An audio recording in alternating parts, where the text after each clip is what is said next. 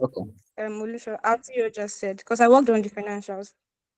Okay, So yeah. for yes, so for our plants, for our plants, we are going to focus on three major products, which are tomatoes, pepper, and onions. And annually, we envisage to get at least 20,000 kg of tomatoes. And since it is sold more expensive in the market, we thought of reducing our pricing.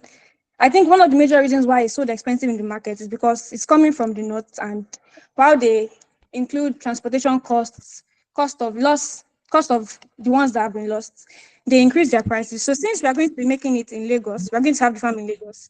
We set our price to 1,700 naira per kg for tomatoes. Then for pepper, we hope to earn 10,000 kg So, of pepper yeah. So, annually. yeah. So just And we to save time, yeah. So I just just if you want to, I mean, your pricing strategy, you want to go into the market as a low cost player in the market, right? So I was just asking, so your point is that because your competitors buy their stuff from the north, are you really sure about that? You're sure they don't buy from somewhere close as well? And your own farm as well. You want to create your own farm and then plant and do all of these things by yourself, not that you want to partner with someone. Is that correct? Yes, sir. So, um, and you're really sure that you can't buy from any other player in Lagos or somewhere close. And Oh, they can't buy. I don't understand. Like, are you talking about how we get our resources or how we plan to sell? yeah. So because your basis for charging a low price is based on what? Well, our business of charging a low price is basically to attract customers, and we believe that if we're using ShopRite, for example, because we added that as part of our marketing and sales strategy. So if we're using Just Right, for example, I believe if people go to Just Right, ShopRite, and I believe they are very trusted, and people go there and they see, okay, this is from Prime Essence, but Just Right is selling it, so they might want to like give it a try, and we hope it works out. So I understand what you're saying. Yeah, you want to, Yes, sir. so you want to be a low cost player in the market. I get it. Yeah, I'm Yes, just sir. saying Yes, sir. if you do it hard, you will sell at a lower price, no problem. But to even achieve the low price that you're talking about, you will control the whole value chain, right? From the um what do you call the beginning stage, from beginning to the end, you will control it and then you will sell, correct? And then Yes, you sir. will own your market, you will do all of your planting and all of that by yourself, Yes, sir. correct? Good. Yes, sir. So, and there is a major player already doing something similar in the market. You think you can undercut them in terms of pricing in the market, right? Yes, sir. Okay. Um, I just think that it may not be that easy as you have thought, because if you decide to say you want to undercut them, it's okay. It's a good entry strategy, but what are your long-term plans? Because you cannot continue to undercut them, where if it's going to continue to hit your margins, and then your cost of sales will continue to increase. So you need to have a plan around that. Again, if these big players decide to fight you back by bringing down their own pricing to your own level, or maybe even lower than your own level, what do you decide to do at that time? But just have a longer term plan in terms of your pricing, because going with a low cost strategy may not be sustainable for the long term. And then if you decide to, since you guys are going to do all of this things by yourself, you should also recognize that in the first few years, you have a lot of capex, there's a lot of cost and a lot of spend. So you may not even really be able to achieve your low cost strategy. But in terms of the business idea, what? You say what?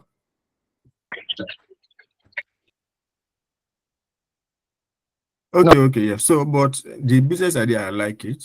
I like it. It's just that, for me, if you want to make money, then your pricing has to be right. But the idea itself, I love it. I like it. I like it. I love it. It's just the thank pricing you, that sir. I'm Thank you, just sir. concerned about. But yeah, that's it. Thank you very Thank much, you sir. very much, Team Essence. Doctor, you any final words before we move on to the next thing?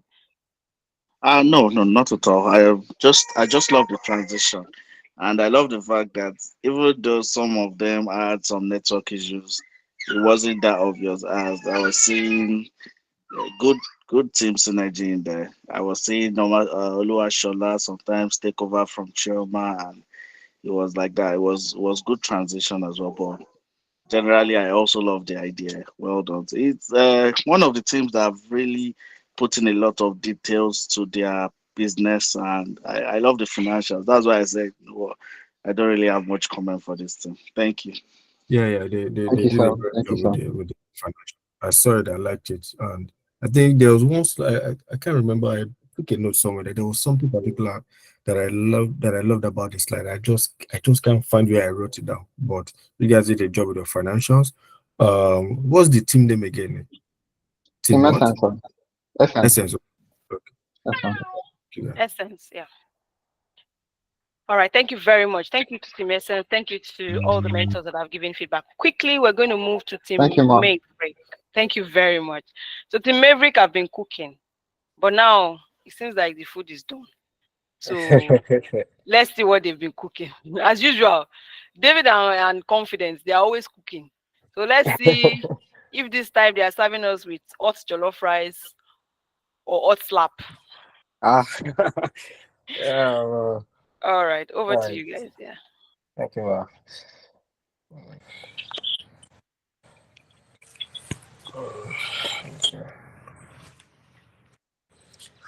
Can you see my screen? I just went off now. Try again. No, no, it's not. It's not. All right, let Stop me try. displaying. I'm coming. Yes.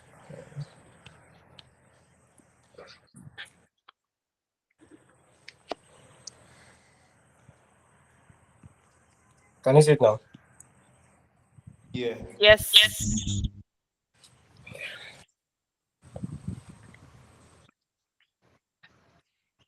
Charles, are you ready? Okay, we'll be starting now. Good afternoon, everyone. I want you to be very honest. Are you one of those people who promised themselves that they would work out regularly this year, only to find out that life got in the way?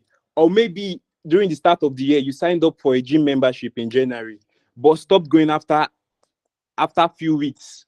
We have all been there, and that's why today we present to you Fit Globe, a fitness platform that is not just about working out, but about making it accessible, affordable, and something that you can actually stick to. Today, we are going to explore how Fit Globe is going to change the way Nigerians approach fitness. Let me tell you about Chika.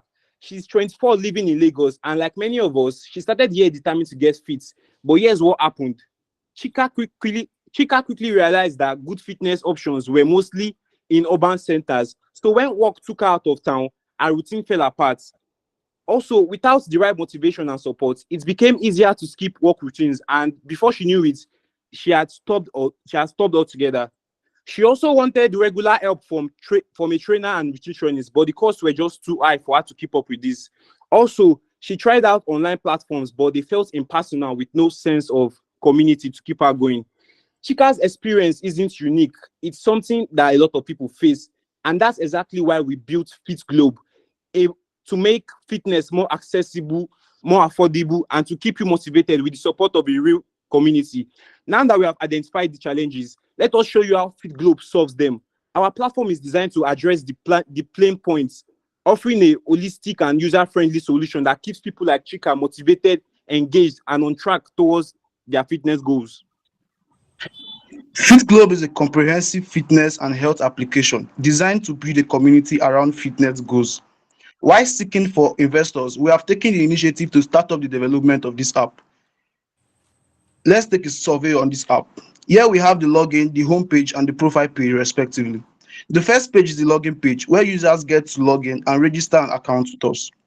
The second page is the homepage, showing the summary of every user's general activities.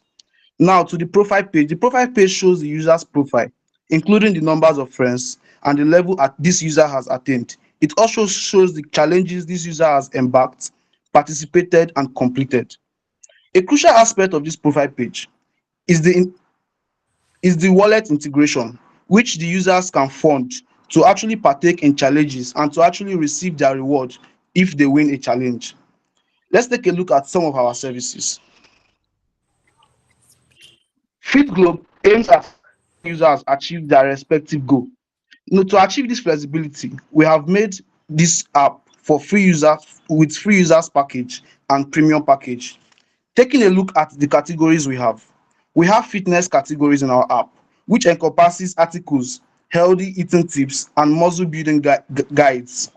We also have the gym and diet category, in which we have live videos and recorded sessions of professional gym instructors and nutritionists. This will help our users achieve their fitness and health goals at their own convenience. We also make recommendations for our users based on their locations and our partnership on possible gyms they could actually visit to achieve their goal. The community-centric project. FeedGlobe is a community-centric project. We will be motivating our users with the integration of FeedGlobe gamification. Users can partake in challenges where they stand a chance of winning and topping the leaderboard based on their winning streaks. For our premium users, they stand a chance of winning cash prizes, and for our free users, they win badges instead. Taking a look at the challenge page, you can see that that page is a broader view that shows you what you see when you click on a premier user challenge to show your interest of which you intend to participate for. In the public profile, there is a unique feature in that public profile. To further foster relationship within our users, we at FitGlobe have integrated a messaging feature at the top right corner of this app, where users can have interactive sessions and connect with each other within the app. Going further, let's take a look at our market analysis. The demand for digital health solutions is on the rise, and Nigeria's growing fitness culture presents a significant opportunity. According to data by Statista, the total revenue generated by health and fitness industry in 2022 was $2.1 million. With an annual growth rate of 5.69%, this number is expected to grow to $2.98 million in 2029. Our primary target audience are people between the ages 18 and 45. According to statistics by United Nations, about 38% of Nigeria's population are within this age bracket, which means our target market is about 80 million Nigerians. FitGlobe is targeting 30% of the market share. We're also targeting health-conscious individuals, fitness enthusiasts, and people seeking motivation and guidance. The current market gaps include limited access to personalized solutions, high cost of personal trainers and nutritionists, as well as traditional fitness apps often falling short of providing strong sense of community. FitGlobe is perfectly positioned to meet the challenges and to meet the needs and challenges of fitness enthusiasts seeking community, convenience, and personalized guidance.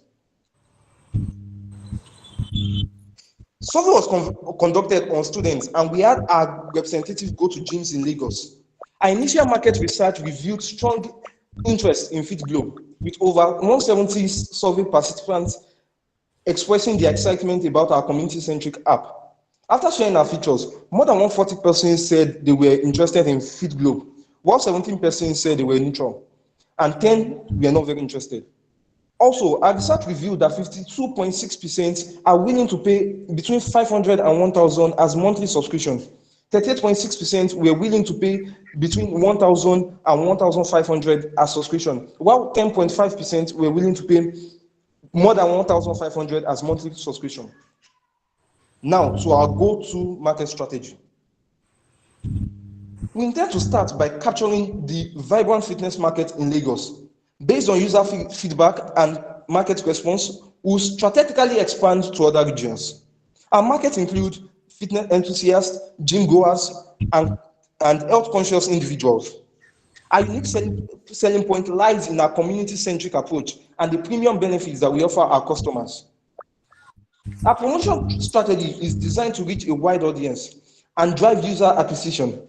We leverage on the power of social media by utilizing platforms like Instagram, Facebook, and TikTok to create compelling content and targeted ads at individuals.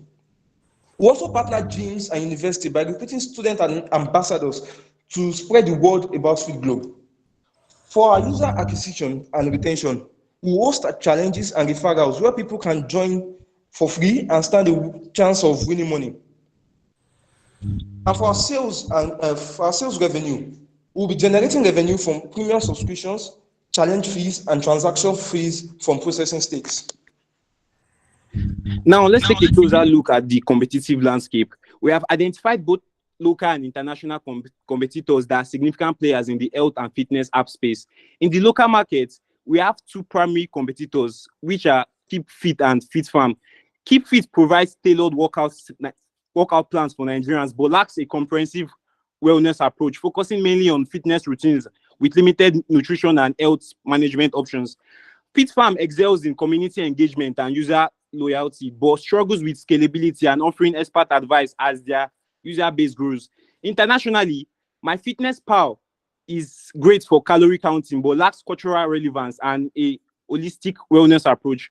Also, Fitbit offers extensive features, but is costly and not tailored to local needs, making it less accessible for Nigerian users. FitGlobe differentiates itself by combining the strengths of these competitors while addressing their weaknesses. To fully understand FitGlobe's positioning in the market, it is essential to perform a SWOT analysis. FitGlobe's strength includes a holistic approach to health, integrating fitness, nutrition, and wellness on one platform. Our understanding of the local market allows us to offer tailored, affordable content. We foster community engagement through interactive features which boost long-term retention and provide direct access to certified experts, adding unique value. On the weakness side, our initial funding is limited, which may slow our scaling. As a new entry, building brand awareness in a competitive market is challenging. We also face the risk in user retention and must innovate constantly. Opportunities include Nigeria's growing health consciousness, potential partnerships with gyms, schools, and expansion into other states in Nigeria. Our threats include intensive competition from local and international fitness apps, economic uncertainty that would affect our planning in Nigeria, and regulatory risk respect from health and data protection. Understanding these dynamics helps us position FitGlobe strategically, ensuring that we maximize our strengths, address our weaknesses, capitalize on opportunities, and mitigate potential threats as we move forward. Now, let me introduce you to the talented team behind FitGlobe, each member contributing their unique skills and experience to our success. Olagunju Charles, which is our CEO, drives FitGlobe's vision and strategic direction, leveraging his expertise in business development. Ebidame Solomon, our CTO, leads our technical development, ensuring that our app stays innovative with his strong background in software. Also, Agbola Ore, who is our CMO and COO, manages marketing strategies and daily operations, combining his skills in marketing and operations. Then Odukonya David, who is our CFO, oversees financial strategies and operations, maintaining fiscal health and supporting strategic decisions with his financial expertise. Our diverse and experienced team is well equipped to execute our vision and drive FitGlobe to success. With a strong team in place, let's discuss the key asks from our investors and how they can be a part of FitGlobe's exciting journey. Welcome to the finances. I'm sure you've been anticipating this part. Every investor is always interested in how the inflows and outflows of a business they wish to invest in will be managed. I am the Chief Financial Officer, and I will be walking you through why this business is a sound and profitable investment opportunity.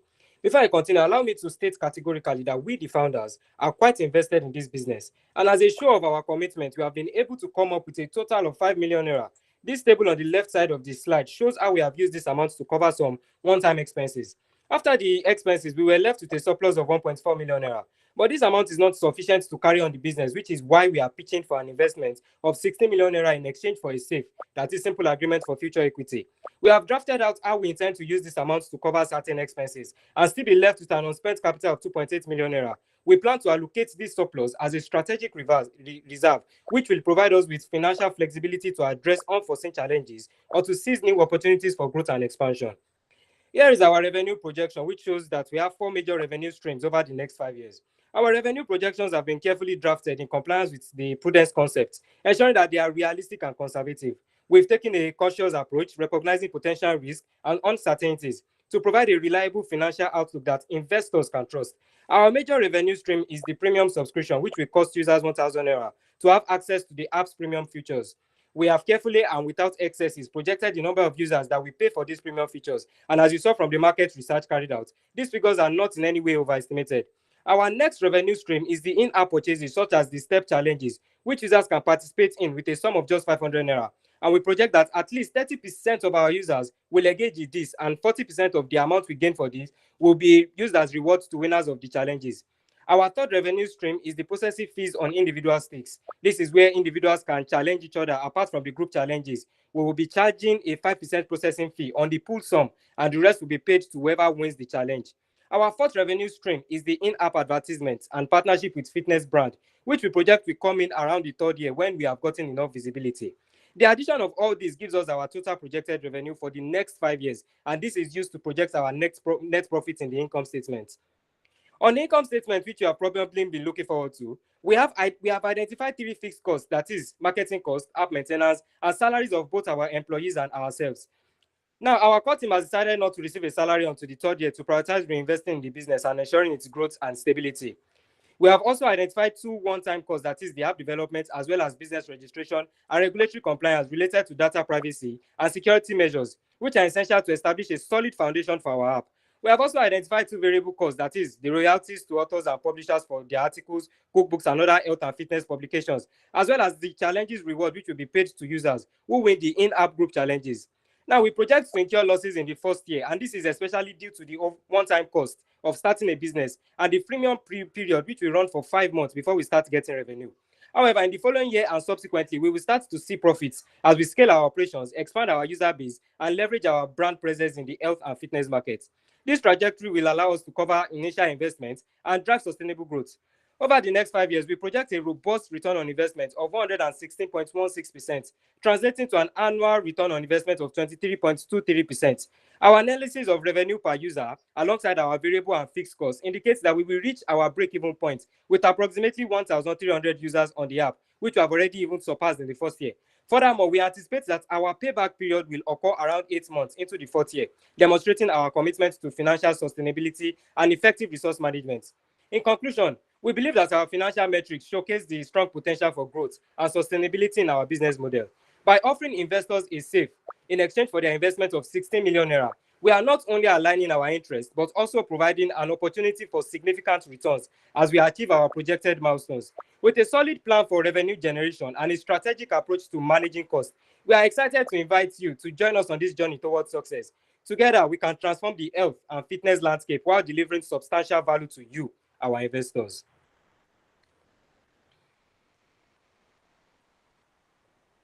Thank you very much.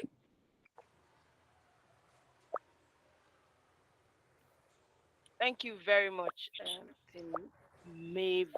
Maverick. I hope I'm pronouncing it well. Well done, guys. Okay, so I'm going to, again, because of time, I'm just going to hand over to one of the mentors so that they can ask questions or give you feedback. I would start with Mentor Ridwan, again, just because you had a lot of financials, and I feel like maybe we want to delve into that quickly. Yeah, thank you, Dr. Jimmy. I think their financials were, so for presentation, they did a good job with the presentation, and the ROI part was good, the break-even part. There's something that I heard. I just want to be sure that I heard the right thing. When David was talking about he said something about doing, that you guys plan to do something for 5 months, and after 5 months, yeah. Okay, so the 5 months plan is when we plan on launching the business. The idea to drive people to get to our app is there won't be any differentiation from premium and free mode. So for those 5 months, we're going to be offering our services free, just to like get mass engagement. And during that 5 months, we're going to be organizing challenges where people, rather than it being a premium option where you are only eligible if you're a premium subscriber to participate, all you have to do is just download our app, sign up and register. Then you have the option to participate in our challenges and stand a chance to win money. So for that period, we are not going to be making any profit. We're just going to be spending our money on that, just to like get people on board the project. Yeah, but after 5 period, what's your pricing plan after then? So after thank you very much for that question. So after 5 months, we would subtly start introducing the premium features within that 5 months. So once it's that 5 months, there's going to be like a premium package, which from our analysis, we saw that people after sharing our features with them, they said that they'll be interested in paying 1,000 naira. So what that means is that as a premium subscriber, because one thing we're integrating into this platform is gamification. So as a premium subscriber, after that 5th month, you would have access to participate in those challenges that you stand a chance to win money. And the idea behind the gamification part of that challenge is that we would have more people join.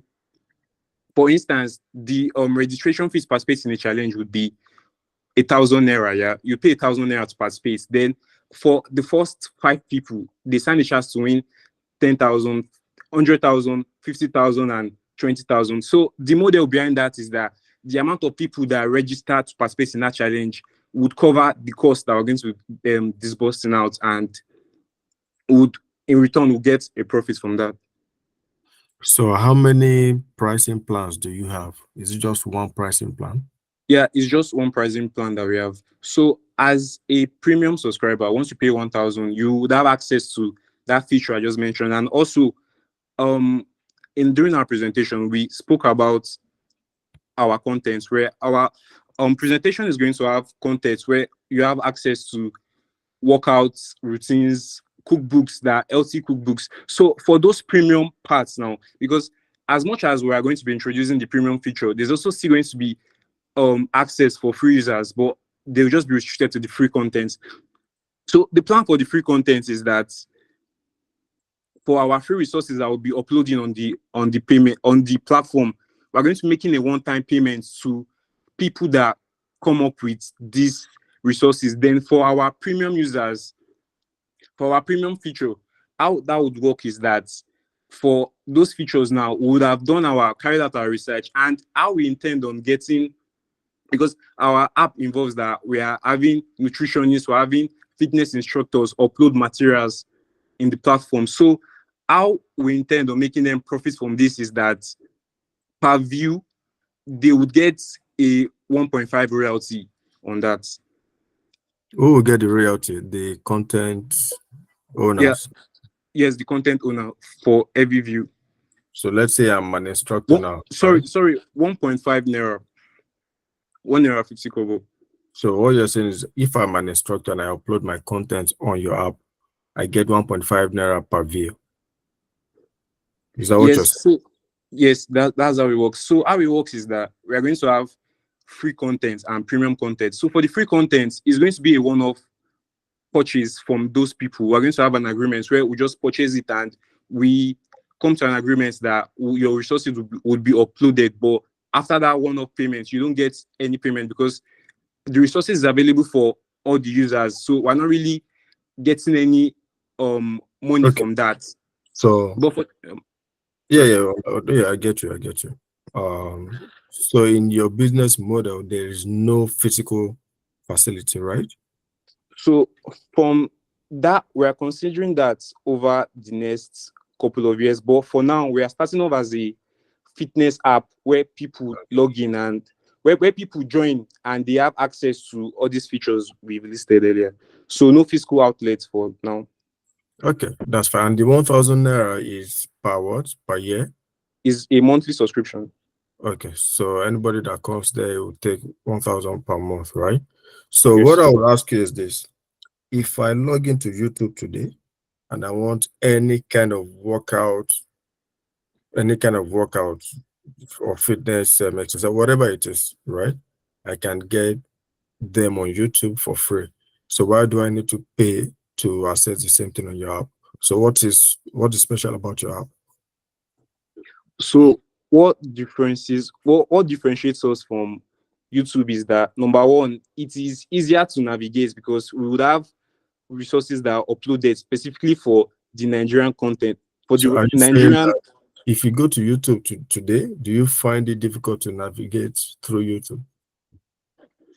you would find resources there, but our plan on acquiring these experts that we mentioned on fitness and nutritionists is that we are going to partner with reputable organizations um like Nigerian Association of Dietitians and the Association of Fitness Professionals of this. And we're also going to outsource using online platforms like LinkedIn and Jobberman. So we're going to have our HR that's going to analyze their resumes and we'll have them on board. The whole essence of this thing is that once you come to our platform, we are providing a community of people that a community of people that are interested in fitness like you are. So you have the option to connect with them. And also, one of our distinguished features is the gamification that we're implementing, where you stand a chance to win money just by participating in those challenges and also those resources that I mentioned.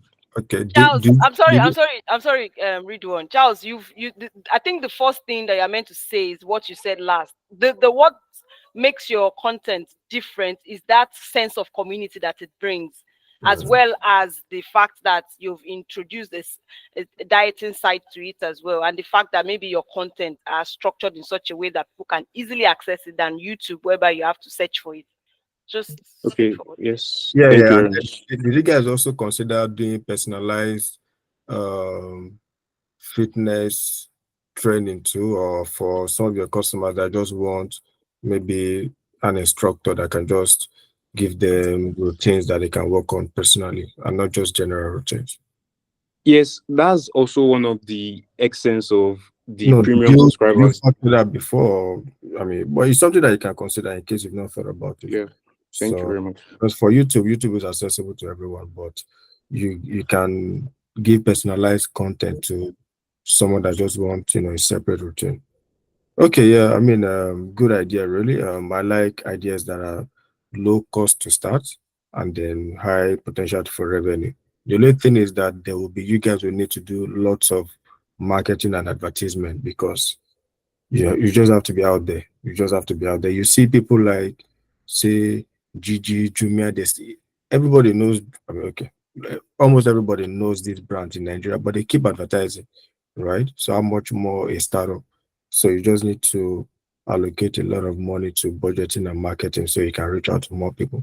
But the only way you can make money is when you have many people subscribe on your platform. So yeah, so that's it. That would be all from me. Thank you. Thank you very much. Thank you very much. Dr. Yusuf, you have your answers. Yes, I'll just go ahead very quickly. First of all, I enjoyed the presentation. It was engaging. I love that you put a lot of visuals into it as well. So it made me really understand it. And it's a good idea. I love it because, but what I'm trying to get from it is that, so what you are trying to do, let me just quickly talk about it, is you post challenges and people would contest for prize for each challenge, right? So maybe walking or long runs from the app, and then the winner wins it, and then they go with it. Is that correct? Yes, that's for the gamification So aspect of it. okay, do you organize those challenges? So the challenge since is an application, yeah.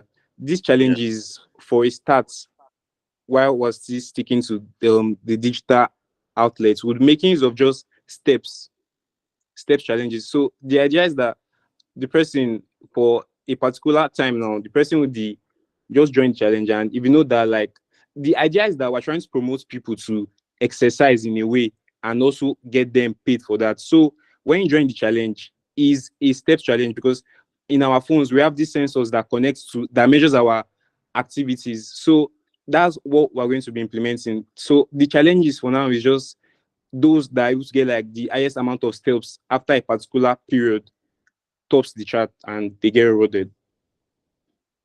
So you have a way of measuring the steps. Our phones have motion sensors that are able to measure our body movement. So that's what we're going to be integrating to our platform for this. Okay. So you have to integrate into your platform. So you've added that to your cost as well. Yes. Well done. Good SWOT as well. I think the financial projection is good too. I was just having a look at it. I like the idea that you want to start with the challenges because now we're in a Gen Z era. So first of all, the first thing is that they like free things, and the second thing is that they love challenges, right? And you were able to talk about how you want to use that to gain people, to gain users. So I believe that would actually work because I've seen a couple of apps that started with even a lot of dating sites. They start with free, and then they include some new services, and then they start charging the premium for subscription. So I think you, and it's well researched as well. I love the research you've put into it. I love the break-even point. But you asking for say from an investor, why do you think you for investors don't like using SIV? They like to go straight out equity. So for you to say it means that your your business idea is very unique and you feel it's going to generate a lot of money for the investor. Is that what you believe? Yes, that was why we implemented that because for safe now, and also another reason why we did that is we don't want the pressure of paying back interest during that first 5 years because um during our projection in the first year we're not making any profit, it's a loss. Then second year is when we start to recover our investment. So if we opt for any other option aside save, it will put the pressure on us on the True. debt issue. That was why we opted for SA. Well, well done, well done. I think it's well thought of as well. So it's a good one. But overall, good idea. Are you guys like planning to actually do this, or it's just fictitious? Is something we're considering. Okay. It's something personally I will also want to do. I think I'm really excited about it because I am I'm a fit person. I do a lot of exercise, and I have a lot of those apps on my phone as well. So I know how they work. And the moment you started, it caught my attention because most of the apps that I use, they don't integrate that sense of community in them, which kind of like pushes people to want to like do more or hit their milestones. I wish I had a running partner, a jogging partner every morning. It's hard for me to get Diwali out of his bed to go for any jogging in the morning. I wish I had. So imagine having a app that creates that sense of community. I feel it's a banger. I like your idea, and it's quite unique from YouTube in the sense that um, I know that the content that I'm getting is quite structured to what I need, and I don't have to deal with a lot of other things coming up on YouTube. Aside if I don't know how you guys are going to go at the end of the day, YouTube ads can kill anybody from doing anything on YouTube. So personally, Yeah. I don't like doing anything serious on YouTube just because of that, and I'm not going to pay their subscription for it. I'd rather go pay a subscription for an exercise app because that's what I want from them, rather than paying YouTube subscription for premium service. So like I said, well done. Your presentation was good and your idea did it for me. So if So you're looking for an investor, please contact me. You're right, man. Thank you very Will much. do, so man. sorry, I just wanted to add this as well that yes, you focused on how you are going to get users on board, which is very great, right? I think it's not just in theory, but in practice, I think it might actually work. The freebies, the challenge, it would work, and probably getting some influencers on the challenge. Maybe run with Dr. Hossein Yusuf, for instance. I think that would generate a lot of Yes. users. Definitely. So Influence. fortunately, your stomach will not fit into the app. So they need somebody like me, that can you better use somebody that you will not make people run away. If you try to use Dr. Ridwan or Dr. Yusuf, you won't sell. I have 6 packs. The only issue that might that is a bit concerning is getting those nutritionists and gym instructors on board. And the reason is that to get quality nutritionists, these people are expensive. They won't collect one naira 25 because they earn more than that on YouTube and other platforms. So that's one thing I'm having issues with. So it's about really trying to convince them to come on the app to earn that low. Maybe when you're negotiating with them, or if you have access to someone that really is into the industry and the person has influence in that industry, then it might help a lot. Um, but aside that, you just going as a new company offering them that amount, I'm not really sure. There are nutritionists in Nigeria that partner with health hubs. Take for instance, Okoyemi, the food critic, he really charges for very genuine. If you have genuine concept in mind, he really charges at the beginning of the inception of a business. So it's not all celebrity nutritionists that are looking Mm, to rip people's head it's out. just that most of them they take equity. So Yes, I was going to say that. Yeah.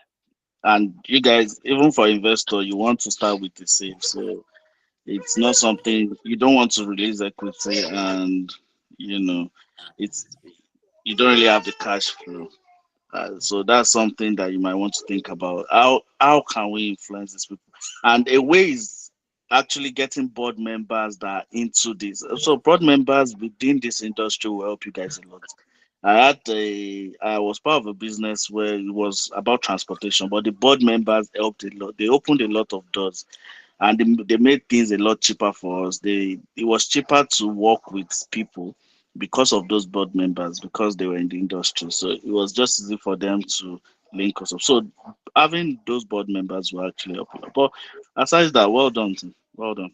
Well done. Thank you Thank very you. much, Thank you very mentors. Dr. much. Yusuf, Thank you very much, sir. Dr. Yusuf, you say the Gen Z people they like fruit things. You don't like, don't you like fruit things? I'm Gen Z. Oh. Yeah, I always Yeah, contribute. are you not there?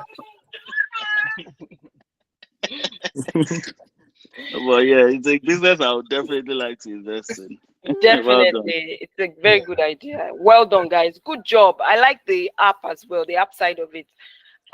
It was very detailed. I really like it. Well done, guys. Thank you All very right. much, mentors. Quickly, we'll move on to Team Iconic. Team Iconic, are you guys here and ready to start? Yes, ma'am. Good evening. Excellent. Good evening, Good everyone. evening. Excellent. Okay, I would like to call on Abdulwahab Lukman, Yeah, Peace present. Akoni, and Mojisola Success. Present. Okay. Abdulwahab, please, can you kindly share the screen? So please kindly confirm if my screen is displaying. Yes, it is. Just put it onto slideshow. Excellent.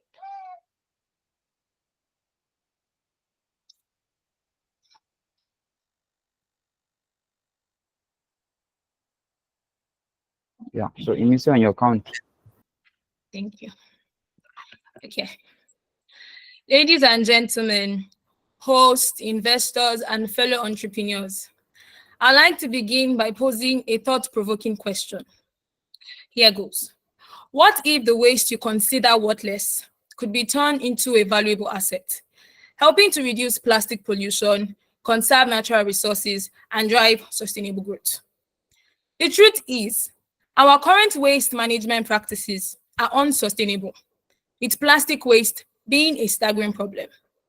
You probably didn't know that over 300 million tons of plastic waste are produced every year, and only 9% of plastic waste is recycled globally. Plastic pollution harms the environment, wildlife, and even human health. But at Eco Harvest, we are committed to changing this narrative. Our mission is to transform waste into a valuable resource, driving sustainable growth and reducing plastic pollution. While pioneering a closed-loop system where waste becomes a resource and resources are used efficiently. And we are also dedicated to achieving the United Nations Sustainable Goals, specifically Goal 12, 13, and 14, which are responsible consumption and production, climate action, and life below water, respectively. By addressing plastic waste problems, we are contributing to these critical goals and creating a more sustainable future. The team consists of myself, the founder and CEO, Abdulwahab Lukman, the Chief Operating Officer, Mojisola Abiodun, the Chief Marketing Officer, and Peace Akoni, the Chief Financial Officer. Our unique approach involves collecting, sorting, and selling PET waste, polyethylene terephthalate, which are the common soda bottles that we use, to recycling companies, addressing their challenges of limited plastics as raw materials and their inability to reach their recycling potential. Our initial focus is on university campuses, specifically ABU Zaria, OAU, and UI. We are partnering with campus leaders to implement a scalable sustainability model and foster a culture of sustainability among students and staff. This targeted approach enables us to drive impact, test our model, and refine our strategy before expanding to other markets. Our comprehensive solution addresses the needs of 4 key areas, which are individual consumers by reducing costs and simplifying waste disposal. Secondly, the environment and climate by promoting recycling and reducing plastic waste. Thirdly, recycling companies by providing a reliable source of plastics as raw materials. And lastly, the community and economy by fostering a circular economy and generating new revenue streams. We are creating a closed loop system where waste becomes a resource. And now, let's explore the market landscape and trends that makes this vision possible, as our Chief Operating Officer, Abdulwahab, will share his insights on how we are positioned for impact. Thank you, MEC. Our marketing and sales strategy would include a blend of 5 approaches. We intend to leverage social media through platforms like Instagram, Twitter, and LinkedIn to create awareness about our product. We also plan to embark on effective content marketing campaign through creating blog posts and infographics, as well as videos, in order to educate the university community about our eco-friendly mission. By also organizing campus events such as waste picking walks and recycling drives, our product offering will be very familiar. We also intend to leverage direct sales and partnerships with local recycling plants and companies to facilitate sustainable revenue streams. In the achievement of all these approaches, we intend to utilize and use both offline and online channels at our disposal. Now, moving on to the market and industry analysis, our team, utilizing the top-to-bottom analysis approach, were able to uncover the huge potentials in the plastic waste management industry. We found out that the global market for plastic waste management is valued at approximately $32 billion, with growth projections of over 5% in the coming decade. Also, the global production of plastic waste is put at a staggering 390 million metric tons, out of which only 9% is being recycled. This obviously offers great market potentials and prospects. Now, focusing on Nigeria's $1 billion market and niching down to university campuses, our team uncovered that, according to NUC, Nigeria has over 2 million student university population. Our short-term targets of ABU, OAU, and UI have a combined total of 117,000 student population. This offers a great market opportunity for our company, EcoHarvest, even in the short term.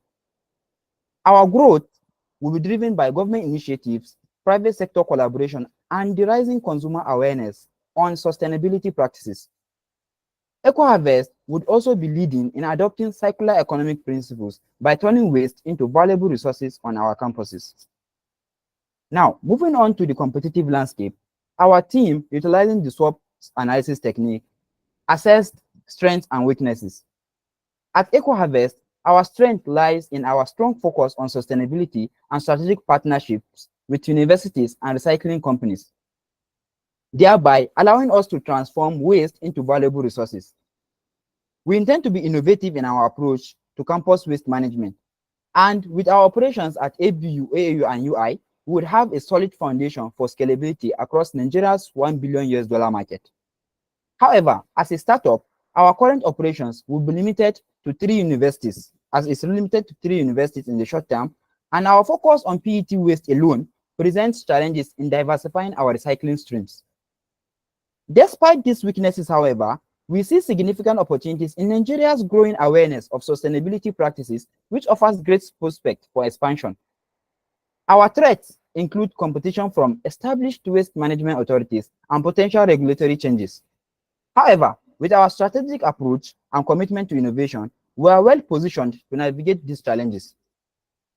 Now, diving in deeper into competitive analysis, we identified 2 major potential competitors. As can be seen on the slide, we've identified the traditional school waste management authority as a potential competitor and plugging clubs we have in our university campuses. As can be seen on the slide, our company, EcoHarvest, stands out in the competitive landscape of campus waste management through our focus on comprehensive and sustainable solutions. It would be observed on the slide that, unlike traditional school waste management authorities, which focus on general waste collection only, our startup, EcoHarvest, is going to be committed to sustainability and impact by turning PET waste into valuable resources, while forging partnerships and collaborations with universities and recycling companies. In comparison to plugging clubs, on the other hand, which engage in community-driven waste collection advocacy, at EcoHarvest, we need to push further by implementing scalable and innovative waste management solutions. Now, through the market and industry landscape, I would like to welcome Peace, our CFO, to come and walk us through our financials. Peace, you are welcome. So much, Abraham. Ladies and gentlemen, our financial projections are based on a thorough analysis of the market and industrial trends. We anticipate strong demand for our recycled PET plastic products, driven by the growing awareness of environmental sustainability and increasing need for eco-friendly material. Our price Our pricing strategy and revenue model are designed to maximize profitability while maintaining competitive prices in the market. We have carefully analyzed the cost of waste collection, delivery, and production, and have developed a pricing strategy that allows us to generate revenue from the sale of our products at the cost that is attractive to our customers. So, taking a look at the pricing strategy and the revenue model slide, we can see that our waste collection costs are highly competitive at the rate of 30 naira per kg for direct supply and an additional 10 naira per kg for delivery. Based on this cost, we are able to sell our recycled PET plastic products at a price of 60 naira per kg. The pricing strategy ensures that we are able to cover our costs while remaining competitive in the market. Also, we have a revelation of an excellent break-even point of 23333 naira and an outstanding monthly return on investment of 66%, which is nearly 8 times the industry average. These figures actually demonstrate the viability of our business model and highlight our potential for strong profitability. Now to the cost structure and profitability. Taking a look at the income statement, we have a positive gross profit, and this means that we are earning more money from sales than spending on production costs. This actually indicates efficient cost management and is important for overall profitability. So we have this assumption for to that effect that the company has a gross margin of 76%, indicating a strong ability to maintain profitability at the gross level. Also, we have a positive operating profit, which represent the profitability of a company's core operation. And the assumption for that is that it takes 49% of the gross profit. It highlights the importance of managing our costs well to maintain profitability. Also, looking at the earnings before tax, it is positive as well. And this indicates that our company is productive and has sufficient resources to fund its operations, investments, and future growth. Now to the net profit, we can see that it keeps increasing. This also indicates that The company is profitable and will be able to generate returns for its shareholders. And now to the positive profit margin. This ratio of the net profit to revenue represents the percentage of revenue that is turned into the profit, and with this we'll have competitive advantage and sound a sound competitive and a sound financial health. Now to the financial now let's take a look at our financial projections.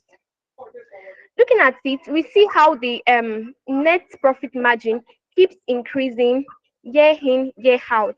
Our financial projections are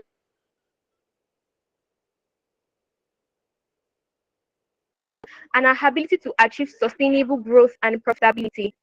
With this, we are sure of efficient cost management and a positive financial indicator. We are confident in our ability to capture the opportunities and create value for our stakeholders. Now, I'll be handing to the CMO who will take it over from here. To ensure the success of eco adverse and maintain accountability, we have identified key performance indicators that will guide our progress. One of the primary KPIs we will monitor is our customer acquisition cost, focusing on the cost effectiveness of securing partnerships with universities. By keeping a close eye on our CAC, we can ensure that our marketing and outreach strategies are not only effective but also efficient. The success of this effort will the success of this effort will be measured through our conversion rate, which reflects the percentage of universities that sign up for our services. A high conversion rate will also signal that our approach resonates well with our target audience. Another crucial KPI is the volume of PET collected, which serves as a direct indicator of both our environmental impact and business growth. This metric is at the heart of our operations, showing how well we are executing our core mission. Additionally, we will assess the reach and effectiveness of our marketing efforts through engagement metrics, tracking social media interactions, event participation, and content management. We have a strategic vision to expand into additional universities and cities and eventually diversify into other waste management and recycling services. This expansion will allow our impact, reach more communities, and tap into broader market opportunities. And to achieve this ambitious growth, we need your support. We are seeking a seed investment of 2.5 million naira to kickstart our operations. These funds will be carefully allocated to purchasing essential equipment, hiring key personnel, and executing targeted marketing campaigns. This initial investment will not only cover our operations in the first three universities, which takes about 75%, but also set the stage for rapid expansion into other regions. While the prospects are exciting, we are also mindful of the potential risks. One is an A major potential risk is regulatory risk, which could arise from changes in environmental regulations, such as the Nigerian Environmental Impact Assessment Act and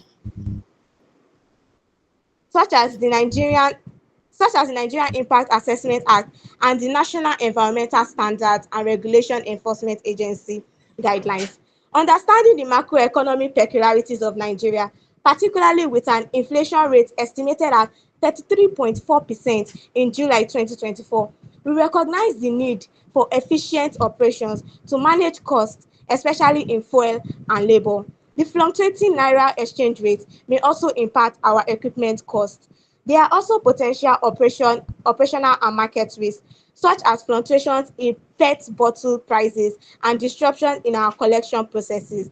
We plan to mitigate these risks by diversifying our revenue streams and establishing strong, reliable partners with suppliers and stakeholders. Additionally, financial risks such as unpredictable revenue and payment delays from universities will be managed by maintaining healthy cash reserves and employing a conservative approach to cash flow management. What makes EcoHarvest truly special is the scalability. Our scalability. Our business model is not only sustainable but also replicable across other regions in Nigeria. making it an attractive investment with significant growth potential. As we establish our presence and build a strong foundation in the initial universities, we will explore opportunities to expand and diversify into other types of waste management, further increasing our market share and impact. Eco Harvest is not just about collecting PET bottles, it is also about creating a sustainable future for our universities, communities, and planet. With your investment, we can turn this vision into a reality, thus driving significant environmental and economic impact. Together, we can turn waste into wealth and build a greener, more sustainable Nigeria, one university campus at a time. As we look at the financial, as we look at the financials, the industry best benchmarks for the return on investment of waste management and recycling businesses ranges from 10% to 30%. And as a startup campus-based company with limited coverage, our estimated return on investment is 12%, calculated as a percentage of net profit divided by the investment, which is 2.5 million naira. This figure reflects our prudent management and the solid return that investors can expect as we grow. As we look toward the future, it is clear that Eco Harvest has the potential to not only deliver strong financial returns, but also make a lasting impact on our environment and community. With that, I would like to hand over to Imisi, who will walk us through our conclusion and tie together the key takeaways from today's presentation. Imisi, hand over to you. Therefore, in conclusion, Eco Harvest is transforming plastic waste into valuable resources. And by 2025, we aim to collect and sell 4,000 tons of pet waste and reduce population by 25% in partner schools and communities. We also aim to generate about 30 million naira in revenue by 2025, and we ask that you join us in driving sustainable growth and a circular economy. Thank you for listening. Thank you very much, Team Iconic. Thank you. I always enjoy your presentation. You guys have this soothingness that you bring to all your presentation. Well done, guys. Well done. Okay, so like I said, we're behind time, but now let me just put this out there. Asking the mentors to summarize their questions and feedback does not take away from your score or how well you've done and all that. So just keep that in mind. It's just that I don't want us to keep dragging those questions and keep dragging feedbacks. That's why we're just so that I want us to be out of here by 7 o'clock. Fingers crossed. If not, so we'll be here till 8. So quickly, Dr. Yusuf, do you have any comments for Team Iconic about their Eco Harvest? Sorry, they didn't submit their slides. Sorry, they did. They sent it to me. Oh, okay. I was trying to check one of the slides. They can navigate it for you if you want. What slide are you looking at? All right. Who is taking it to the right? Okay, I thought you were stopping at the financials. Okay, thank you very much. Like I always do, first of all, CEO, please, in just 2-3 sentences, can you just tell me how you are different, how you are unique? All right, thank you, sir. Okay, what makes us different is the fact that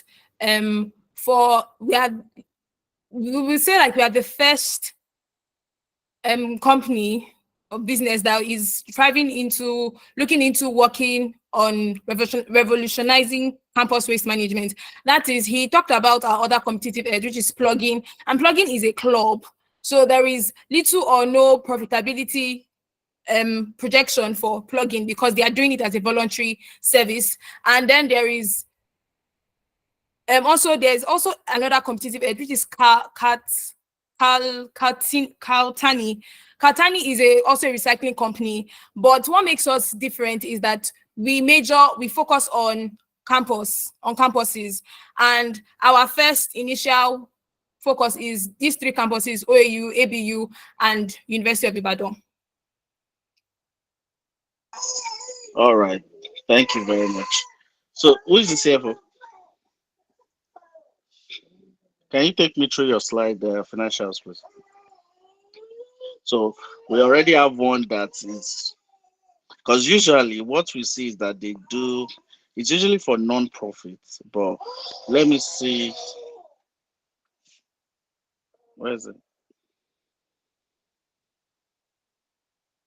Okay, where's the month-to-month income statement? Yeah, thank you very much. Okay,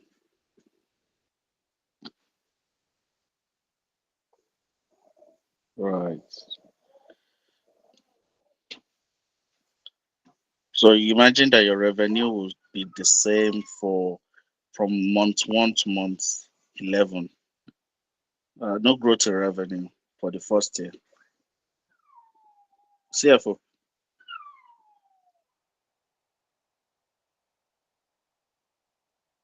is the CFO there? Is this here with us?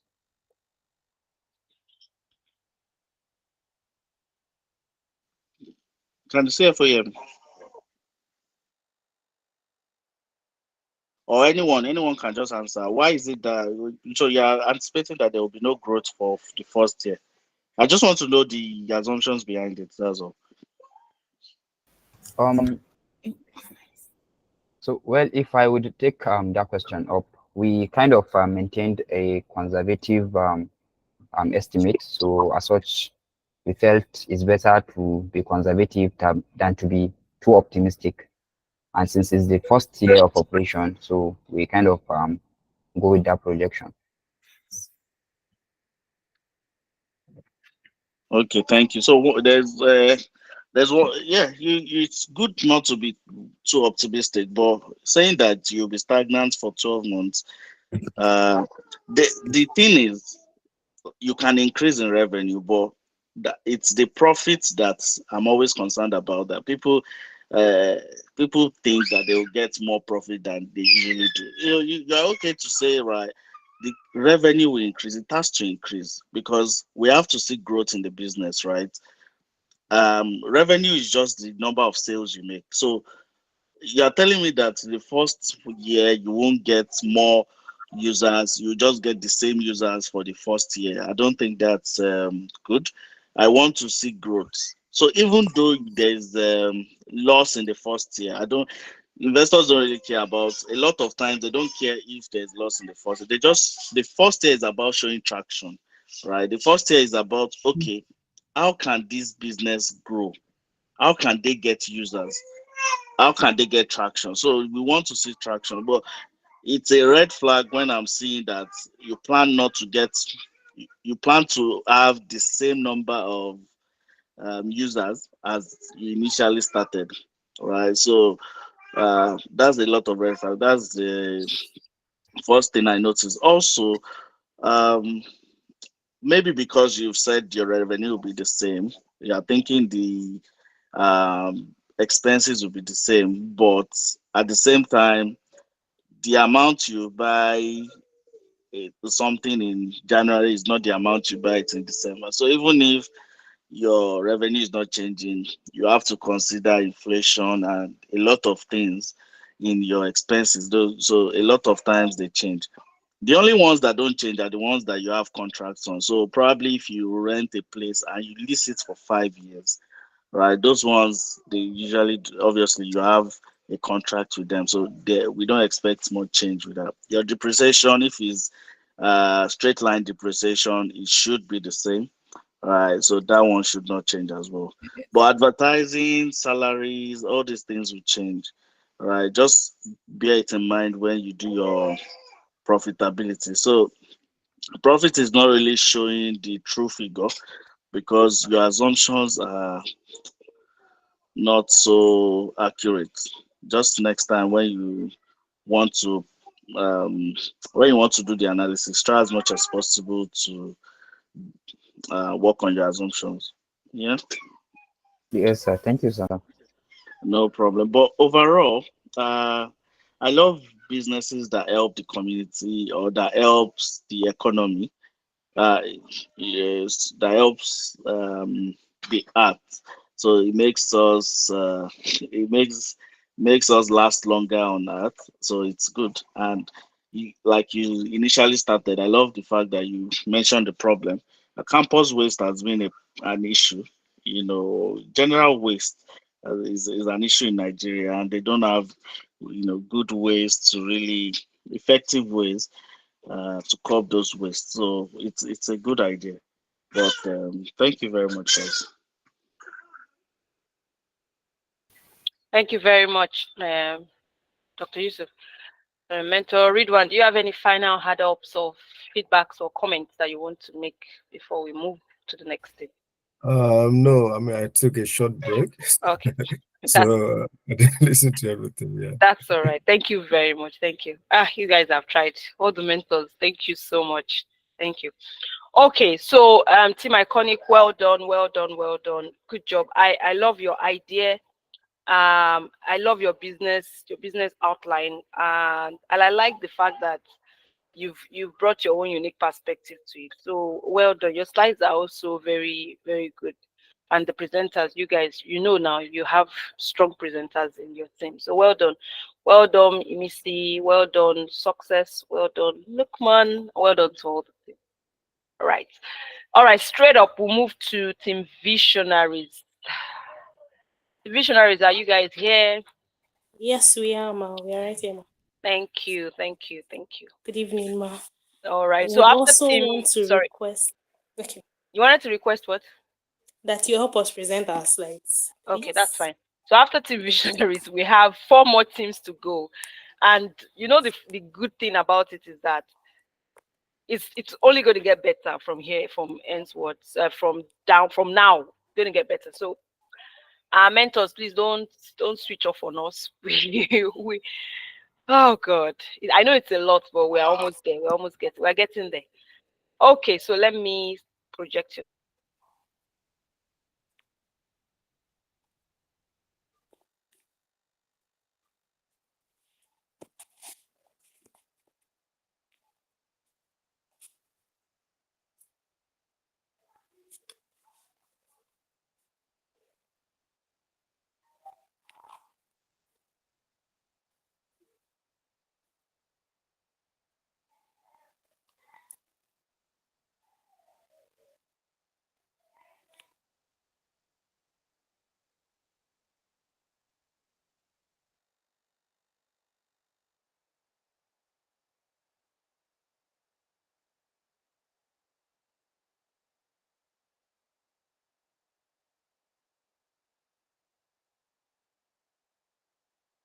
We apologize for the delay.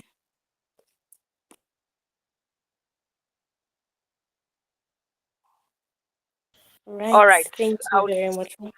I'll start the time once you guys start presenting. Yeah. Okay, ma. That's all right. So good day, esteemed ladies and gentlemen. Elegant Strides is the business we are pitching to you today. It is a retail chain store with its proposed headquarters in Lagos and its first branch in Ibadan. Elegant Strides provides a wider platform and market for the products of its suppliers, which are going to be young Nigerian entrepreneurs as well as established footwear brands in Nigeria.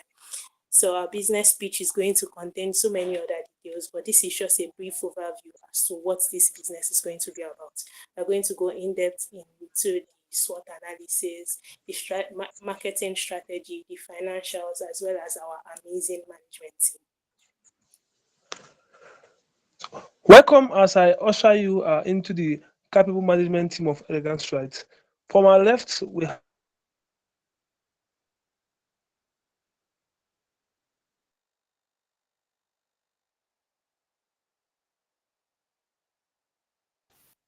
Emmanuel, we can't hear you. I'll just take it up from here. So on our left, we have Emmanuel, who is our CEO. Pardon the mistake.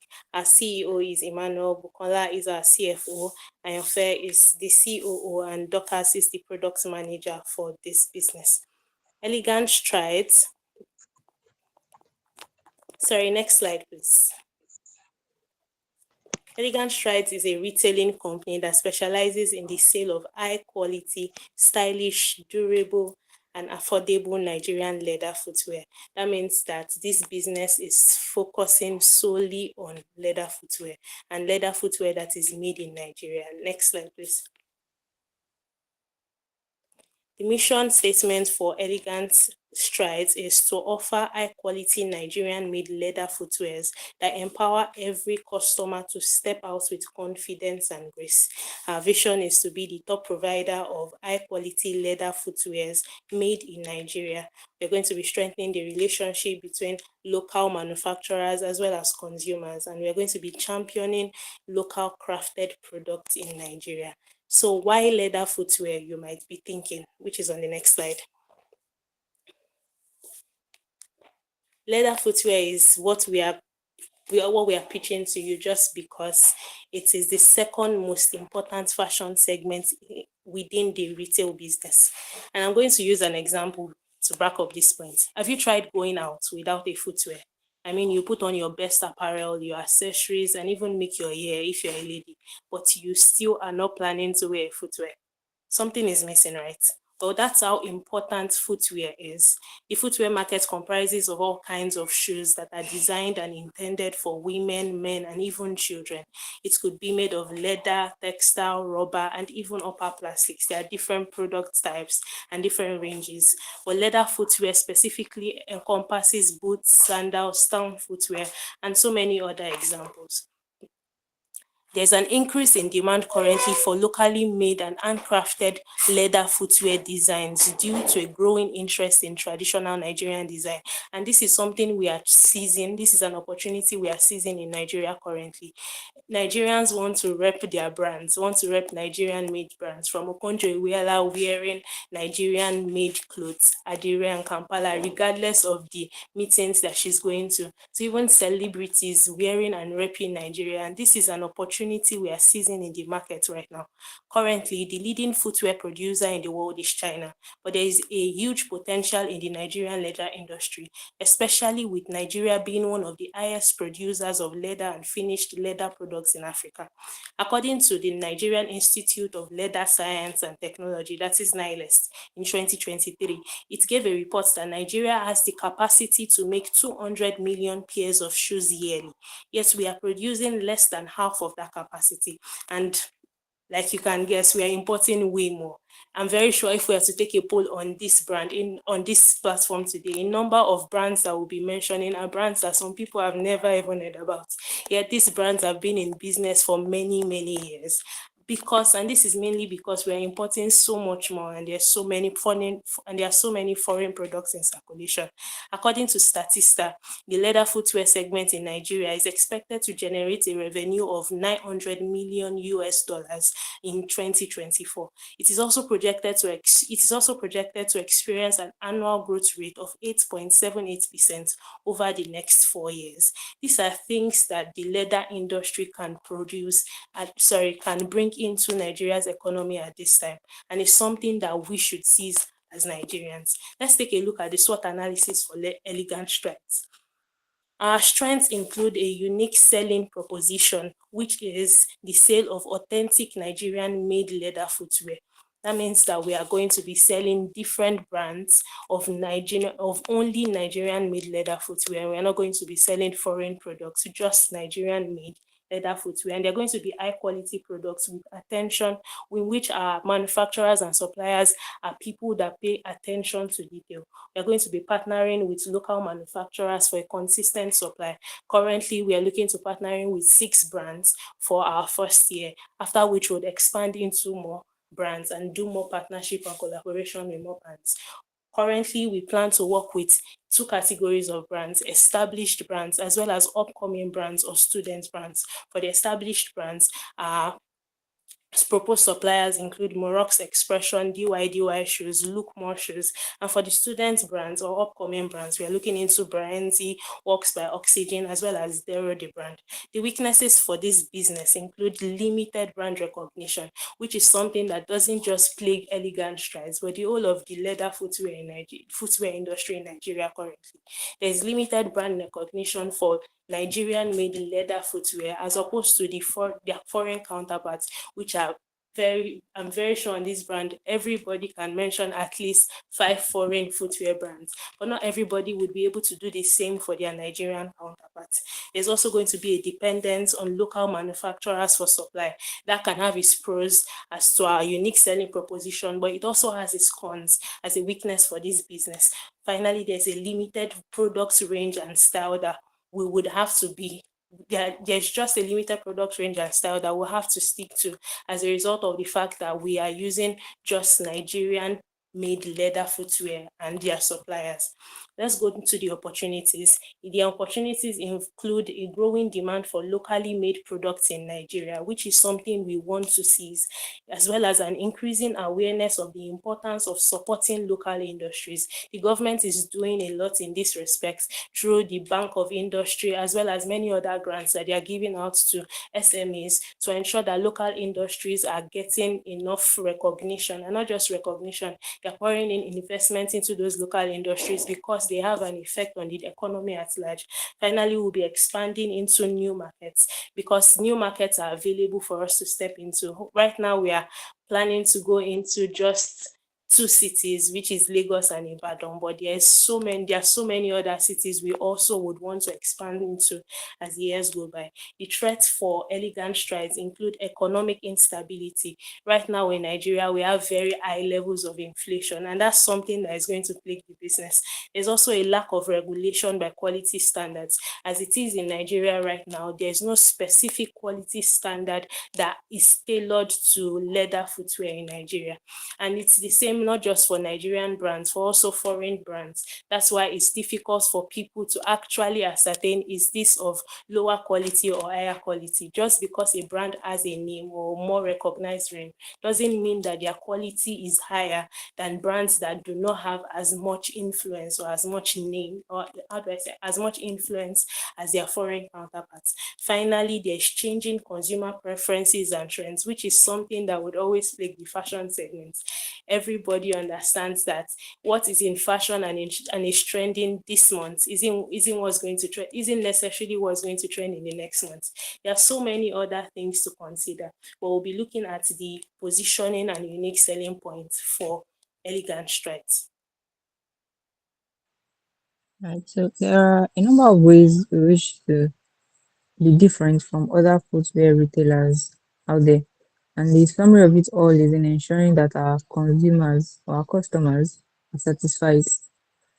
Right. The first way is to make our customers comfortable by setting a relaxing scene and making them feel at home. Then another way is to tackle the weakness identified earlier about limited product range and styles. And the way we aim to do this is by getting suppliers, 3 student suppliers and then 3 established suppliers in the footwear industry, so that customers have a variety to choose from.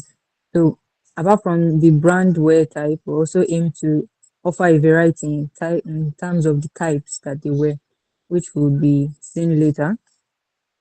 Then there is also excellent and personalized customer services where customers are made to feel special for patronizing us. And lastly, we offer after sales services in terms of giving advice on how the footwear can be styled and also giving tips on how to care for the footwear. So in terms of um, preserving it, basically. So let's move to the next slide, please. All right, thank you, Mark. Then, as was mentioned earlier, we offer a wide variety of would offer a wide variety of footwear in terms of brands and types. So the kind of footwear we hope to offer are leather shoes, leather clogs, slides, slippers, and sandals. And all these will range from sizes 37 to 45. Now we'll be taking a look at our income statement and projections. Okay, we've been talking about the qualitative aspects of the business, and I'm sure most of us can't wait to hear about the juicy parts, that is the financial aspects. The production before us is based on an annual supply of 1,080 pairs of shoes in the Lagos branch and 800 864 pairs of shoes in the Ibadan branch, and also based on a partnership with 6 brands, as said earlier. Now let's take a look at the income statement. In the year 2024, pardon, that should be year one, the revenue is 21,672,500. Now this came about in the sense that in the first year, Elegant Stride will offer a 10% discount on the first 20 pairs of shoes to be bought as a 10 of the upcoming brands and 10 of the executive of the established brands. Pardon me. And we can see from here that there's a steady increase in revenue from the first year to the second year and to the third year, meaning that if we're able to maintain this supply and also our market strategy is being effective, as we said earlier, this will be the growth in revenue.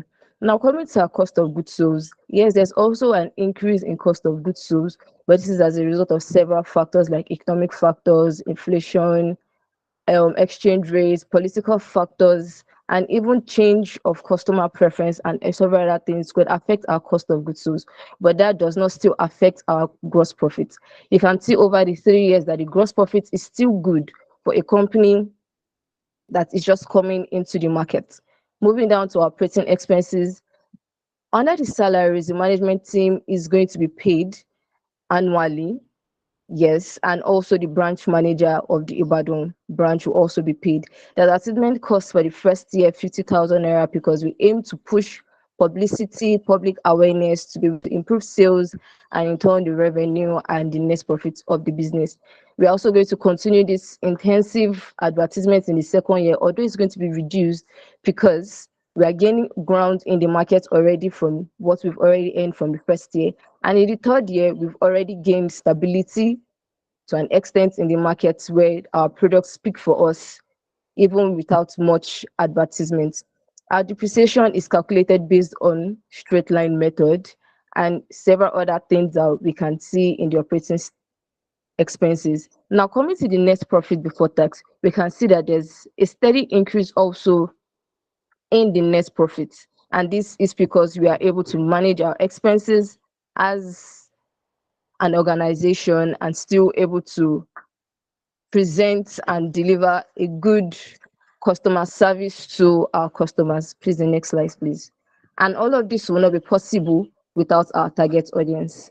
Our target audience are the young and old. That's when I say young, I mean young adults ranging from 20 years to 55 and above. And also we aim to deliver high quality, comfortable and stylish footwears for to our customers. But this can only be done through the strategies that will be implemented by the company. Next slide, please. So we aim to engage in some strategies in order to help us to generate more sales. And the first, as is seen on the slide, is through branding.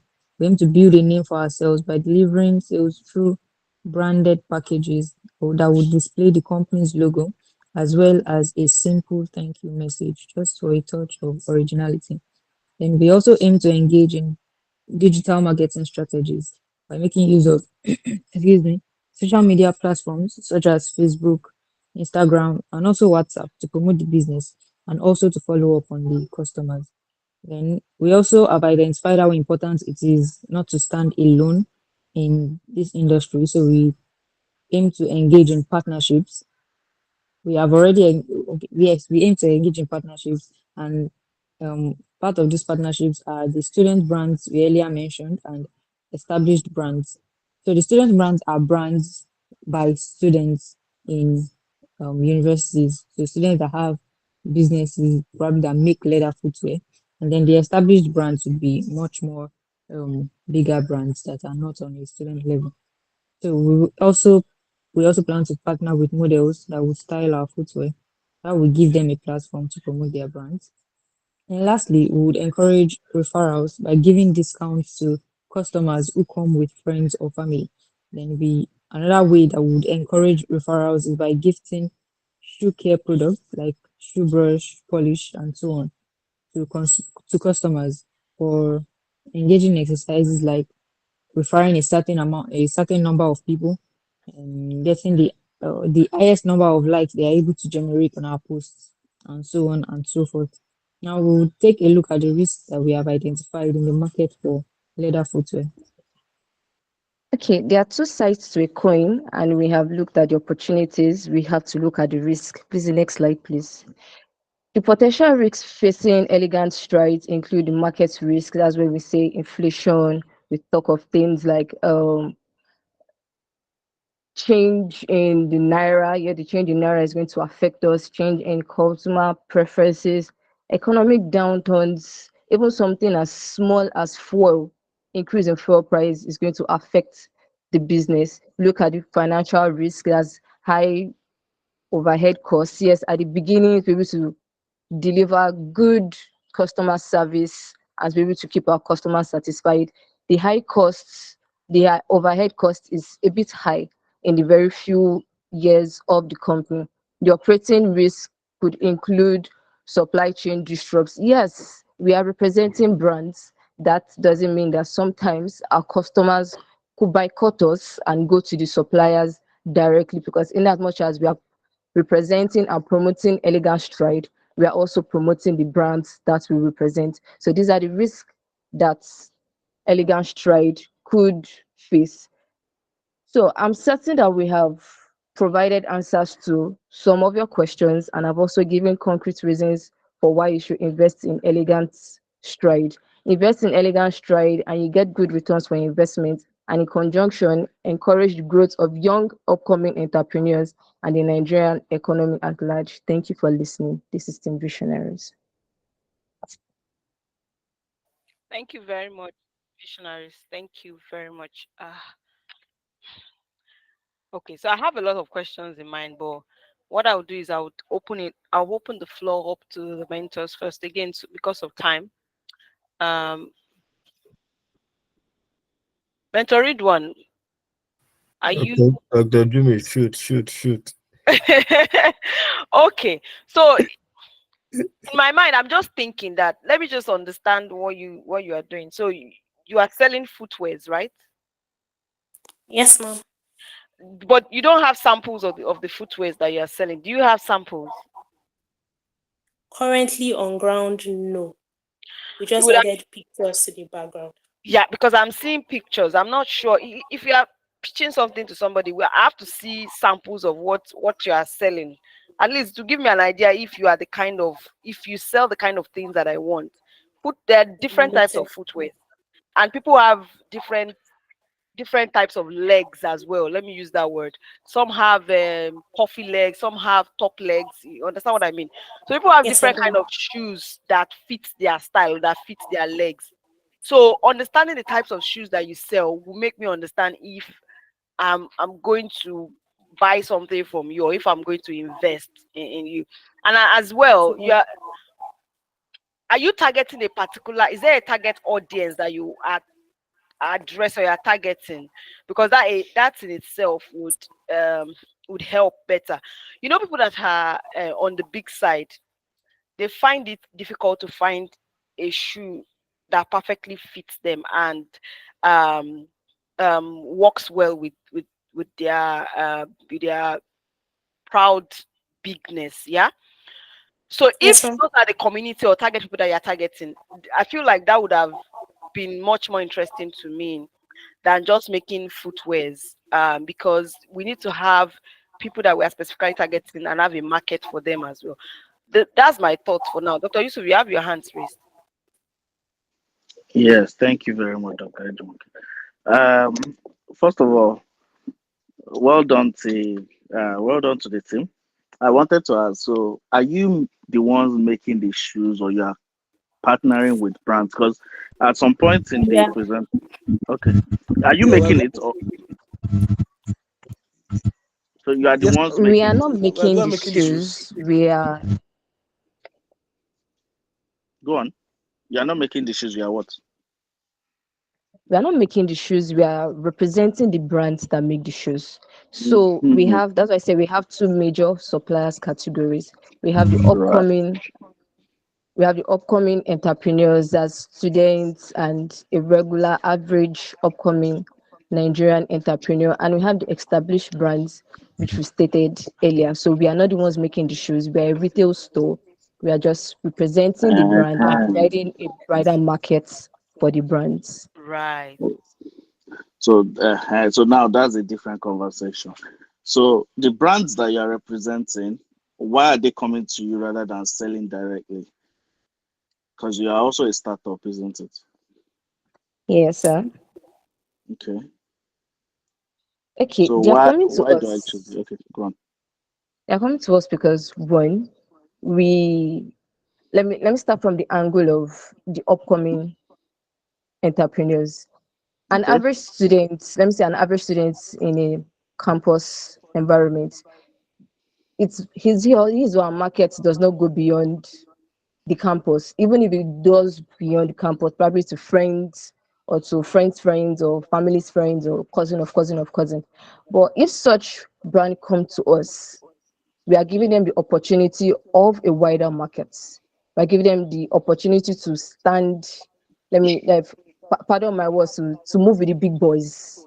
We're giving them that platform to rise, to know that even if they are young entrepreneurs, they still have a quality that can stand with top-notch brands. Yes, the top-notch brands may rather go directly to sell it, but coming to us too is going to expand their marketing. Coming to us too is going to increase their sales. So it is still more like they're outsourcing to us and they're still making Okay. profits. Okay. So kind of like, well, so for you to be so confident that you're going to increase your sales, it means you must be a marketing expert. Or what exactly are you doing to make them join the big boys? Okay. Thank you for that question, sir. So as you could see, we are elegant stride is strategically positioned. Yes, the customer base for these manufacturers are not necessarily close to them. And the office of all the aim of elegant stripe is to bridge the gap between this set of persons who are producing these shoes and the customer base. As you could see, a chunk of even the person that will buying the shoes, some are students and which are strategically positioned to. Others are also normal persons who are in the different offices. So we're actually positioned rightly to reach out to these customers who will be delivering this goods to them, whom the manufacturer are not necessarily able to reach out to. Okay. Thank you very much. Can you quickly show your financials? First of all, I was Daddy looking at John it. Tema.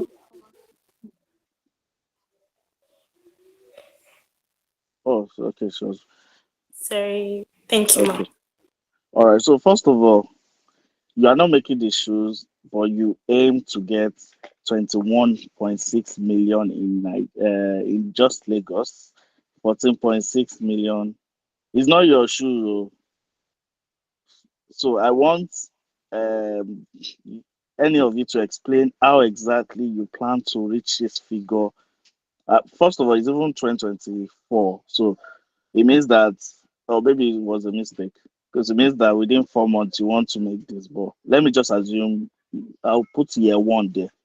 So year one, you want to make 21.6 million, total of 36.3 million. Don't you think that's ridiculously optimistic? Something that is not you particularly making, but instead you are only getting, I assume you are getting just a percentage from the sales, right? So how do you plan to get that figure? Okay, sir. The apologies for the 2024. That was an error.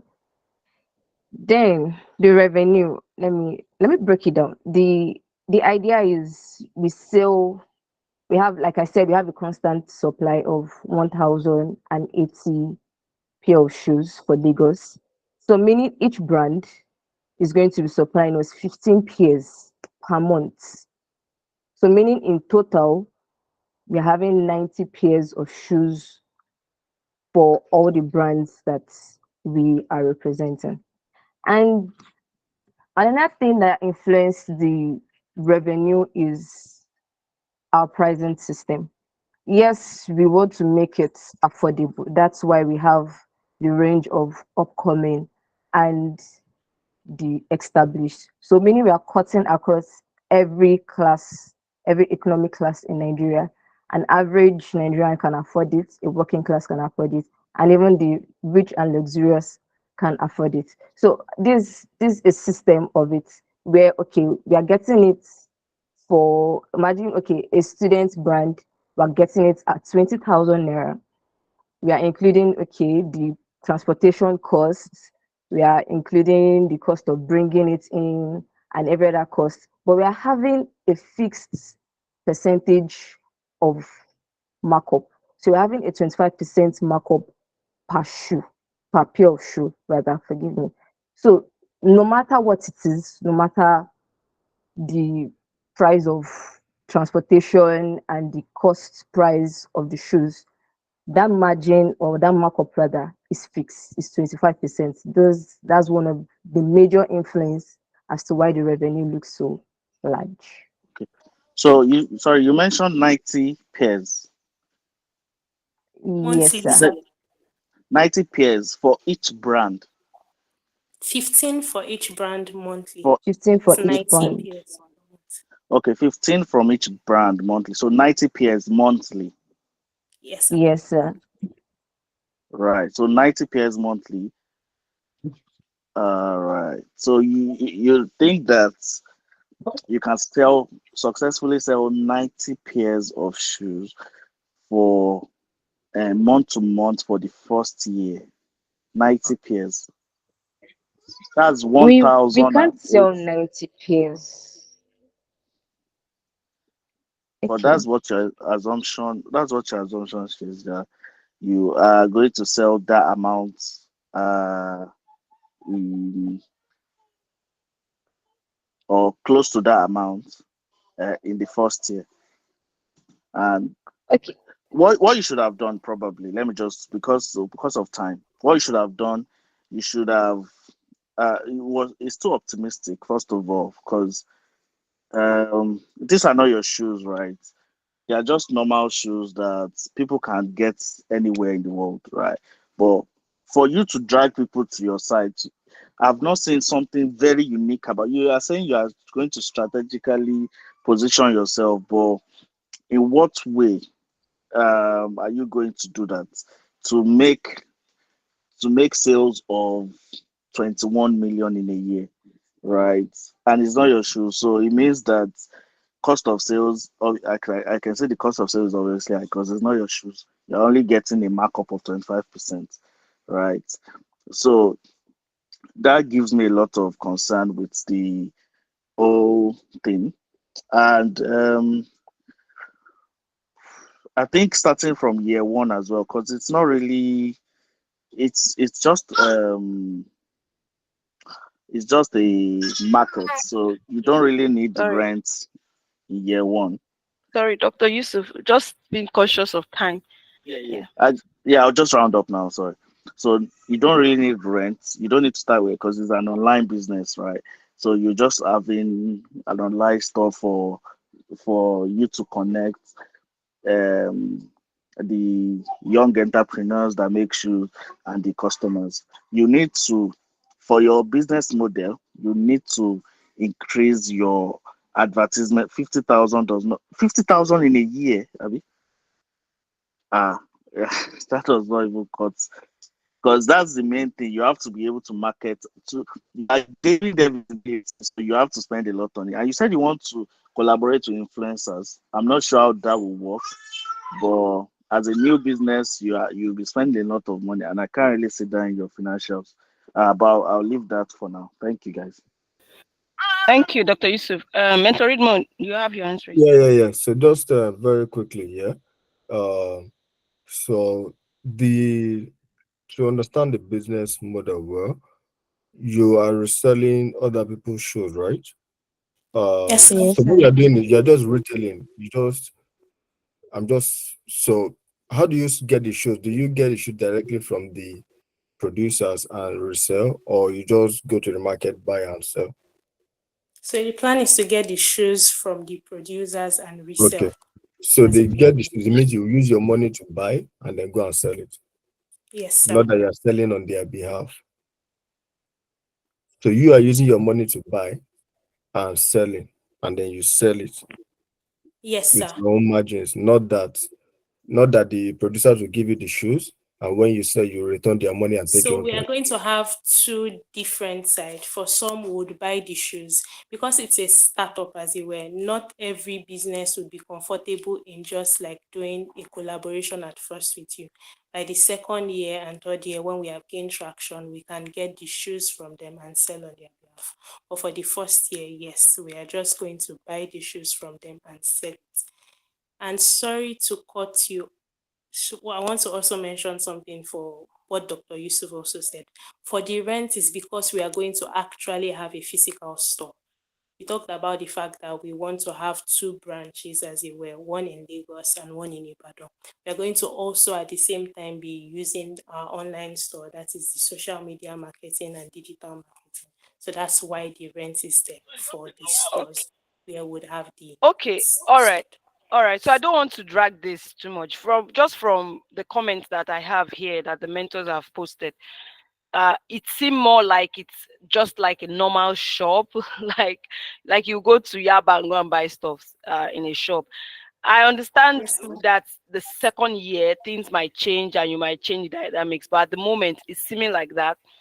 And again, just like they've said, your financials are not commensurating with the ideas that you are bringing to the table. But again, like I said, if you want to discuss this further, you want to have a one-to-one feedback, and this is for every other team else that's going to be presenting afterwards. If you feel like you need a better feedback around it, please reach out to us. We can organize something between Dr. Yusuf and Dr. Ridwan to walk through your financials with you. I just don't want us to, keep everybody else waiting. Yeah.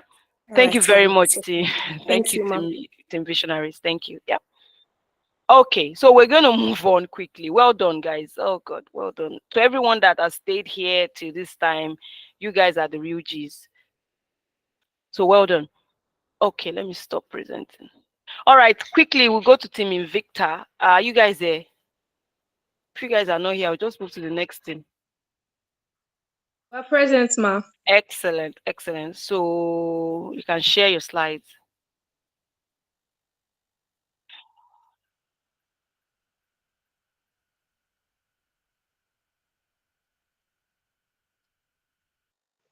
Please, I hope everyone can see my slide.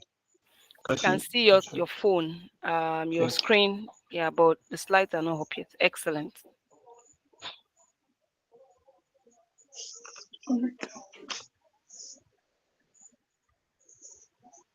Daytopians, did you know that Nigerians generate over 32 million tons of waste annually, with only 20% being properly managed? And by show of hands, how many of you are fascinated by the sounds of garbage truck coming down to collect your waste when you were growing up? As for me, growing up, I was always fascinated by the sound of waste collectors coming down to collect my neighborhood waste, because I knew that those wastes were collected and were transformed to cash. Little did I know that my childhood excitement would spark a passion that would drive me to create a business that makes a difference. Today,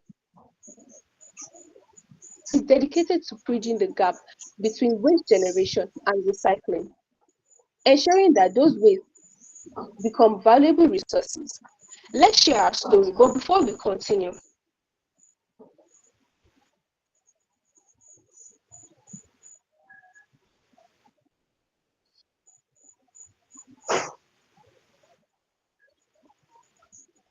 What's going on?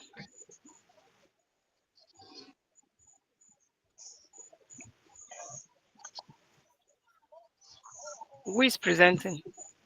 Firstly, I think she's having network issues. I'll just continue.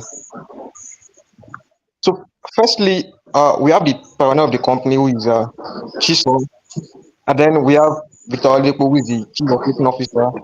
We have Oluwa, who is the chief management officer, and then we have Michael Afolabi, who is the chief financial officer. And together, our team brings a unique combination of local knowledge, passion, and dedication. Michael, next slide, please. So now, EcoFlow is a pioneering recycling company in Nigeria.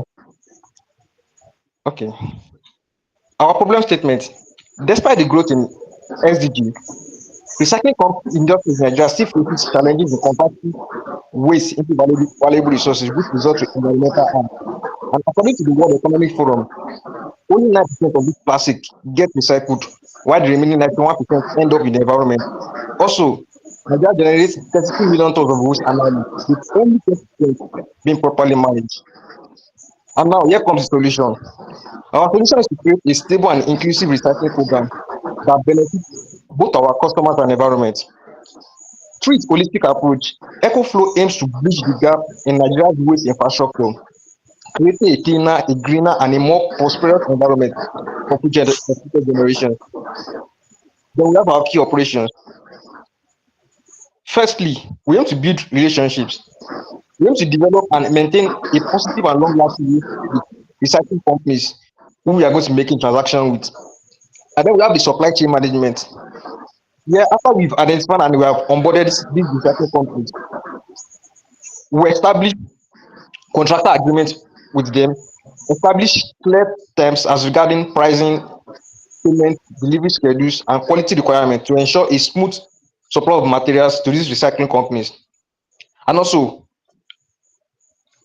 under the supply chain management, we have the collection logistics where we plan the logistics of collecting materials from various sources. And by materials, I mean our waste, iron, plastic, and others. This could involve organizing transportation and setting up collection points or drop-off centers. And also, another aspect of our key operation is the storage and inventory management. We secure storage facilities for holding aggregated materials before they are processed or transported.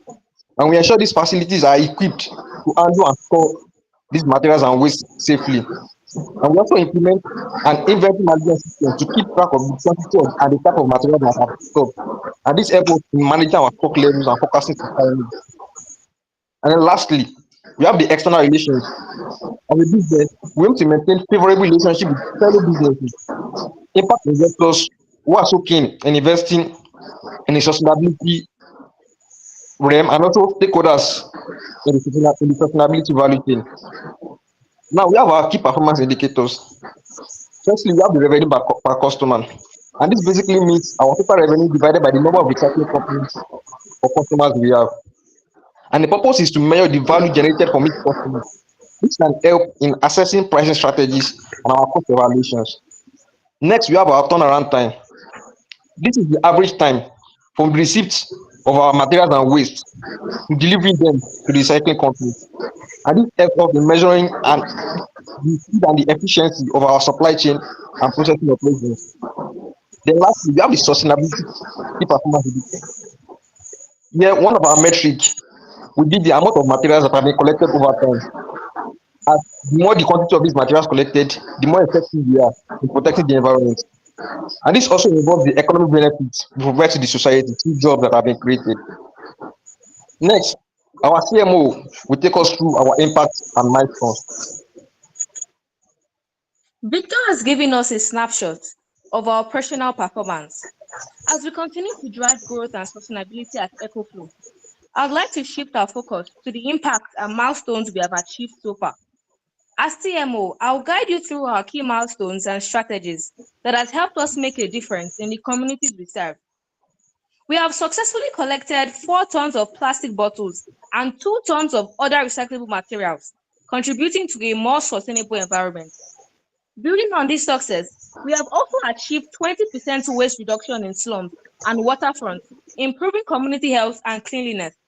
Next, we have expanded services to 500 households, enhancing our impact and commitment to community well-being. This accomplishment is a key factor in our continued progress, which is community transformation. Our initiatives have made a significant difference in the lives of slum and waterfront residents. Reduced waste and increased collection rates have created a cleaner environment, improving the health and well-being of residents. Our efforts have educated and engaged communities, promoting a sense of responsibility and ownership for waste management and fostering a culture of sustainability. By addressing waste management challenges, we are not only improving living conditions, but also empowering communities to take charge of their environment and build a better future. Lastly, our initiative has a lasting economic impact, which include creating job opportunities in waste collection. Improved improved waste management has also led to attractive neighborhoods. As a startup in the recycling industry, we are acutely aware of the significant challenges facing our sector, including fluctuating prices and market instability. To navigate these obstacles, we have conducted extensive research and consulted with local recycling companies. Our findings reveal that prices fluctuate greatly depending on the type, the quality, and quantity of waste materials, creating uncertainty and barriers for individuals and communities to participate in recycling. Despite these challenges, we are committed to driving positive change and creating a more sustainable environment. Our solution is to create a stable and inclusive recycling program that benefits both our customers and the environment. Here's how we have reached and engaged with our audience, and inclusive is how we are still going to reach them. We launched targeted ads and graphic works in local communities, highlighting the importance of recycling and the benefit of our program. We created a dedicated volunteers page, encouraging community members to join and participate in our recycling initiatives. We also developed informative content such as blog posts, videos, and social media posts to educate our audience about proper waste management and recycling practices. We will collaborate with local organizations and leaders to promote our program and encourage participation. At EcoFlow, our brand is committed to driving growth and positive impact in the communities we serve. We are expanding our capacity to manage industrial waste streams, including hospital waste like used needles and catheter bags. Inclusive is also chemical waste. By implementing these strategies, we aim to build trust, raise awareness, and drive participation in our recycling program. With our impact and milestone established, Michael, our CFO, will now take the stage to analyze the financial implications of our achievements. Expert analysis will provide valuable context for our financial strategy and planning. Thank you very much, Friend Olua. Now, putting aside our drive and passion, we are here to make money. Before we analyze the projected financial statement, please note our figures are in Naira, and miscellaneous also contains awareness campaigns, volunteering programs, educational content, and community outreach. From the above financial statement, in the first year, we'll be incurring a total capital expenditure of 151,655,000 naira. Yeah, I know, it's much. This expenditure will give rise to an expected annual revenue of 224,664,000 naira. How? A single truck is expected to carry a total of 6 tons per day, adding up to a total of 156 tons by a truck per month. A month here is assumed to be 26 days, 26 working days. And then after the month, 466 tons will be altogether for 3 trucks per a single month. Now, a ton of waste in the market is being sold for an average of 40,000 naira, which will in turn give a return of 18,720,000 naira per month and an annual revenue of 224,664,000. This is due to an assumption that monthly revenue remains constant and the year has 12 months. Due to our plan to expand to businesses after year 1, we'll be getting 2 more trucks in year 2 and year 3, respectively. Acquiring these trucks will lead to an increment of extra capital expenditures of 91,109,000 naira for both year 2 and year 3. Assuming the cost of a truck and all other capital expenditures also remain constant. This expansion is expected to result in a 66.7% increase in annual revenue for year 2 in comparison to year 1, and also a 40% increase in annual revenue for year 3 in comparison to year 2. Now, moving on to our projected profit. Monthly revenue as seen in the revenue statement was 18,720,000 naira per month in year 1. This revenue was brought about by a total monthly operational expense of 8,020,000 naira, which gives rise to an earnings before interest and tax of 10,700,000 naira per month, and a total earnings before interest and tax of 128,400,000 naira for the whole year. Considering tax for the year at a rate of 30%, which will now be 38,520,000 naira, our earnings after tax drops to a net of 89,880 million naira. Considering our expansion after the first year, year 2 will have some changes, which includes an increase of 66.5% in capital expenditure, resulting in 66.7% increase in annual revenue and a greater percentage increase of 84.1% in earnings after tax. Year 3 will also experience a 37.5% increase in capital expenditure, resulting in a 40% increase in annual revenue and a greater percentage of 45.1% increase in earnings after tax. Please note that all these figures are arrived at without considering the interest, depreciation, and salaries to the CMO, CFO, CEO, and the COO. Overall, there will be approximately 84.6% return on capital employed in year 1, 97.3% return on capital employed in year 2, and 102.7% return on capital employed in year 3. Now, moving on to our financial summary for the projection of year 1. A total of 2,830,000 will be paid as salaries to workers, a total of 29 workers in year 1, and a total of 38,520,000 naira as tax. And operational expenditure totals a sum of 8,020,000, while capital expenditure is as high as 151,665,000 will be incurred. Now, after the Chisholm, can you please analyze our company using the SWOT model? Thank you, Michael, for the financial analysis. Let's move on briefly to the SWOT analysis. SWOT analysis refers to our strengths. The unique value proposition at EcoFlow is to offer a distinct approach to waste management by first cleaning up the waste before selling it to the suppliers in order to increase its value. Also, we offer a prompt and quick approach where you can request for us to come and pick up your waste, endpoint, and in turn turn it into cash. Moving on to the weakness under the SWOT analysis. We are currently faced with limited resources. As a growing company, EcoFlow faces challenges in scaling operations due to limited financial and human resource.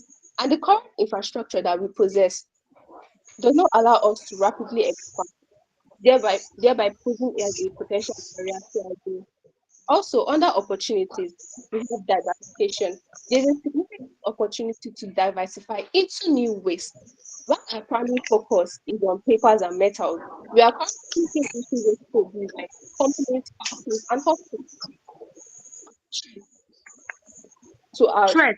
other threats to EcoFlow, we have the public perception.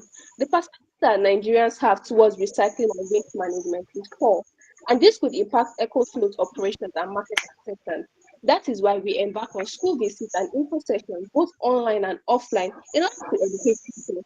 Also, competitions for new members. Though the recycling industry is growing, there are pioneer industry who are already established. So in order for us to have a fighting fit, we intend to reach out to relevant stakeholders to partner with us. This SWOT analysis provides a clear overview of what EcoFlow's current position is, and it helps us to identify our key areas and potential risks to mitigate. And this is where you come in. Why invest in EcoFlow? Okay. EcoFlow is more than just a smart investment. It's a commitment to a better future. We are dedicated to making a positive impact on them. Both in shaping a world that our children by investing in EcoFlow, you will not only generate strong returns, but also contribute to a sustainable future for Nigeria. And for those who won't be investing, you can support the movement by joining the WhatsApp group link below. Together, let's create a cleaner, greener, and better nation. Thank you for listening. Thank you very much, EcoFlow. Thank you, Team Invicta. I like your idea. It's just that I've seen something very similar opened in Nigeria, but they didn't. It wasn't sustainable again, and I think you are established that when you are talking. Can somebody mute first, and then we can unmute later? Right. Yeah. So I get it, but something very similar has been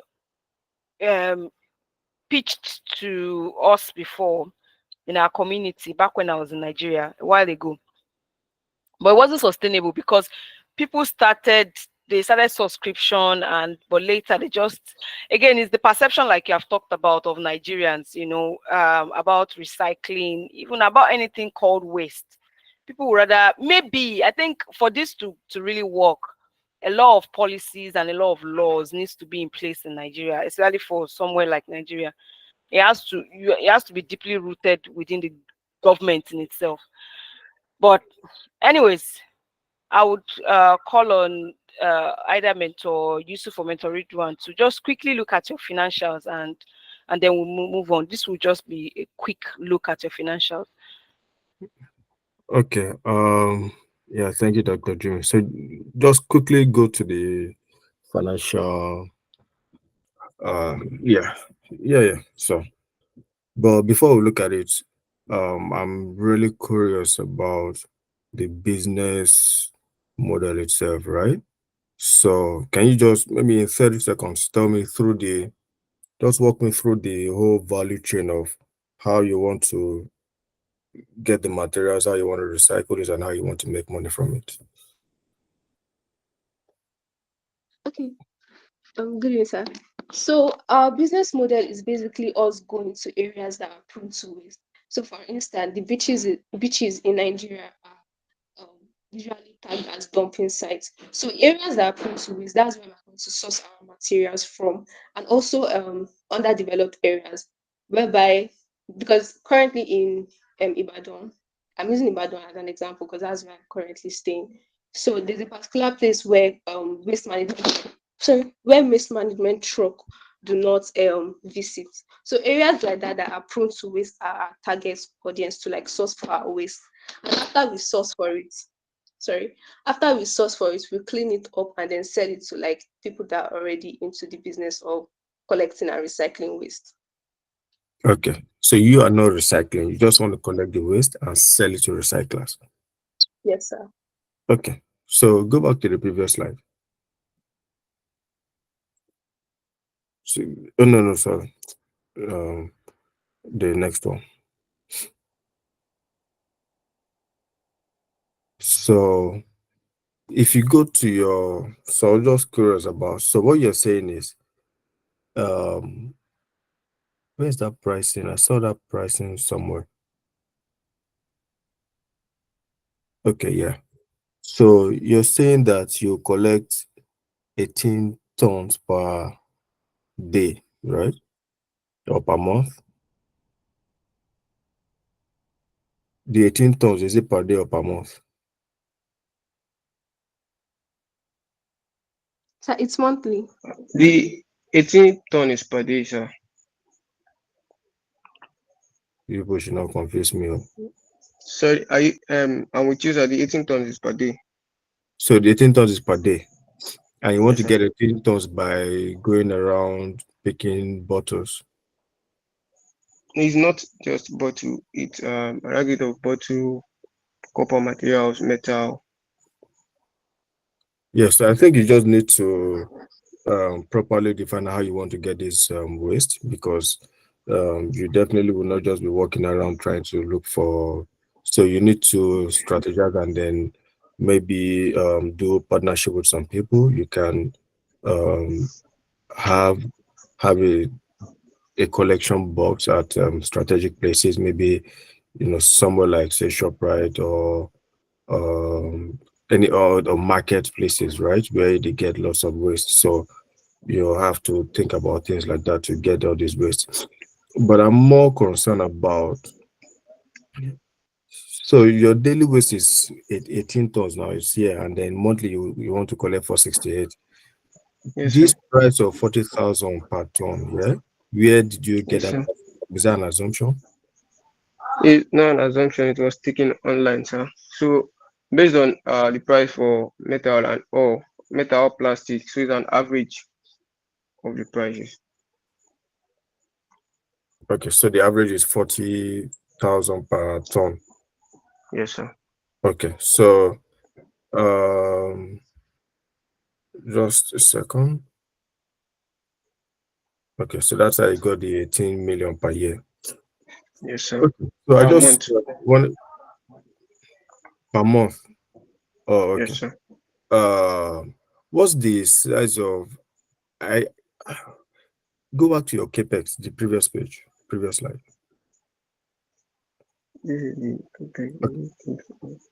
Is it was it here? No, The sorry. capital expenditure is there. Actually, yeah. Okay. So you see that the capex is really, really high, yeah, which is because of the Yes. truck and the collection tools that you want to use.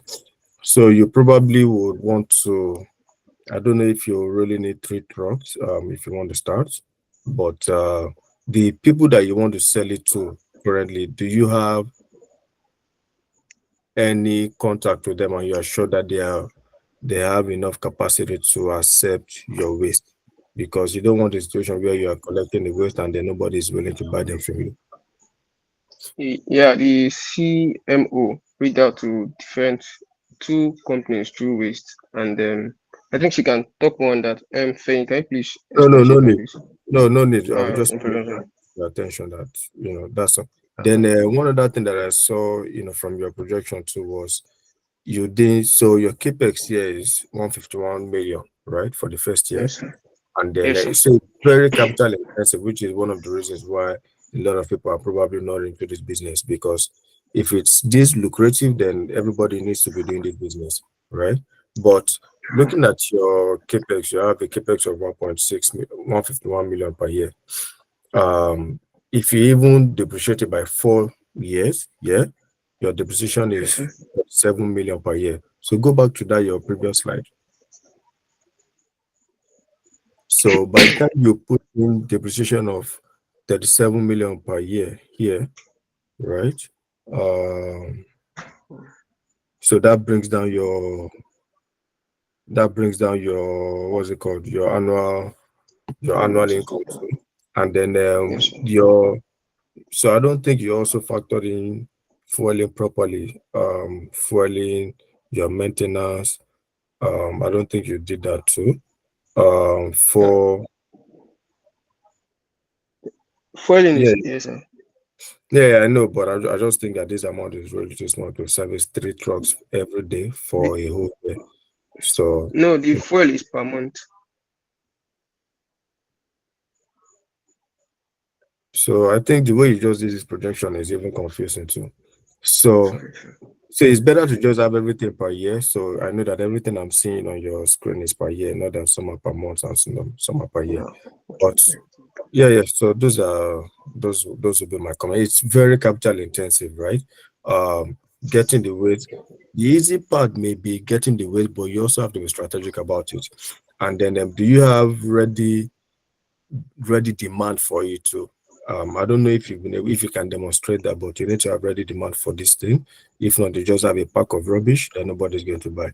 So you need to have ready demand for it, people that are willing to buy, and be sure that they are actually going to buy at 40,000. I don't know how much it is, but be sure that they are going to pay that amount that you think, so that you don't think that on paper you have a business that will give you 89 million, but when you really go into it, you'll actually be running into losses. So just be aware of all of that, and then you can improve on your projection. So that's basically it's very capital intensive. That's why so many people probably not go into it. You probably have underestimated your cost as well.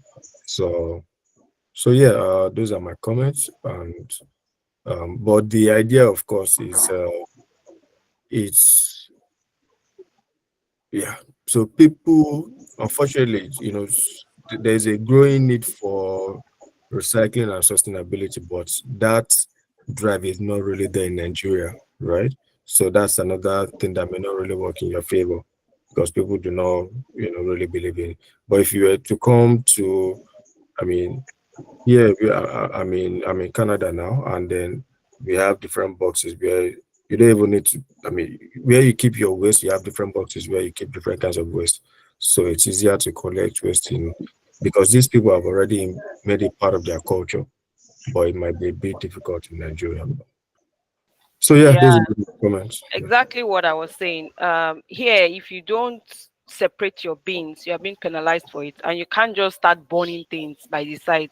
So it works here, but in Nigeria, somebody can set up a bush burn, in front of their house, and no one will penalize them for it.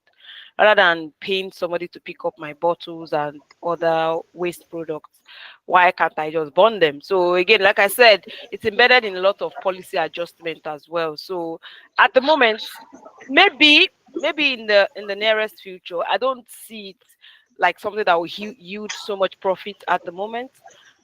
But yeah, it's a good idea, and it's a good way forward. Dr. Yusuf, well, I'm conscious of time, so just quick.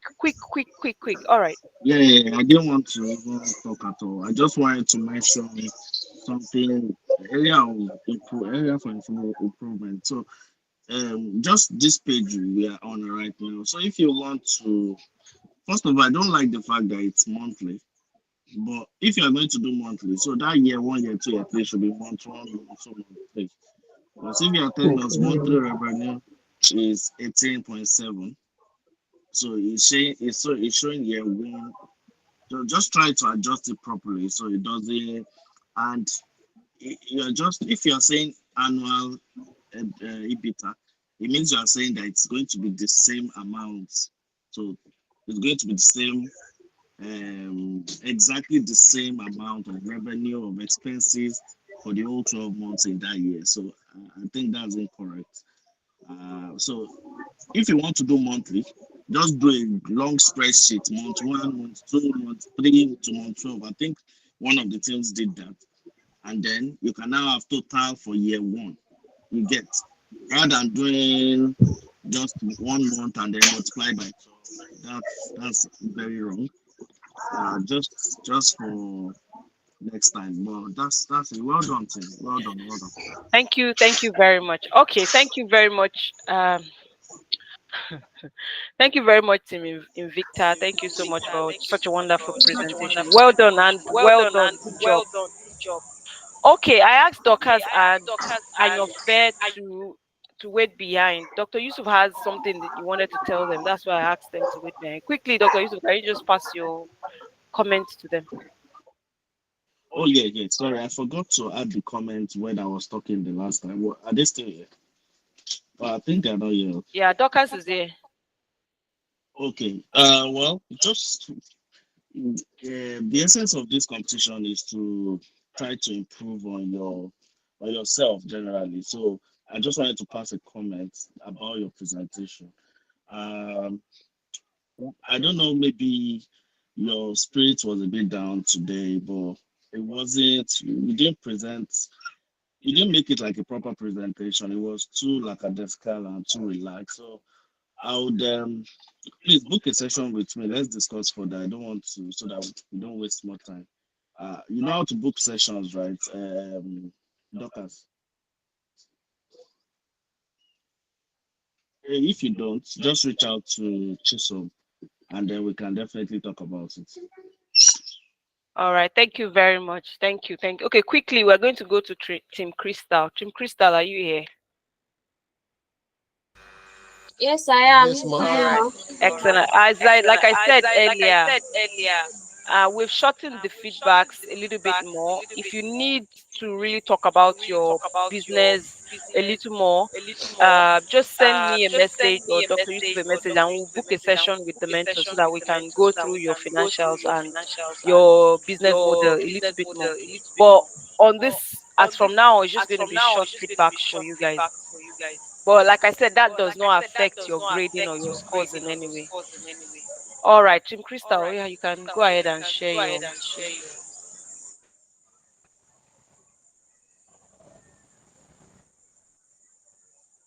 Can we hear me?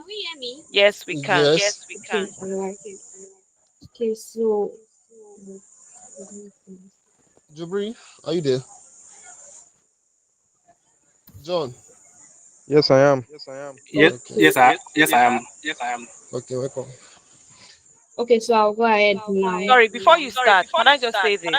When somebody is talking, can everybody else in the team just mute so that it doesn't echo? Yeah?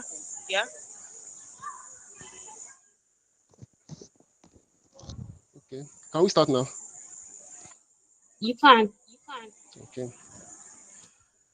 Good evening, everyone. My name is Abisogo Olatunde, and today I want to share with you the journey that led to creation of Crystal Oil. As a student at Ahmadu Bello University in Zaria, I started noticing something troubling in our local market. There was a significant lack of pure and original palm oil. The palm oil being sold often had a foul odor, and in some cases, color additives were used to make it look more attractive. To the untrained eye, this adulterated oil might even appear to be of better quality, but the reality is far from it. It, it is causing more harm than good. Coming from a farming family, I saw this issue firsthand. My father, who produced palm oil as part of his farm product, consistently delivers high quality, unadulterated oil. This contrast between the pure oil we had access to and what was available in the cereal market sparked an idea. I realized there was a significant problem to solve, not just for my family, but for many consumers across northern Nigeria. I saw an opportunity to offer genuine high quality palm oil to the market, and that's how Crystal Oil was born. Crystal Oil Limited Liability Company to be established in Zaria, Kaduna State, with a clear mission to bridge the gap between the demand for quality palm oil and its availability in the northern region of Nigeria. Our vision extends beyond local markets, aiming to create an avenue for neighboring Africa across northern borders to access this vital product as well. So, to cut the story short, what is the problem and solution to the problem? The northern Nigeria market suffers from a several lack of access to quality palm oil. Many products available are adulterated or of low quality, leading to malnutrition and health issues amongst household. So, Crystal Oil will address this problem by sourcing high quality oil from trusted farmers in southern Nigeria. We will develop a robust distribution network to ensure quick and efficient delivery of palm oil to the customers, bridging the gap in availability. So, our efforts will not only provide northern households with reliable access to quality palm oil, but also contribute to reducing malnutrition in the region by ensuring that families have access to authentic and healthy cooking oil. We are going to make a meaningful impact on the health and well-being of our community. In the coming slide, my team and I will walk you through the details of our plan, operations, market strategy, and growth plan. Thank you for your attention, and let's get started with how Crystal Oil is making a difference. Mr. John, the COO, will take us through the operations. Thank you very much, Mr. Olatunde, Chief Executive Officer. All right, so I'll be taking us through our presentation, our operation plan. Now, so what do we basically do at, what we'll be doing at Crystal Oil? So we'll be repackaging high quality palm oil into 75 cl and 5-liter containers and branded for easy recognition and credibility in markets in the northern region. So what are we saying basically? At Crystal Oil, we'll be solving the problem that has been explained by the Chief Executive Officer, problem of quality palm oil in northern Nigeria. We'll be solving it by getting this locally sourced palm oil and processing it at our own plants into and packaging it into bottles and containers for distribution. Now, what would the production process look like? So the palm oil will be sourced, transported, repackaged, and branded. So we'll be sourcing about 3,750 50 liters of palm oil from local farmers in Ondo State in southwestern Nigeria and transporting it to our plant in Zaria, Kaduna to be repackaged into 75 cl and 5-liter containers to be made available to our customers.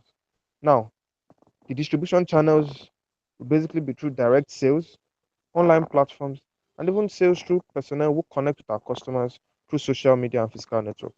So we are saying that there will be direct sales to customers, both wholesalers and retailers.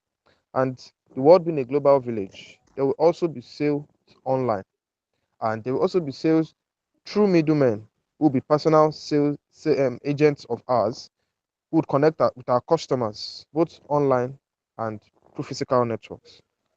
So, the Chief Marketing Officer, Miss Moyo, would come in to give us what our marketing plans look like, what our target audience are, and so many other things that's touching the market for Crystal Oil. Thank you. Thank you very much, Mr. John. So we conducted a data survey to identify our target market.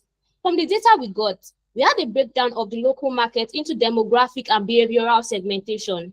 We divided the segmentation into age and income level of our consumers. We have the 18 to 25 years, who are most likely students and are highly active on social media. Due to their low income, they'll be more price sensitive, so they will patronize our 75 centiliters packaged palm oil. Our data survey also reviewed people within the ages of 26 to 40 years, who are mostly corporate workers, sharing homes or living alone. We expect them to be more brand conscious and prefer a combination of our branded 75 centiliters and 5 liters palm oil. In addition, we looked into older professionals who earn more than 150,000 monthly and likely have their households. They'll be focused on the quality and health benefits of the product and mainly outsource our packaged 5 liters palm oil. From this survey, we successfully identified university students, corporate workers, and local households as our target market, and our easiest reach will be through school shops, supermarkets, and retail outlets. Yes, we know our competitors are out there. Our primary competitor is Malaysia palm oil. For this competitor, palm oil is imported, which implies outrageous prices for our proposed consumers. They also lack direct communication with the target market. Other competitors are small local retailers that failed to brand their products, thereby increasing the risk of adulterated palm oil. These same competitors also lack social media influence. We stand out by offering better direct communication with customers, product differentiation, and utilizing social media influence. On our marketing and sales strategy, we will focus on each of our target consumers. For students, we will make use of digital marketing and collaboration with online local influencers and chefs to endorse products using promo codes.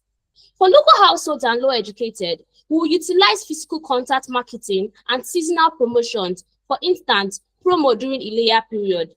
Since our major reach will be through supermarkets and restaurants, we will put loyalty programs and volume discounts to use to encourage repeat patronage.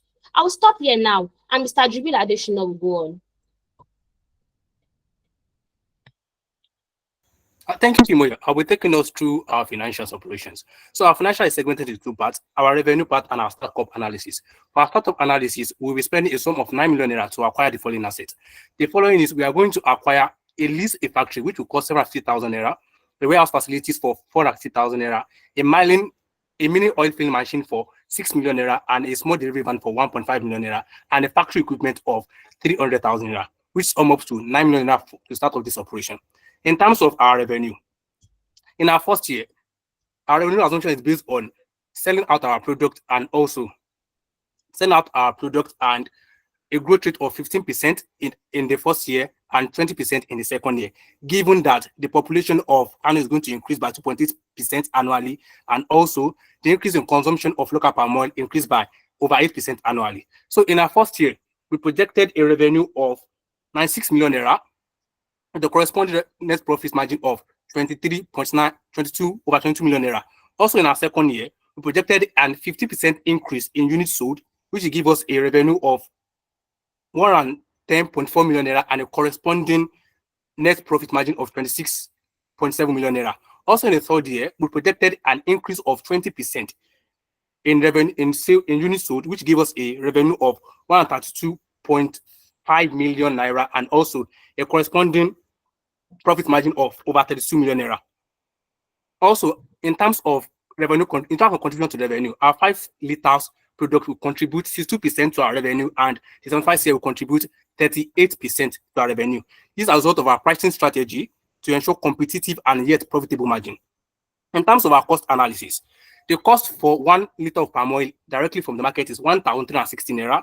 For the 5 CL, we'll be incurring 500 naira for packaging and also 400 naira for logistics, which give our total cost per unit for our 5 liters here to 7,700 and offer to the market at 10,000 naira. For our 75 CL, the total cost to produce is 1,200, which includes the oil content in it, which is 1,020 naira, a branding cost of 120 naira, and also a logistics cost of 60 naira. We give a sum of 120 naira total cost, and we offer to market at a price of 2,000 naira. In terms of our SWOT analysis, our strength, our partnership with local farmers to give us an edge in the market, and also our familiarity, especially with our CEO who is on ground and knows the trend of the market, will give us better edge in the competition. Also, our product branding, our product differentiation will give us edge over our competitors as we are leveraging on product differentiation and also the use of social media influencers to better give our product visibility. In terms of weakness, our first weakness is increasing cost of production. This as a result of increase in energy and also rent. The second is also our dependency on key suppliers, which may limit our ability to get the product later on in the future as we see our growth. Also, in terms of our opportunities, the first is the growing population. Currently, according to Kaduna National Bureau of Statistics, the population of Kaduna is 10.4 million people with a projection of 2.8% increase annually. Also, the inelastic demand of palm oil will give you an edge in the market as palm oil is one of the most consumed edible oil in the world and has no substitute. Also, for government support, we expect tax incentive and tax holiday for government as we are just starting and we tend to leverage on these opportunities. In terms of our threat, the first is our logistics challenge as a result of insecurity in Nigeria. As we all know, Boko Haram and Fulani herdsmen can be a problem to our logistics operation to get the product to our site. Also, seasonal variations. Climatic conditions also affect the bountifulness of palm oil, which may actually affect our ability to supply. This is our SWOT analysis, and also we have strategic activities to mitigate against this thing. So our Chief Operation Officer will take us through our growth plan.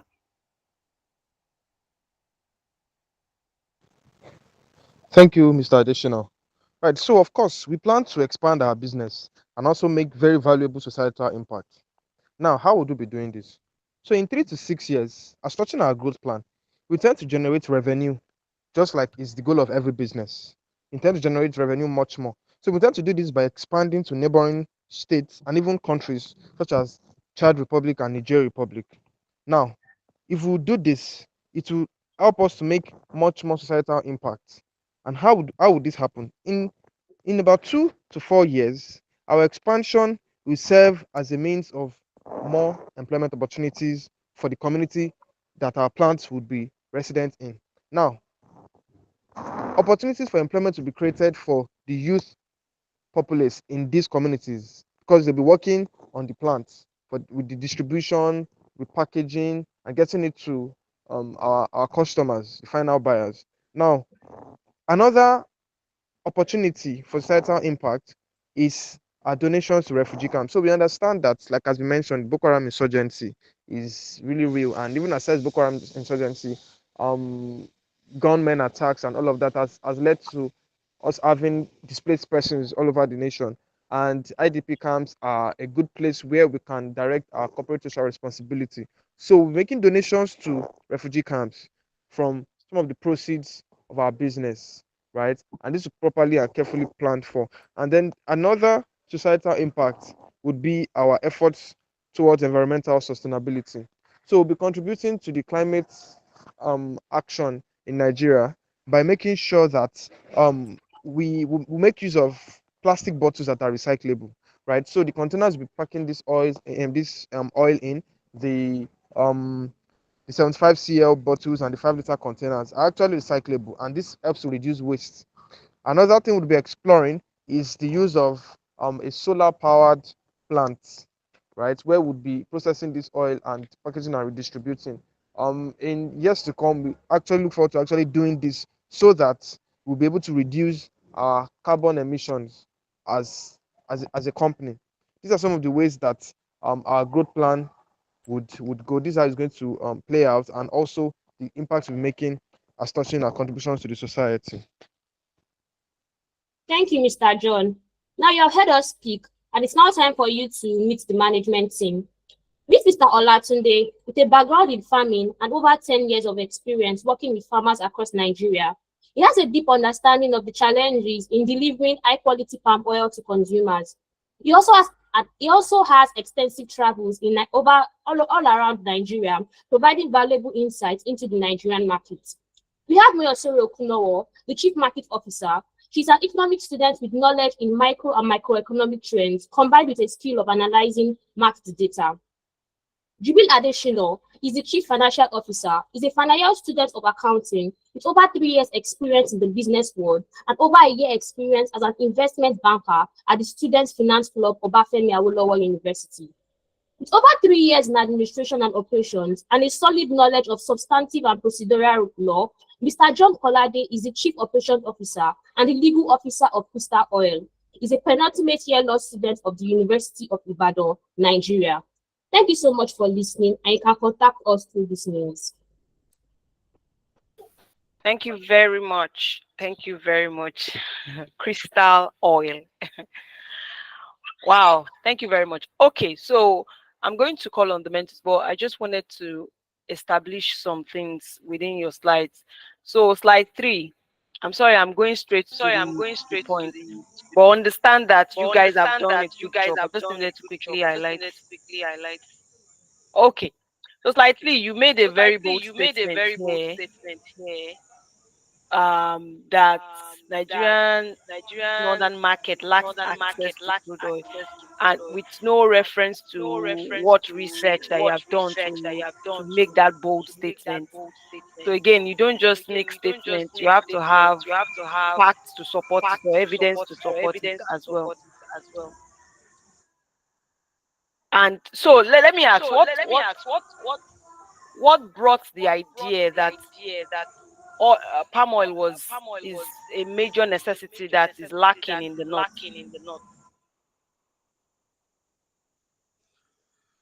Yes, So, please. thank you very much for the question. So, as a student studying in Zaria, so one of the products I enjoy taking or using to cook, using in cooking aside groundnut oil is palm oil. So at times on getting to market, getting to get palm oil, I find it very difficult to get quality and or a palm oil that suits my taste. So from there, at times I would be like, this is kind of challenge. Even I would even drop buying palm oil and go for groundnut oil that I didn't like using to cook at times due to finding it hard to get a quality ones in market. So that was what brought the idea. Okay, I think with this. So I will consult a survey as well. So which give us okay. I'm not the only one that is in these shoes. There are some as well that do notice this fact. So that was what brought the idea. Okay, let's try Where's to your solve this. survey report? Yeah, we have a Google Sheet survey report. Is it on your slide? Let me. Yeah, Yes, can we you, had a can survey you, report.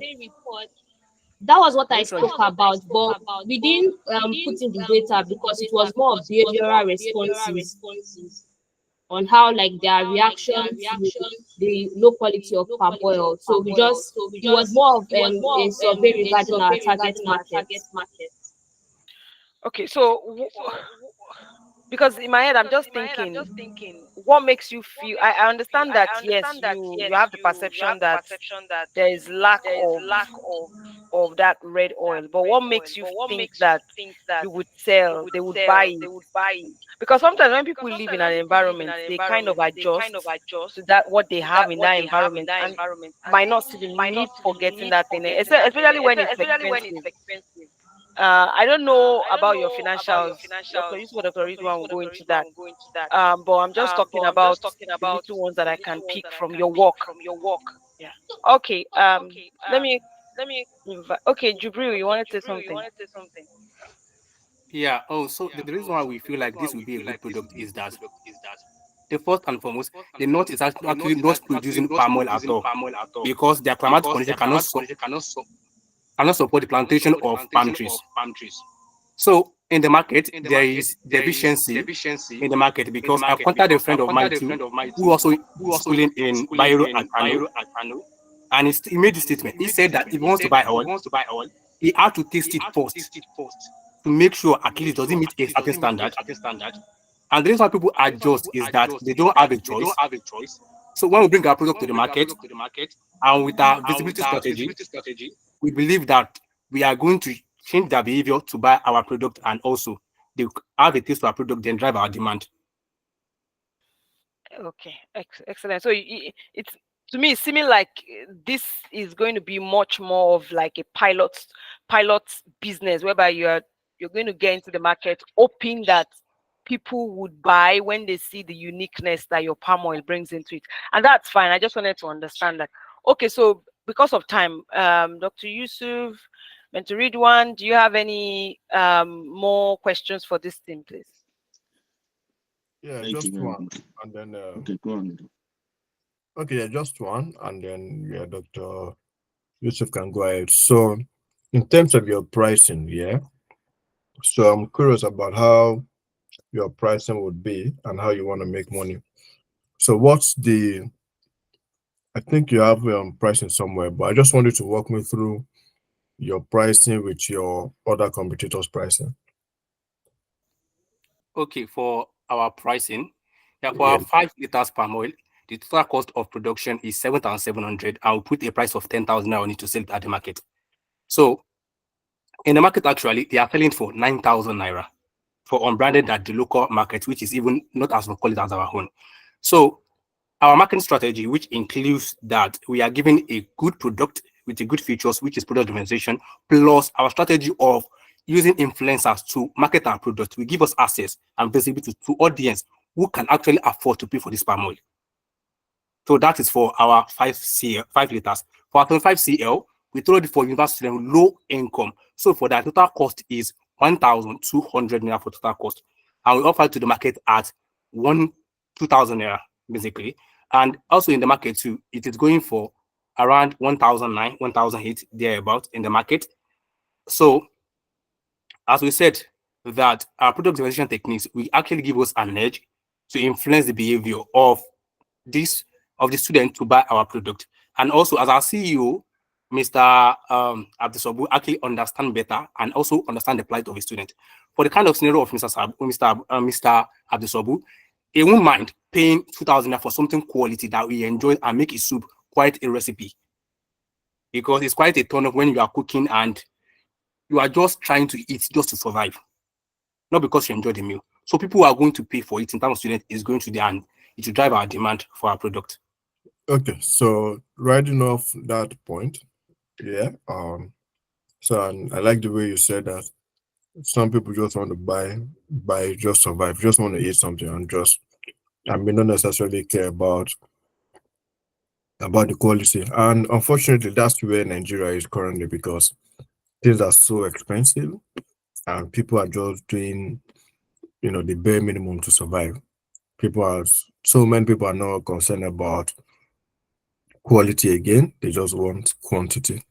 I was seeing a video recently about someone trying to buy beans, and when I looked at the quantity, it was more of water than beans, right? So it's that bad.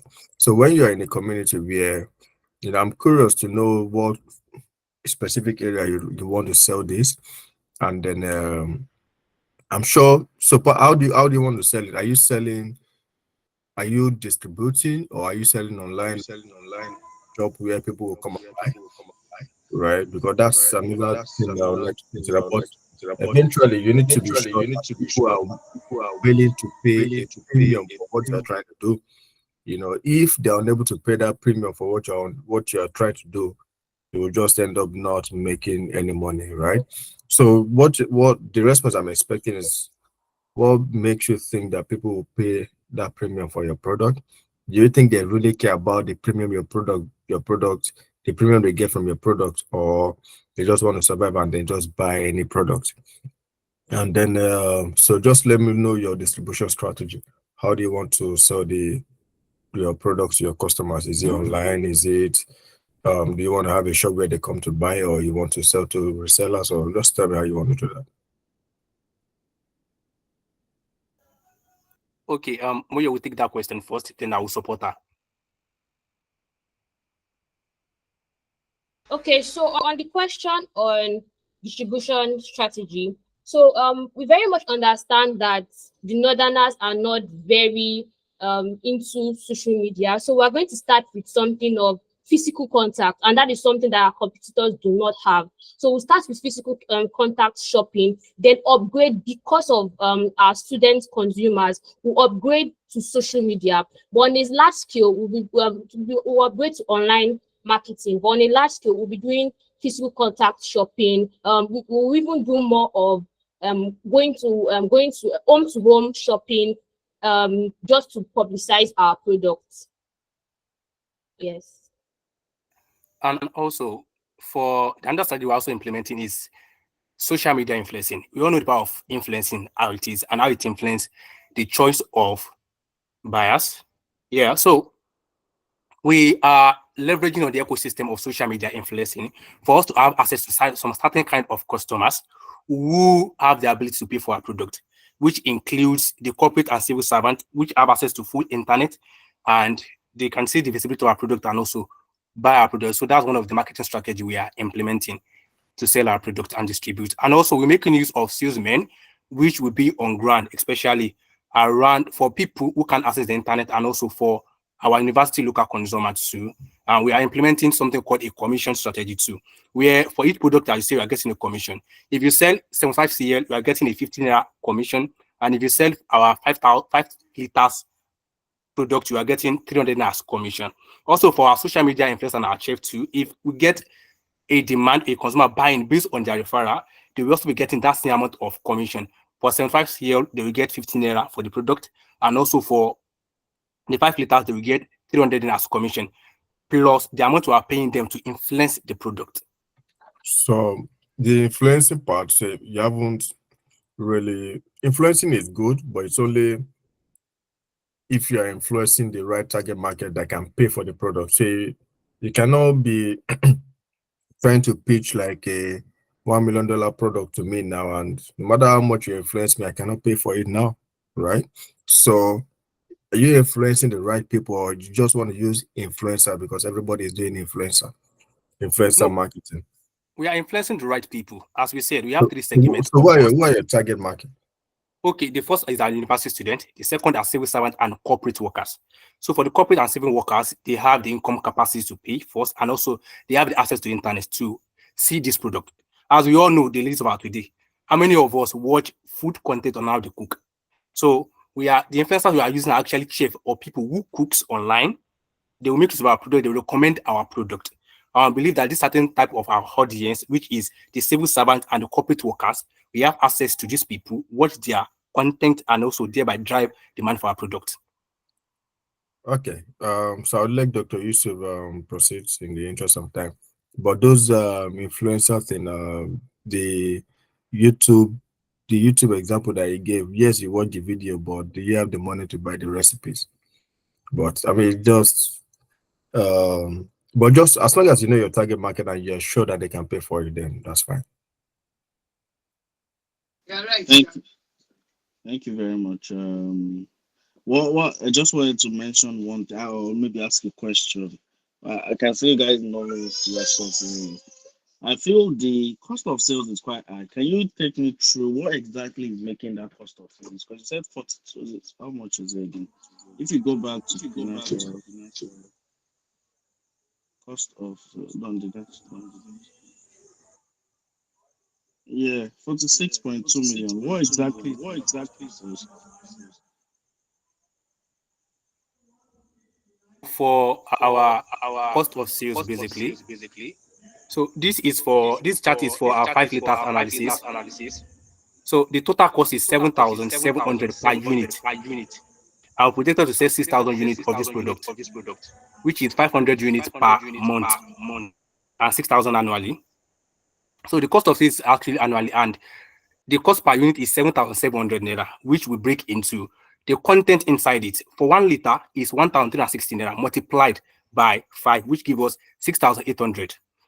For logistics, we are incurring 18 naira per liter on logistics, which is multiplied by the 5 liters, which gives us 400 naira for logistics, plus the branding cost of 500 naira for the product, which gives us a total of 7,700. So the 7,700 multiplied by the 6,000 in units give us our total cost of sales of for 6,200 in the first year. And we projected that our product is going to increase, sales is going to increase by 15% the second year, which give us the same amount of product that our product is going to sell by 69,700 with the same total cost, and also the third year too with 20% growth in the unit sold, which will now be 8,280, and the total cost is going to be 63,756,000 naira with total cost per unit of 7,700. Thank you. But is that not too high? Because if you are selling it for 7,000 and sorry, you're selling for 10,000 and already your cost of sales is 7,700. At the end of what's now the net profit? Let me see. So from gross profit to the gross profit changed though, or is it my eyes? 13,800 is the gross profit on top, and then income statement gross profit is 28,200. Okay. Yeah, we split it into two.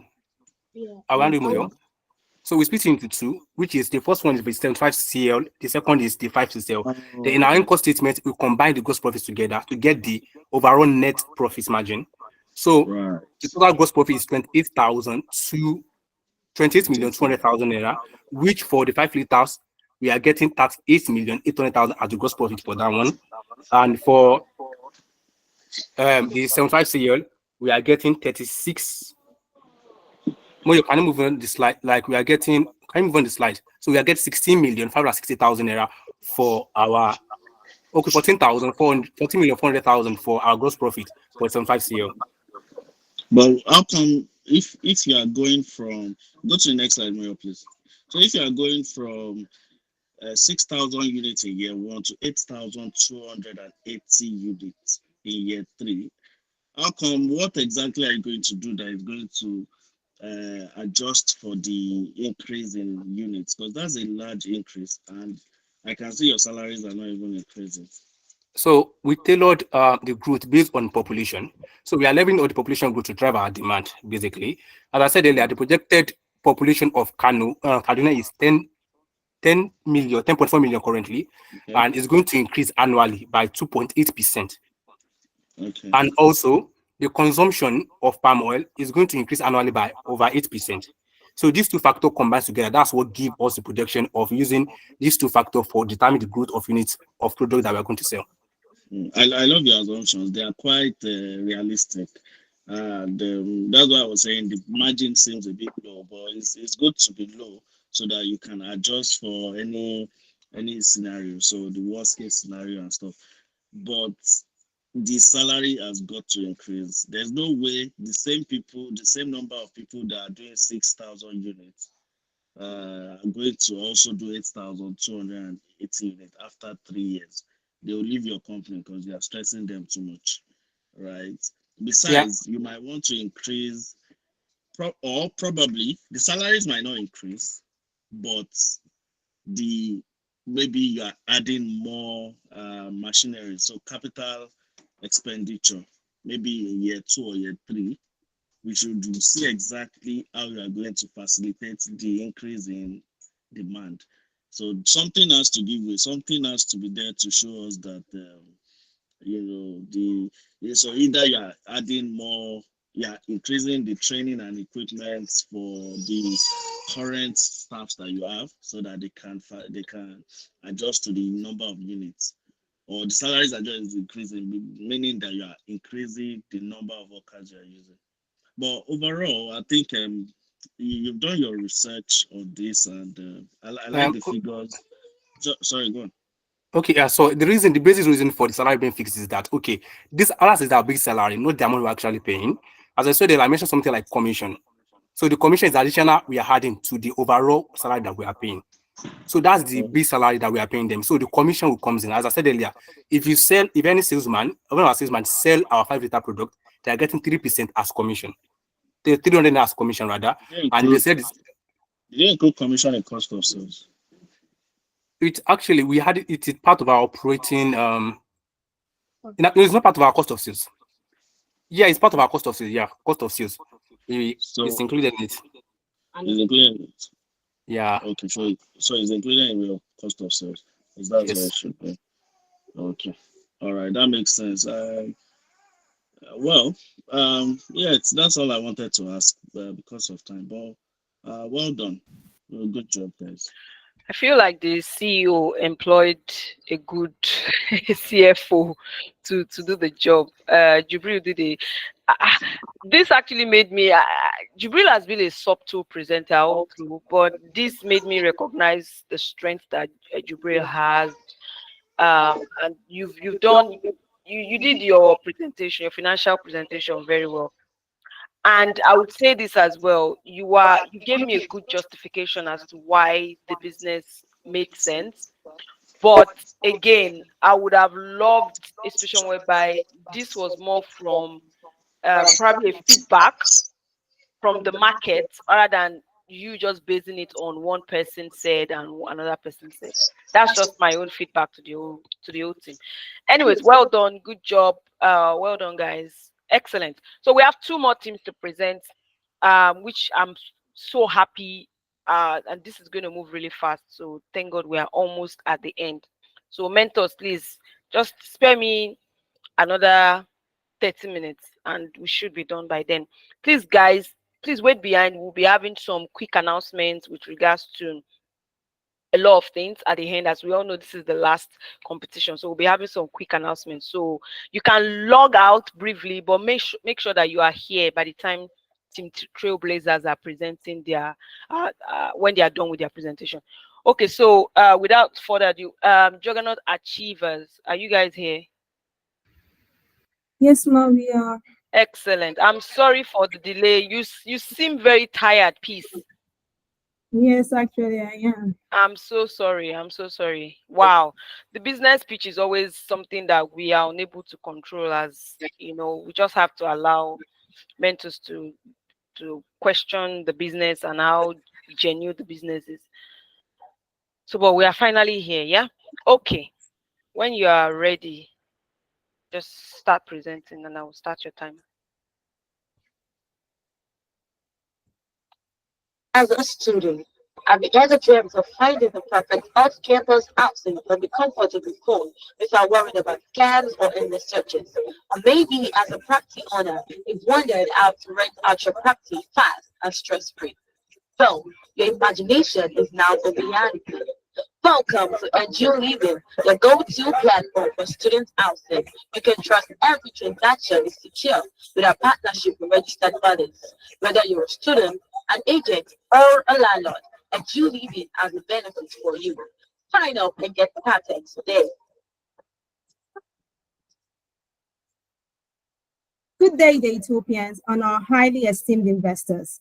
I hope you enjoyed that short video. Wasn't it amazing? That video was created by our amazing team of 4. Promise Aguda, our Chief Financial Officer, Kayode Orosonya, our Chief Technology and Operating Officer, Joy Olufowora, our Chief Marketing and Sales Officer, and I, Peace Ayola, the Chief Executive Officer. Now let me share a personal story with you. For the past 6 weeks since the OAU academic session ended, I've been on a relentless quest for a suitable accommodation for next session. I have climbed hills, crossed valleys, and even trekked so far that I ended up in another town, Budakeke. After all that effort, I stand before you today with great news that I am a potential squatter. It might sound funny, but this is the harsh reality for thousands of Nigerian students. We struggle to find affordable housing, trapped in a cycle of unethical agent practices. Landlords aren't spared either. They battle with tenants who refuse to vacate on time, while agents continue to struggle to connect with genuine clients. This list of problems is endless. How do you think they can be solved? Please share your answers in the comment section. Does your solution involve a platform that lets students effortlessly secure accommodations near campus? Does it include measures to curb unethical practices through partnership with reputable bodies like the National Institute of Estate Surveyors and the Association of Estate Agents in Nigeria? Or does it account for any of the solutions listed on this slide? If your answer is yes, then you're going to love EduLiving. Our platform is tailored to the unique challenges faced by students searching for housing. With a unique focus on transparency, ease of use, and student-centric features, EduLiving transforms the house hunting experience, making it seamless and stress-free. Our mission is simple: live well, learn better. But you might be wondering, can this really succeed? We hear you, and we've got proof. Our Chief Marketing Officer will walk you through the traction of our business and what makes EduLiving the future of housing accommodations.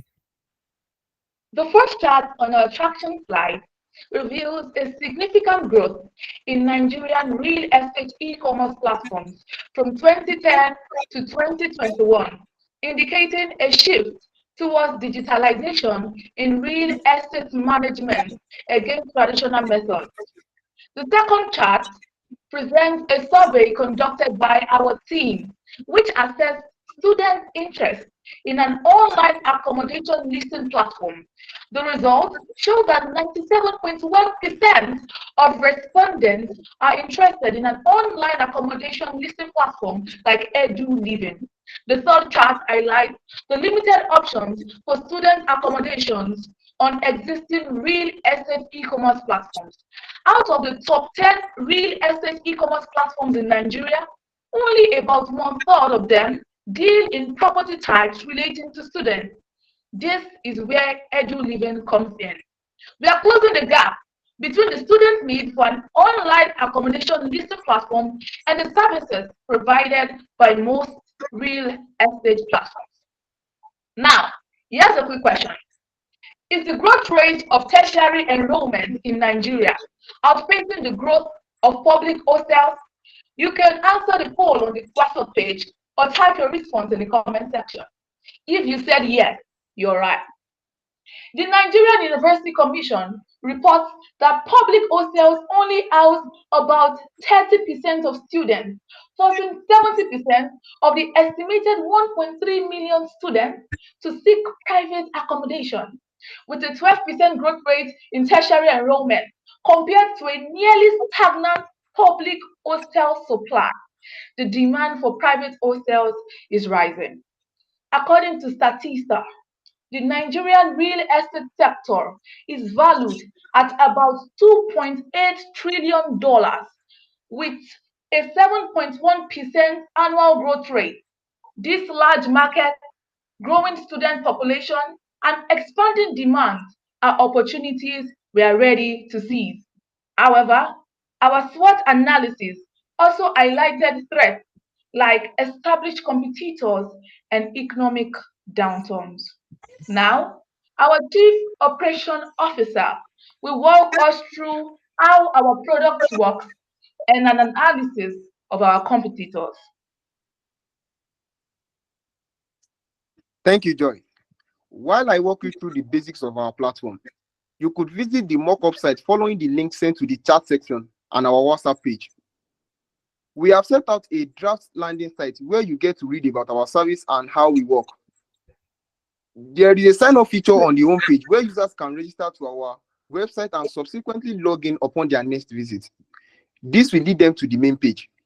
For students, it is the page where they can access multiple available properties listed on our site and also search for houses that meet their specifications. Our search filters like locations, distance from campus, and are specially designed for students. Also, There is a user-friendly listing page where landlords and agents can list their properties adequately. Moreover, our unique selling propositions are our need focus and specialization to meet student needs, data-driven insight to understand user behavior and preferences. This makes our platform indispensable to landlords and agents, and our cost leadership pricing strategy. There is no market nor business that doesn't have competitors in their niche. Our short-run competitors are physical agents. These people have personal touch and can negotiate face-to-face with customers. Also, physical agents have strong local knowledge about the listings because oftentimes they are responsible for physical inspections. However, there are various weaknesses of physical agents like their limited reach and the risk of scams. Moving to our long-run competitors, we have online real estate platforms. They have access to a large database of properties due to their extensive reach to different property owners in different locations. However, most of these online platforms don't provide personalized service to students. Many online platforms that operate outside the regulatory oversight of NIESG and AEAN are vulnerable to fraudulent activities. But here is the good news. Hedo Living is the solution you have been waiting for. Our platform is specifically designed to tackle these issues head-on, and we are excited to show you how. Want to learn more about how we can transform your experience? This is our business model. Our market entry approach is a phased rollout. First, we launch in 3 universities: the Obafemi Awolowo University, the University of Ibadan, and the University of Lagos. Next, we expand to other key universities and towns based on demand and user feedback. Lastly, we scale to a nationwide online real estate platform having operations in diverse real estate property types. Are you wondering how we are going to achieve this? Let's kick things off by asking, how do we draw our target market to us? Our acquisition strategy is simple yet powerful. We recruit student ambassadors to become the face and voice of Edu Living. And by sponsoring key events and collaborating closely with student unions, we'll embed Edu Living in the very fabric of campus life. For landlords and agents, our strategy is more direct but equally compelling. We reach out to them to showcase the exclusive benefits they gain by listing their properties with us. But how do we market our platform to stand out? We'll create compelling content and partner with student influencers to connect authentically with our audience. And here's where we really shine. Our website is not just any website, but one equipped with top-tier SEO and SEM capabilities. Now, acquiring customers is only half the battle. Keeping them is where the real game is won. This is where our retention strategy comes to play. With our platform's unbeatable user experience and a built-in feedback system, would constantly evolve based on what our users actually want. And finally, how do we turn interest into action? Our early sales strategy starts by offering landlords or agents a free listing option because nothing convinces better than letting them experience the value firsthand. But after they are convinced, we'll hook them with our subscription plans that offer premium features designed to make property management easier. Now, let's examine our financials. In our first year, Edu Living is projected to generate a gross revenue of 12.1 million naira, factoring in expected returns and the cost of sales. This results in a net margin of 36%, meaning that we retain 36 kobo from every naira of revenue after covering all expenses. Let's address what matters most to you, our investors, the return on your investment. In our first year, we estimate a negative ROI of 62%. This is due to our initial market building efforts and conservative revenue projections based on the worst case scenario. However, with a 5% conversion rate, we expect over 3 years, translating to an average annual net profit growth rate of about 18%. This, our market size is substantial, estimated at 8 billion naira, a promising start for a new venture. All our projections are intentionally conservative, acknowledging market entry risks and seasonal variations in transactions. You'll find our comprehensive financial projections in the appendix to assess our financial position and future prospects. Now to our investing needs. As we prepare to launch Edu Living, our initial costs are crucial to ensure we hit the ground running with a platform that truly stands out. Our initial website development, a customized platform tailored to offer limitless customization, is estimated at $3,000. SSL licenses cost, hosting and server costs, and the cost of business registration all amount to $510, giving a total of $3,510 on technology infrastructure. Other startup expenses include salaries of management team and members of staff, third-party integrations, research and development, and a tangible cost of marketing and advertising all amount to about $5,500. In total, our startup expenses come to approximately $9,010. We are seeking your investment to cover these initial costs, which will lay a strong foundation for EduLiving success. But be rest assured, your investment is sure to yield excellent results with our experienced management team. Oh yes, we are a team of capable people. Let's begin with our visionary CEO, Peace Ayola. She combines a first-class academic excellence in economics and ICANN certification to help guide our business with strategic insight and data-driven decision-making. Our CFO, Promise Aguda, is an associate chartered accountant with a proven track record in corporate relations and leadership. Kayode Orosonya, our strategic CTO, leverages his experience as the CEO of K-Mercy Media and senior manager at Faith Heroic Generation Enterprises to drive product development.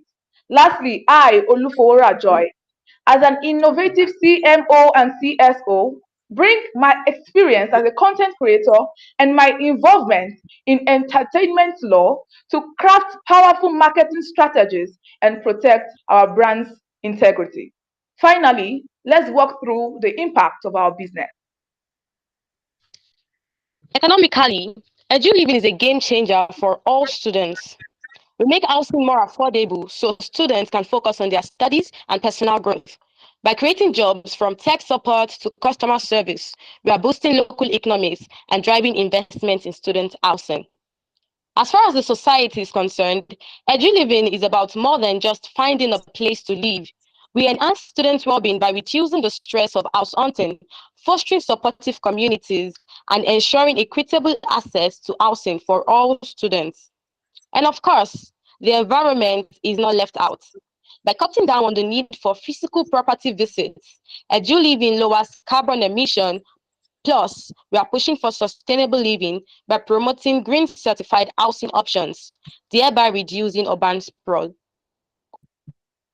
With all this, you've seen how EduLiving is bridging the gap in housing solutions.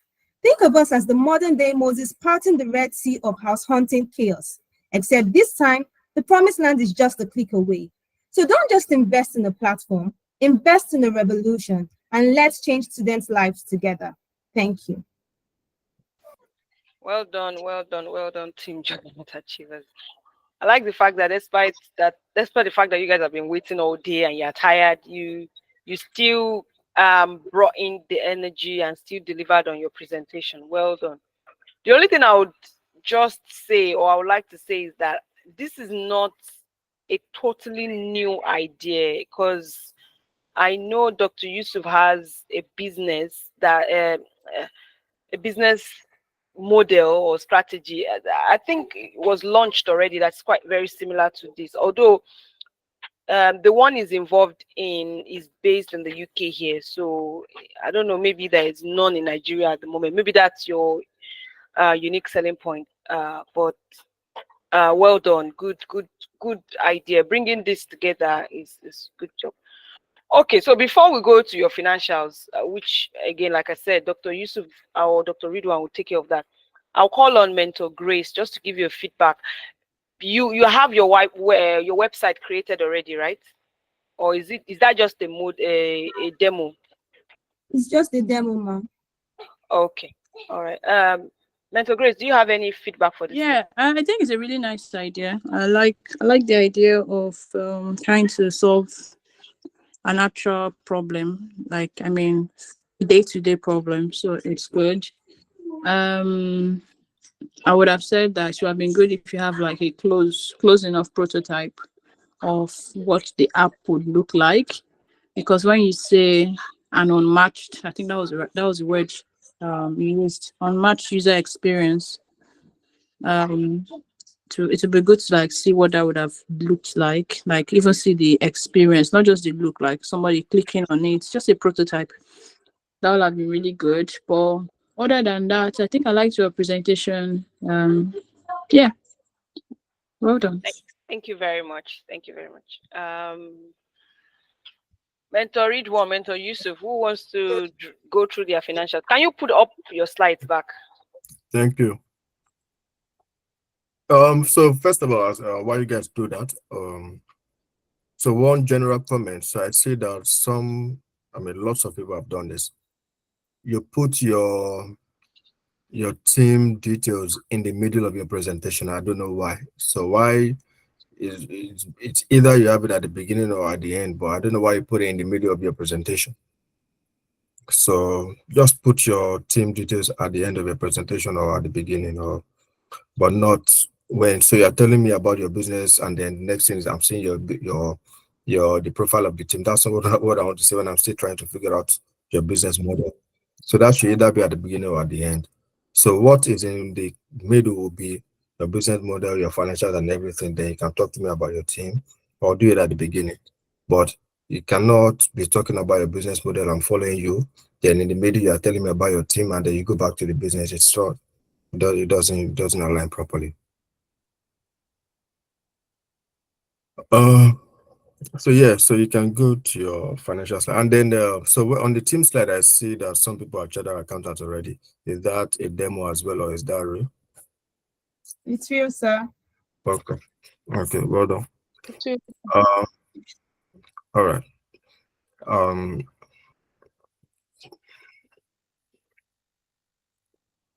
is this a financial?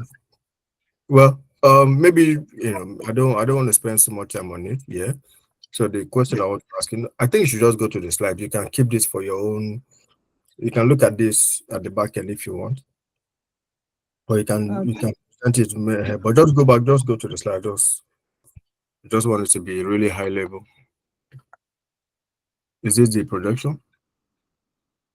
This is the area that talks on finance, sir. But the main profit or loss projection for 3 years, it's attached to the appendix, so they can reference it. It's clouded. It's uploaded on the cloud. Okay, thank you, Mrs. Cloud.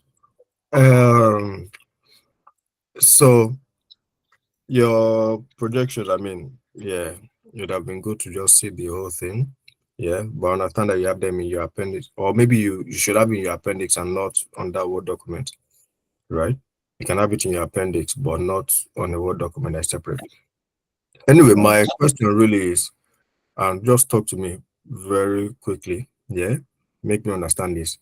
You're going to make money, fine. How exactly? I know you're talking about subscription, so how does that work? How do you make money out of this? Okay, sir. Thank So you we very have. much. All right, go on, promise. You can go. Yeah, Thank one you. person. I'll go on. Thank you very much, sir. About our revenue generation, our plan is to start with a listing. And basically, our listing comes with its own costs on its own. So when people have properties to list, they will list at that price. Then we have features, basic, gold, and platinum, all at different pricing. So different revenue streams we get from our listing and then our subscription plans. So subscription plans are for those who are willing to list more than 3 or 4 properties, those that have multiple properties. But those that just have about 2 or 3, they can. No. So I lost you for a second when you said those that have one property is free. It's not free. That's just the normal listing. It costs about 1,000 naira. That's the pricing we gave to it, just to list 1 or 2 properties. But if they have multiple, advisable that they go for our subscription plans, basic, gold, and platinum. Okay, so whether you have one property, 10 properties, there's an amount to pay. It's just that the amount is different, correct? So there is no free service. We have a free service. Our first early stage sales plan is to start with a free plan for all our early customers. So to give them a trial, we'll allow them to list for free at first. So going forward, if they see that they are convinced, they can now start listing How long from. would that be? How long would that be for? We estimate it to be about the first 3 months of our entry. Okay. So we are in the month 4 now, okay? We are in month 4 now, and this is my first time joining, so I have to pay to list, isn't it? Yes, sir. Okay, good. Well, anyway, what I just wanted to say is, do you know Gigi? Yes, sir. Okay. Do you know Nigeria Properties? Do you know all of these guys? Yes. Yeah, I know MPC Property Pro. Yes, Okay, sir. okay, good. Can you list for free there? Yes, sir. Yes, they have some free, but they also limit to the number of listings you can list on Yeah, their I know, platform. because in your own case, even if I want to do one, I still have to pay, right? Yes, sir. Apart from your first 3 months, from month 4, if I want to list, I have to pay. That's what you're telling me, right? But for these guys that are already established, I don't even have to pay if I was going to list one. So Yes. why should I come to your platform? Okay, so our platform is majorly focused on those real estate agents and landlords near school areas. Most platforms, Property Pro, NPC, Nigerian, I think there's another Hub, blah blah blah. Most of them focus on big areas. They don't really have people, customers, clients on these school areas. So many people don't, landlords and agents in school areas don't usually list on their platforms because they don't have that audience. But we are I'll tell you if you go to Gigi, you'll see all sorts of property there. Yes or no? Yes, actually, but I didn't see properties close to certain schools like UI, OAU. Come on, please. Okay, well, okay. So where's the target market for this project? Do you just want to restrict it to what's your target market? Or where do you want to do this business? Okay, so we intend to start with What hostels school? near school areas. So Which we school? estimated our target. What schools? We are starting from 3 schools: OAU, UI, and Unilag. So okay. So those were our 3 schools. So we estimated the number of properties in these areas using the number of students that seek off-campus accommodation, a fraction of it. So the NUC gave us the figures that school accommodations host only about 30% of tertiary students. So we estimated the number of students seeking accommodation off campus, which helped us estimate the number of apartments we can aim to list. So I think that you need to have a free model, whether you like it or not. Yeah. You may now have a restriction on the number of listings you can do on a free plan, but you need to have some sort of free plan on your platform because the players that are bigger than you are doing it. So why should I come out? Do you know the things I'm worried about if I come to your website? Yeah. If I come to your website today, how many people will view my property? If I go to Gigi today, how many people will view my property? Which one will give me more value as a landlord? Yes, sir. That is why in our initial year, I still have to pay you, but it's free on Gigi. Even though you don't have as many customers as Gigi and others. So what is special about it?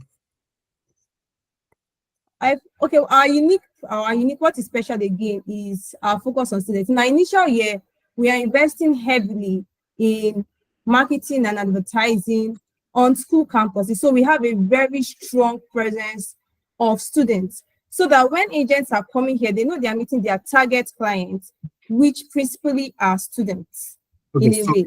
So let's just look at it this way again. So let's say, I agree with everything you've said, okay? Let's say I agree.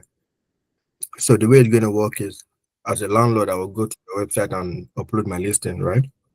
And then as an agent, so you'll do the same thing because most people that even upload on Gigi and all of these platforms, they are agents and not the property owners mostly, because those agents will need customers, right? And then they can go and sell to the landlord. Anyway, So they are mostly agents. So you expect that the landlords and the agents will go to the website and then upload, right? They upload the pictures of their properties. And then the students will go there to go and check for the properties that they want, isn't it? Yes, sir. Okay, so how does your platform stop scams? Okay, so upon registration, before a landlord or an agent can list on our platform, we are partnering with AEAN, that's the Association of Estate Agents in Nigeria, who are the regulatory bodies in charge of regulating unregistered agents, and the NIESV, the Nigerian Institute of Estate Surveyors and Valuers. Those are like the certified agents. So if you are registering as an agent on our platform, first of all, you have to agree to our T's and C's, our terms and conditions, one of which is that you agree for your activities to be regulated by the AEAN, right? And then you put in some trackable details through which we can identify you, like your voter's ID. Then aside that, payments are not made directly to the landlord or the agent. We are also partnering with, we have a payment solution, Flutterwave. So payments come to us, and upon confirmation of the availability of the place, then payments are sent directly to the landlord and the agency fee directly to the agent. So there is no issue that the agent receives the money and runs away. Yeah. So if I go to your website and I see that Promise has a listing, so I contact Promise on the website, right? And then we Yes, go sir. on property, isn't it? So I didn't hear you. And we'll go and visit the property together, right? If she's Or yes. are She you visits- want to No. You are able to chat with an agent on our platform. So, but are you involved in any of this process to inspect the property, or is just me and the agent? No, before listing, upon like when they want to list, we're in charge of inspecting to ensure that this property is not like what I ordered versus what I got. So we inspect properties listed on our platform periodically. Then after payment, well, after inspection, you and the agents go for inspection. We don't follow the client to go for their inspection. However, we advise that all conversations regarding the house are made on our platform. So in case of anything, we can always track issues, because conversations made outside of our platform, we can't track it. So now, if you talk about doing inspection, yeah, I think this is the last presentation, Dr. Jimmy. Oh, we have one more. Let me be sure before. Yeah, we have one more. Sorry, Okay, we have one more. so okay, well, so what I was just going to say, let me just wrap up, is if you will do the inspection by yourself, yeah, why are you doing inspection for me? If you're doing inspection for me, then I really should not need to go and inspect what you have inspected already, if you have done the right thing, right? So in that case, you probably would need to, you may need to charge even the consumer, so because you save them the stress of trying to inspect, and then you save them the stress of scams, right? So that's a value that you're adding on that front. But I'm not sure you mentioned that in your presentation. But if you decide to do that, then of course, you know, you're trying to add value. So I don't need to go and inspect what other people have, what you have inspected already. So that's the value you're trying to bring. So yeah, so you may even need to charge for it. If you are going to so for the agent as well, if you are already going to do inspection for them, so I'm just thinking about, you know, why or what the value proposition would be for the agents to list, because the onus is on them to go and get the property, the pictures, upload it, and then of course they have to keep checking to see who is reaching out to them or not. But if you want to add values on either of these fronts, you can charge value for it. But I still think that you should probably do a free part, and then do, so you can allow listing for up to a certain limit and then start charging for anything beyond that limit. The other thing too, yeah, that we have not factored into your projection is that if you are going to be doing inspection will come at a cost to you. So if it comes at a cost to you, how do you want to recover that cost? If you say you want to recover the cost from subscription, how much is the subscription? 1,000. How much will it cost you to go and inspect? Does it really jive? You are going to be spending more because you need people to go and inspect.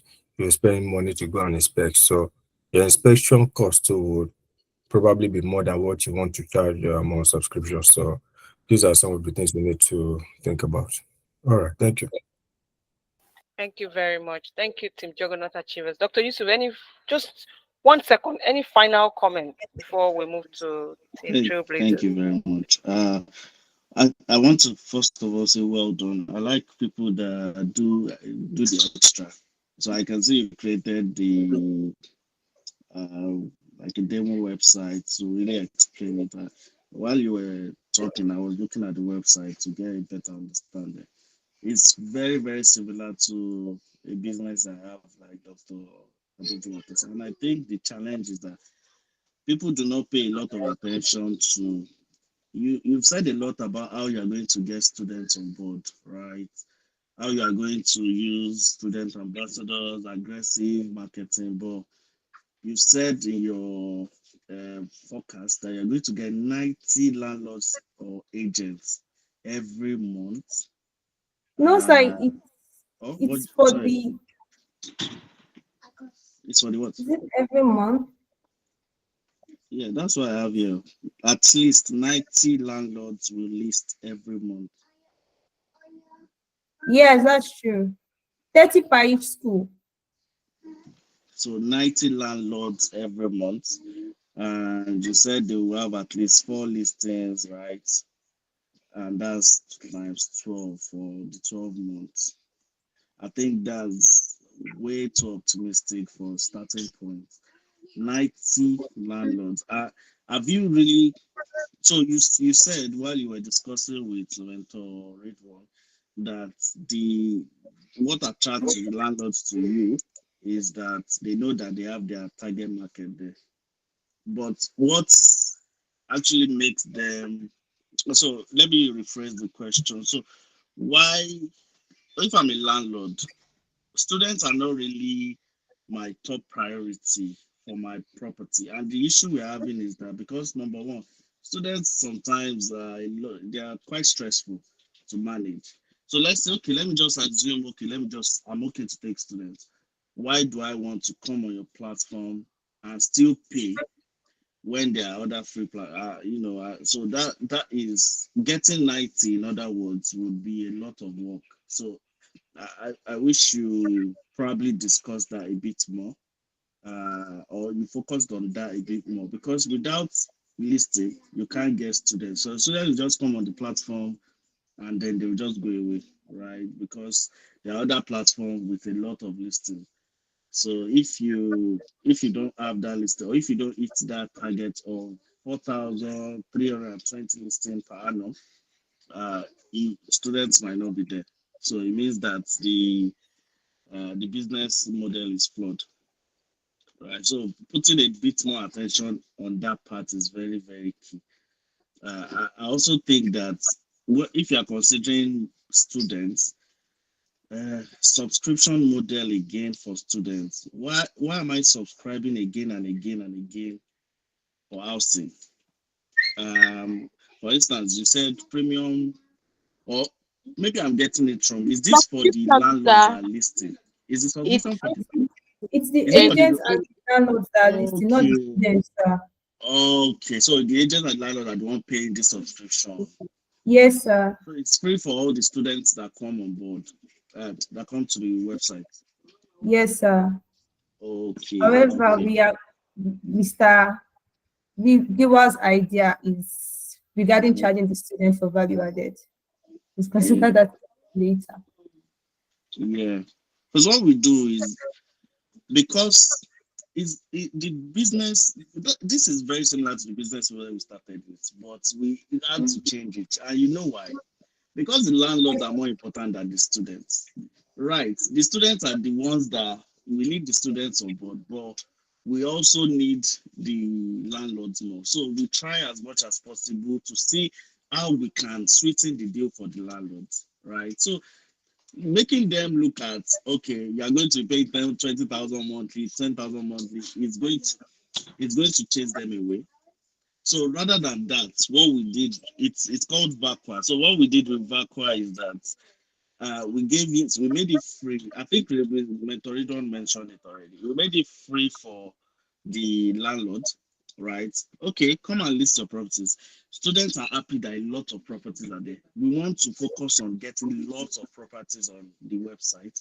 When you get lots of properties on the website, then it is adapt. So when you do free for like a year or two or so, when you now have market share, like you are now like a main website that people go to, then you can now say, okay, let's start charging because you have leverage. You can't just start and say, okay, landlords, you need to pay before. They will not come to you at all.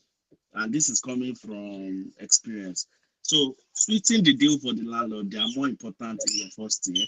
Once you now get like thousands of properties on board, then you can now introduce gradually. Say, okay, you guys have to pay this amount, this amount. So in order for you to now survive, is what Mentor Ridwan said, that you can add fees to the students, and it's not just, you can't just add fees if you are providing the same thing. This business is not something that is 100% like original. Like it's something that has been done over and over again, but you are just adding your own twist to it. So for the students to say, okay, yes, we are happy to pay this, you need to provide extra services, and that's probably inspecting for them or doing premium services for them. You know, those are the things that can make students pay for it. So that's just something. But overall, I enjoyed the presentation. First of all, you guys, I love the slides, and I love the fact that you guys have answered your questions really well. You presented with confidence as well, so well done. I wanted to talk about the financial. I would have loved to see more financial, but I clicked on the link and I saw all the information I was looking for.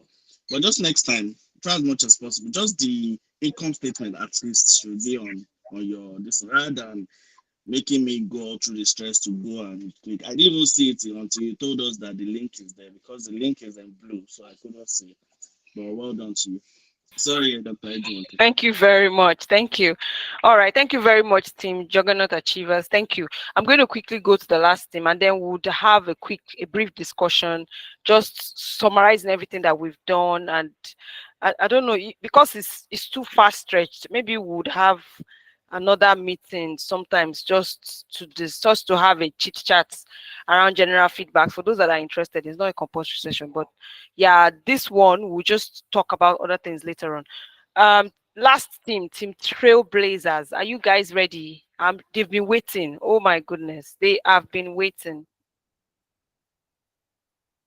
So Team Trailblazers is another very is one team that is always cooking. They are always cooking. So let's see what they've cooked again. Like I said, have they cooked very hot jollof rice, or they've cooked very hot slap?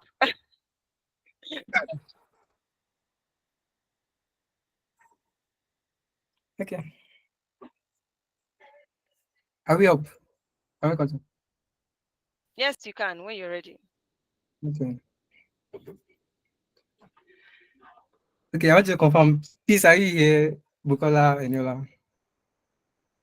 Yes, I am. Yes. Okay, good. Thank you. Good evening, everyone. Investors, mentors, and mentees. We are the Trailblazers. And tonight, we'll be pitching Nexus 360, a platform that is built to empower students to sell and succeed. Now, let's go straight into what we'll be discussing tonight.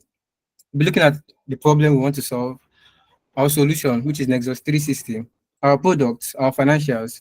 We'll also be considering our competitive strategies, our marketing strategies, the impact of our business, funding and partnership, and lastly, the management team. So let's go straight in. What is the problem exactly? Meet Sarah. Sarah is a talented graphic designer, balancing her studies with her passion for graphic design.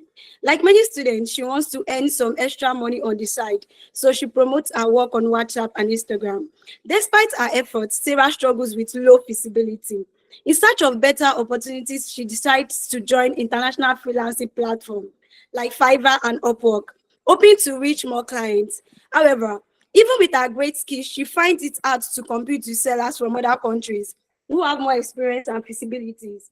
The challenges of being a Nigerian seller, like account verification problem and limited feasibility, Makes Sarah question if she will ever be able to turn her passion into a steady income. Then there is John.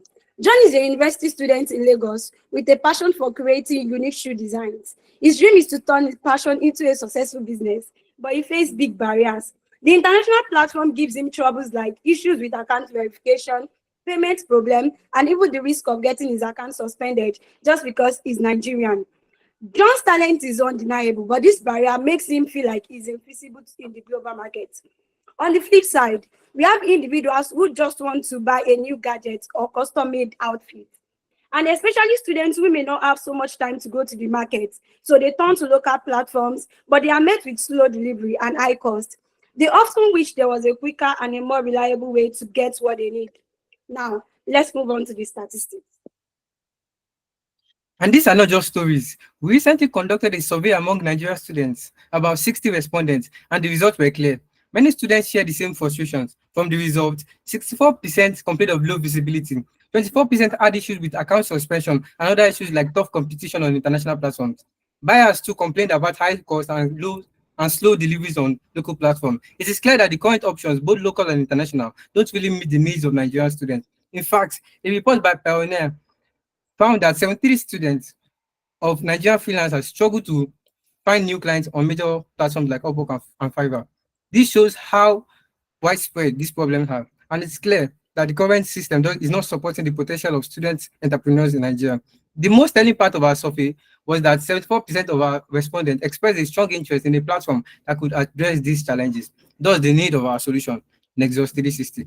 Nexus 360 is designed to provide a space where students can sell their goods and services without the obstacles they currently face, and buyers can access what they need quickly, affordably, and locally.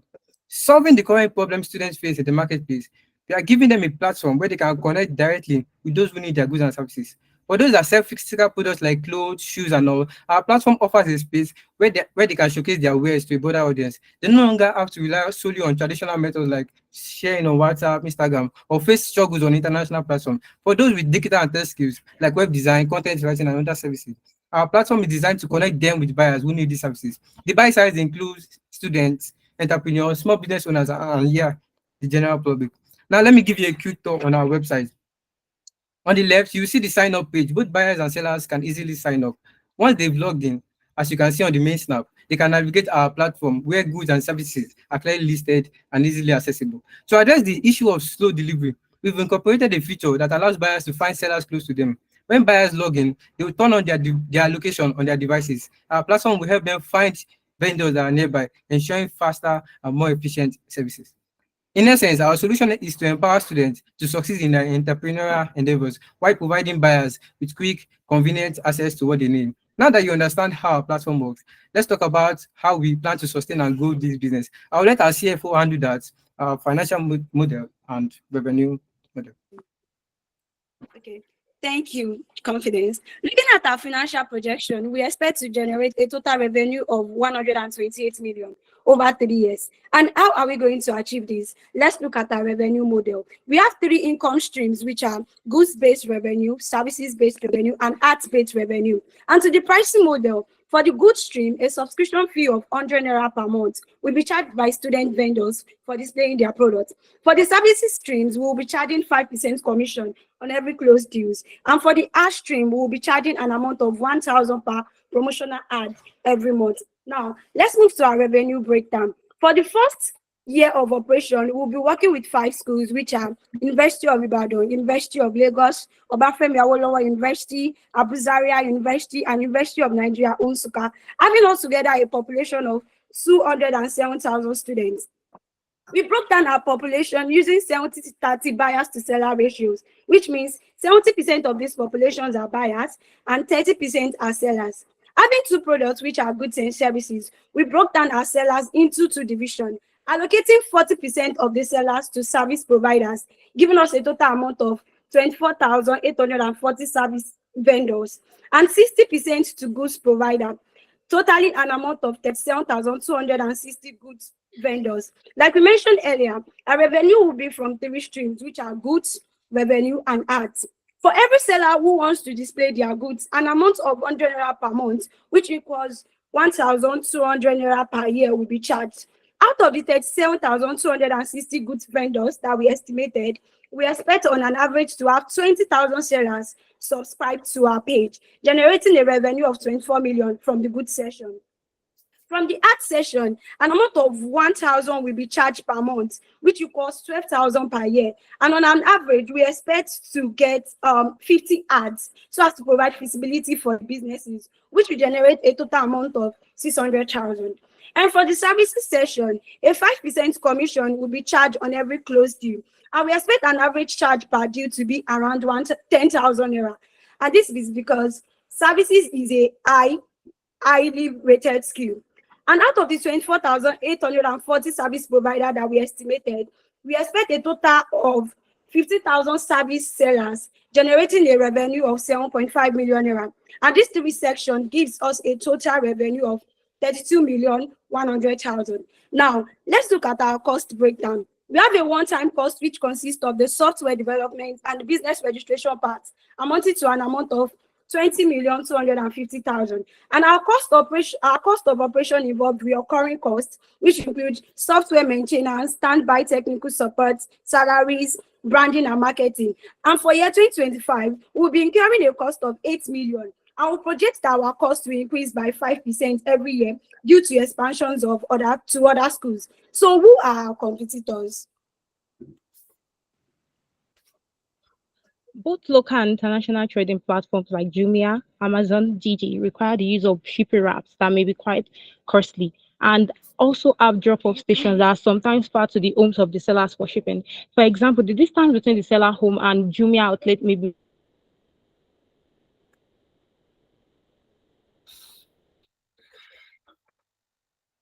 more than 20 kilometers away, leading the sellers to incur costs on carriage outwards for delivery of orders, which may be a big headache to buy, especially if the orders are urgently needed. Also, connecting to the known freelancing platform like Fiverr and Upwork is not an easy task for Nigerians, as they need to cut corners, impersonate, put up a picture of a white person as their profile picture just to connect and offer their services. Sometimes it is hard for Nigerian freelancers to receive payment, especially if the payment is from a foreigner, because of the need of these freelancers to create accounts of some international fintech companies like PayPal that may place some restrictions that might have placed some restrictions on Nigeria. Despite all these inconveniences that may occur while using these international freelance platforms as in Nigeria, Nigerian freelancers endure them all due to the not well established freelance platforms in Nigeria. However, Nexus 360 is yet to be a platform for Nigerians, most especially the students, to sell their products without the need to go to any drop-off station, as they can deliver the product straight up to the buyers without delay, and also offer their service to their client without restrictions usually imposed on Nigerians.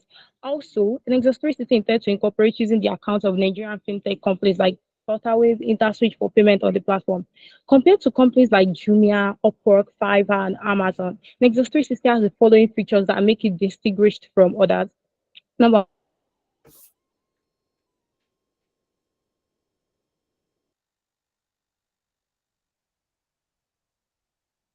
one, it is student focused as it lays more emphasis on Nigerian students.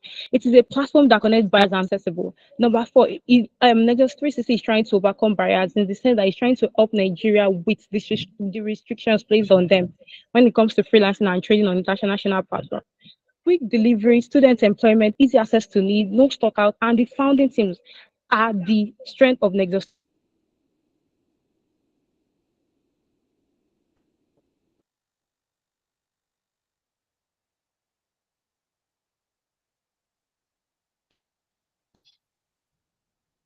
360. Being just a being just a startup is a crucial thing to sellers and freelancers. So let us look at the marketing strategy of Nexus 360. Over to the CMO. For any business to expand, it needs to reach out to more of its target market. And we at Nexus 360, our target market is to reach out to both sides, that is the buy side and the sell side, that makes up our business. In order for us to reach out to more people, we have mapped out some marketing strategies in order to get more of our target market, which include collaborate with student organization. Collaboration often involves lower costs compared to traditional advertising agencies by providing discounts at public events, which will create a lasting impression. Also, social media campaign. It can be used to promote cross event or partnership. Also, regularly posting relevant content and engaging our audience, thereby boosting our brand. Furthermore, we have launch events on campus campaign. And on campus events places our brand in a highly visible place where students naturally congregate like outdoor squad, student union events, and many others. And lastly, business fair. Business fair attracts large number of students and even the local community.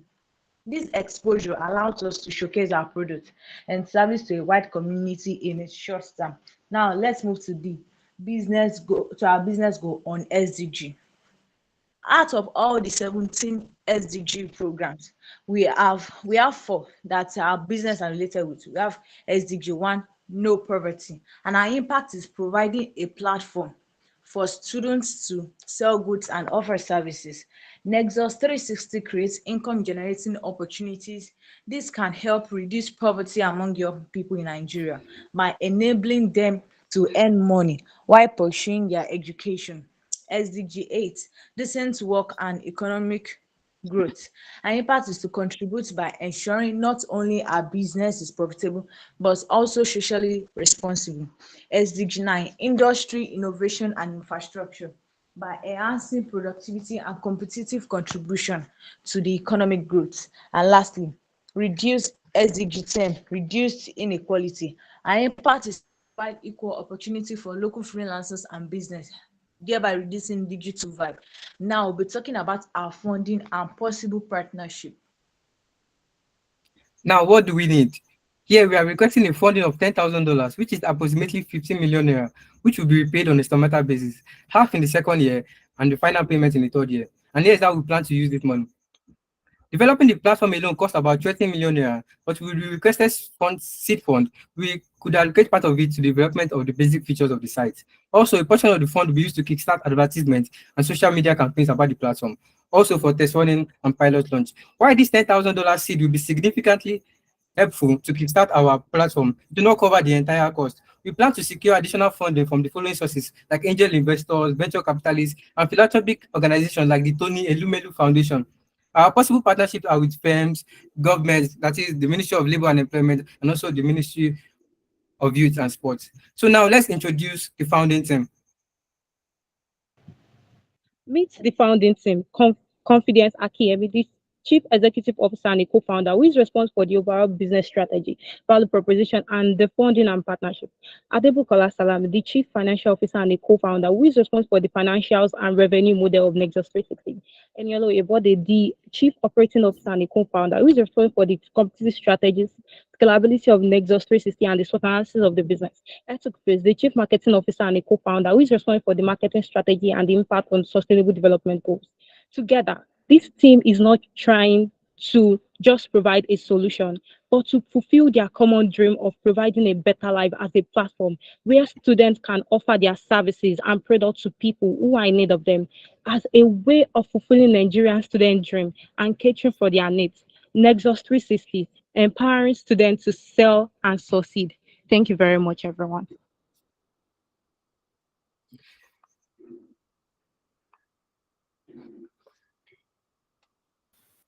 Thank you very much, Team Trailblazers. Thank you. You guys always deliver all the time. Well done. Okay, quickly, Mentor Ridwan has his hands raised.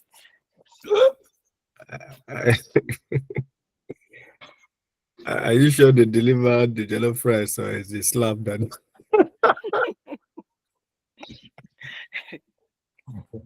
I didn't taste any jollof food. Okay. Okay. Yes.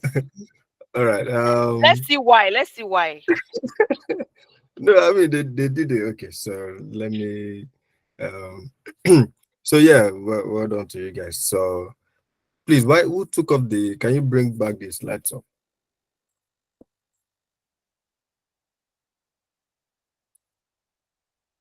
Okay, so I mean very confident start. I like the way you guys started the presentation, and I was looking forward to your presentation because of the way you started.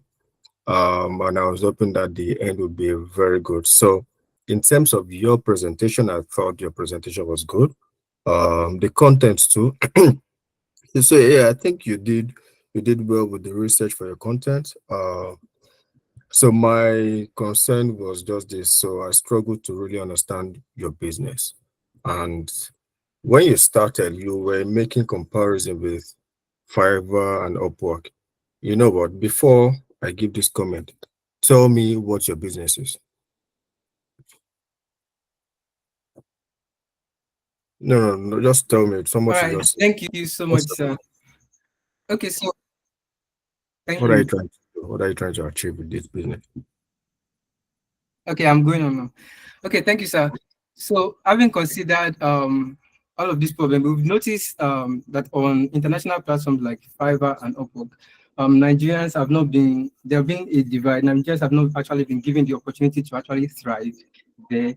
And considering that's for the sales side, and considering a lot of students in Nigerian students who have so many skills and are looking forward to opportunities or wait for them to reach consumers or people that need their services. And they've trying out social media like WhatsApp and other platforms to sell their goods, but low visibility, they suffer low visibility. And also on international platforms, they suffer struggles to actually thrive there. So we thought about breaking the business in a local freelance platform where these students can sell their products. And also for the buy side, we noticed that look for local platforms like Jumia and Kunga, students suffer delayed delivery and high shipping costs. So we thought about bringing a business where students can sell and also buy at their convenience. Okay, so this is exactly where I was going to. From what you just said, now you started by saying on Fiverr, on Upwork, Nigerians struggle to get customers. Is that not what you said? And then all your presentation was now structured towards students. So are students the only Nigerians on Upwork and Fiverr? Okay, thank you so much. So our target are students, and why are we targeting students for a start? We're targeting students because of the increased growth of techie guys among students first, and also the entrepreneurial students among students. Like so many students are looking for ways to actually for side hustles, right? They need to face ways to earn. So we have noticed this entrepreneurial spirit and the techie ability in them. So we try to make them our targets. So those Nigerians that are currently on Upwork and Fiverr, how many percent of them are students? Okay, of our research, we found that there are many of them on Fiverr. I hear you, but Yeah. there are Nigerians on Fiverr, Upwork, right? No Yeah, problem. but from our research, from our survey, we found out that so many of them are actually on all of these platforms. No, That just tell me, just tell me. You did percentage. research. You did research, right? How many percent of Nigerians are students on Upwork and Fiverr? On Fiverr? Okay, we did not get the percentage for Okay, no, students. let's leave that. How many Nigerians are on Fiverr and Upwork? Yeah, so many of them Oh my right God. now. How many? But, give me a number. Okay, we got 73%. Okay, No, you mean figures? How many Nigerians are on Fiverr and Upwork? You did your Actually, research. we did not get the numbers, but there are so many of them. So the reason I brought that up point is that you don't have a problem to solve. You think you have a problem to solve, but you don't have a problem to solve because there are Nigerians on Upwork and Fiverr. I hear you, but if you go to these platforms, there are not so many, right? Yeah. And then you now want to still out of a population that is not so many, you still now want to further bring it down to students that are So the very thing is, sorry, English. sir. Yeah, the thing is, not as if we are competing with all these Fiverr and Upper, but like you said, they are not there because they are not given the opportunity to thrive there. So we are giving them a local platform where they can thrive. So and yeah, sell. so I'll go back to that. Now, do you know who the kind of services that are listed on Fiverr and Upwork? Yes, sir. Mainly digital services. Good. Technical services, Yes, sir. professional services. Yeah. How many students in Nigeria have those technical or professional services? we are from my study. I read an article concerning freelancing, and there are a large percentage of Nigerian students with tech skills. It might not be website development. That's what I say. Most of those tech skills, yeah, they Yeah. are overrated. The people that have core technical skills are not so many. Yeah. The fact that you see somebody saying they are learning C++ and they finish learning it, then that makes them a very good developer. That doesn't work, right? That doesn't work. Okay, Yeah, so so those are not the people learn programming, different C++, Java, whatever they learn, they finish, but that doesn't make them a great developer. Yeah, okay. Basically, digital skills, not only all these websites, content writing alone, graphic design alone. These are the skills they were actually not only website development and Java. So let's leave the services. So what products are you going to be selling beyond apart from services now? Because you are talking about services and products. So what products are you thinking about? So for the products we're giving students, so we've noticed so many WhatsApp vendors, right? They post their goods on their status, but still they still suffer low visibility. Yeah, from the survey we carried out, many of them So if I'm a student and I have things to sell, why can't I just put it on Gigi? Gigi, there are so many people that I can access. Why can't I use Facebook marketing? Why can't I use other means? So why do I need to come to your platform? Okay, first, for our platform, we are bringing students. We are bringing students from campuses to list their products on this on our platform. And why should they come? Yeah. So yeah, why should they come to our platform, right? So on our platform, we're bringing. Okay, we're making them do more visibility, right? More visibility, allowing them to meet. Can your platform be more? Can your platform give them more visibility than Gigi? All right, I'll let my chief operating officer take care. Yeah, go ahead. Okay. Hello, sir. Can you hear me? Yeah, go ahead. Good evening, sir. Though though Nexus 360 has the side of offering it is also it is a freelancing platform as well as it's a trading platform. But I'll be talking about the trading side. Actually, this idea came to me when a roommate of mine wanted to order some clothes for her friend whose birthday was the next day, but wasn't able to because she couldn't find from all these WhatsApp groups that she went through, and she didn't want to go to the market because she had an exam the next day. So because she was to have an exam the next day, so it came on to me that if there was a platform where students like this trading platform where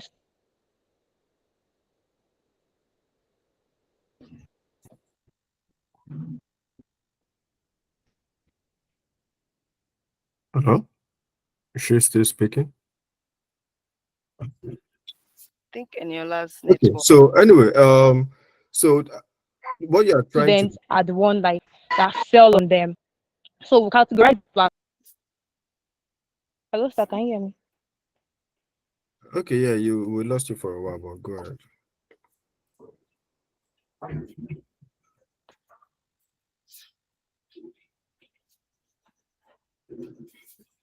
Enola? Okay, yeah, okay. Yeah, it's okay, but I mean, So what you're just trying to do too much. It's okay, but I mean, you're just trying to do too much. Okay.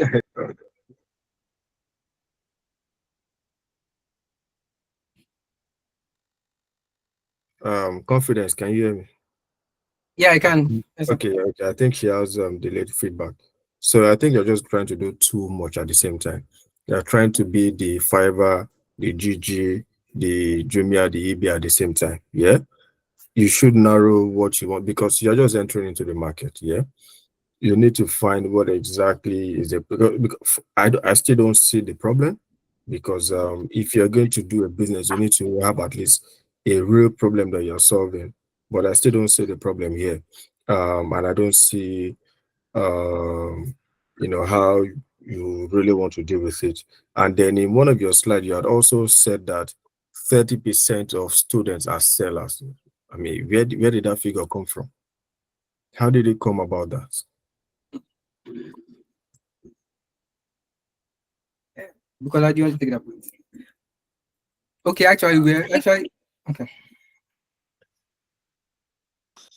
Okay, so we just decided to we were able to get like the total population, the exact total population of like the school year. And looking at it, obviously we have more buyers than sellers. That is not really the actual number, but that's close to the actual number because obviously buyers will obviously be more than sellers here. And looking at the fact that it's not every of our sellers that we actually subscribe to the page, it's just like an average thing. So it's just like a close to an actual amount. So Okay. So I'm sick. Yeah, I mean, so okay. So the point is that there is no data to back up, and you just made an assumption. So Enola was trying to say something the other time that she got this idea because a friend had a problem. So sometimes because somebody close to you or you have a problem and you feel that everybody has that same problem, that because you or one person has that problem does not mean everybody has that problem. So if you go and do a business because one person had the problem and you feel that, oh, if my friend had this problem, then everybody has this problem. And because of that, you go and do a business, you run into trouble. So you need to do proper research to be sure that you have your target market have Yes. that problem and it's a real problem. Right? Yeah.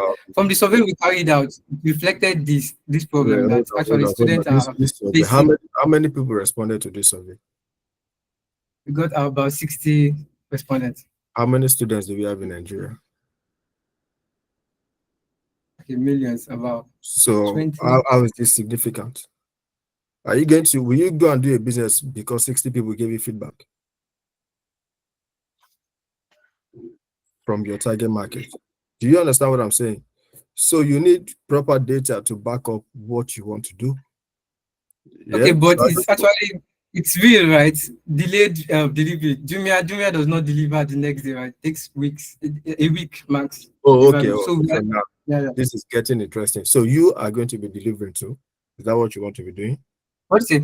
Are you going to be delivering if you go ahead with this business? Will your business be Yeah, delivering? from our platform, we are what we're actually solving on the buy side, right? Is giving buyers opportunity to get goods at very without taking time, right? So what we're actually doing is that when buyers log into our platform, turning on their location on their device, they'll be able to find vendors that are close to them. And actually, what causes Jumia delivery is because of distance barrier, right?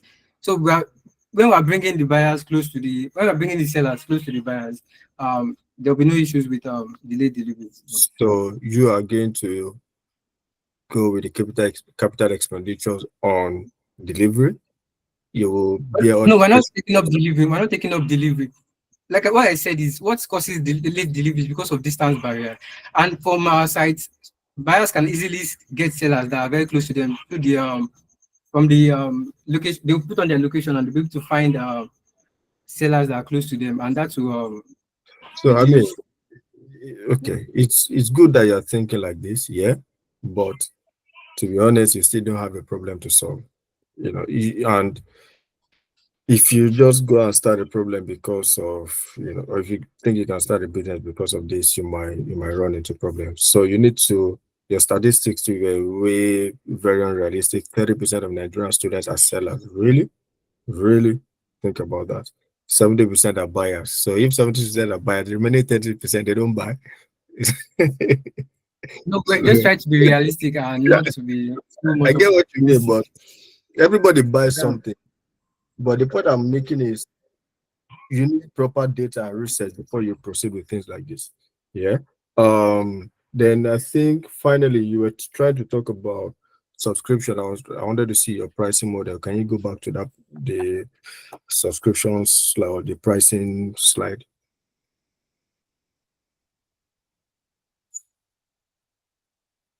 Okay, so Yes, goods sir. based, service based.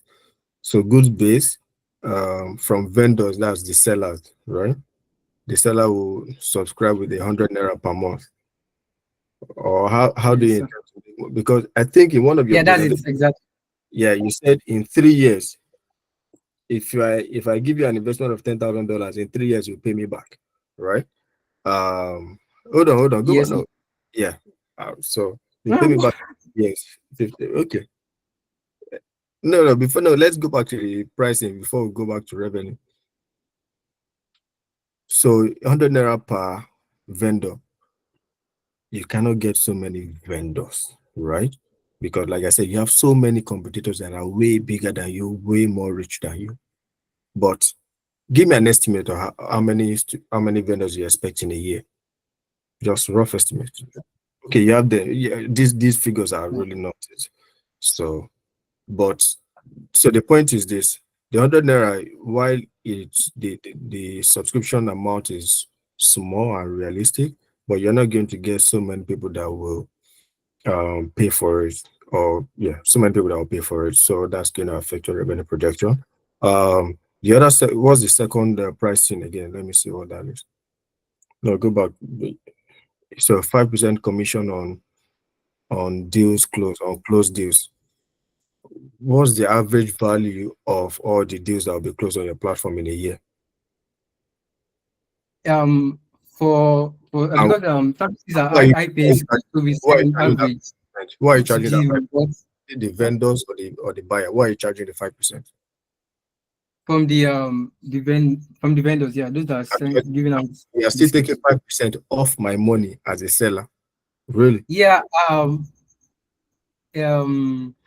these skills are high paying skills. Like for website development, for website design, right? You cannot just, it's not a small money. Like it's actually services are high paying skills, so we decided to like take such amounts of. So for that service, how will it work? If I come to your website and I need the service of a student, Yeah, right? sorry, I did not get. So I come, reach out to the person, and then I Sorry, I did pay. not get it. So I mean, I'm just trying to think about how the servicing thing will work, right?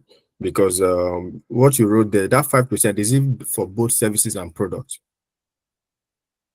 No, Or just services alone. For products, we're only giving them, we're only charging 100 naira per month for them to place their goods on our platform. While for services, it's on closed deals that will take.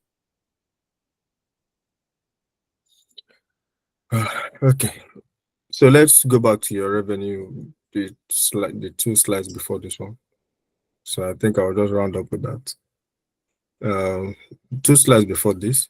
So in 2025, you estimate operating income of 3.8. So this cost, is this just your cost of sales, or it includes cost of operations as well, or total cost? What's this Okay, cost? come, let me check. Okay, Yeah, CFO, it over to you. includes total cost, like cost of sales and expenses. So And like other expenses. yes.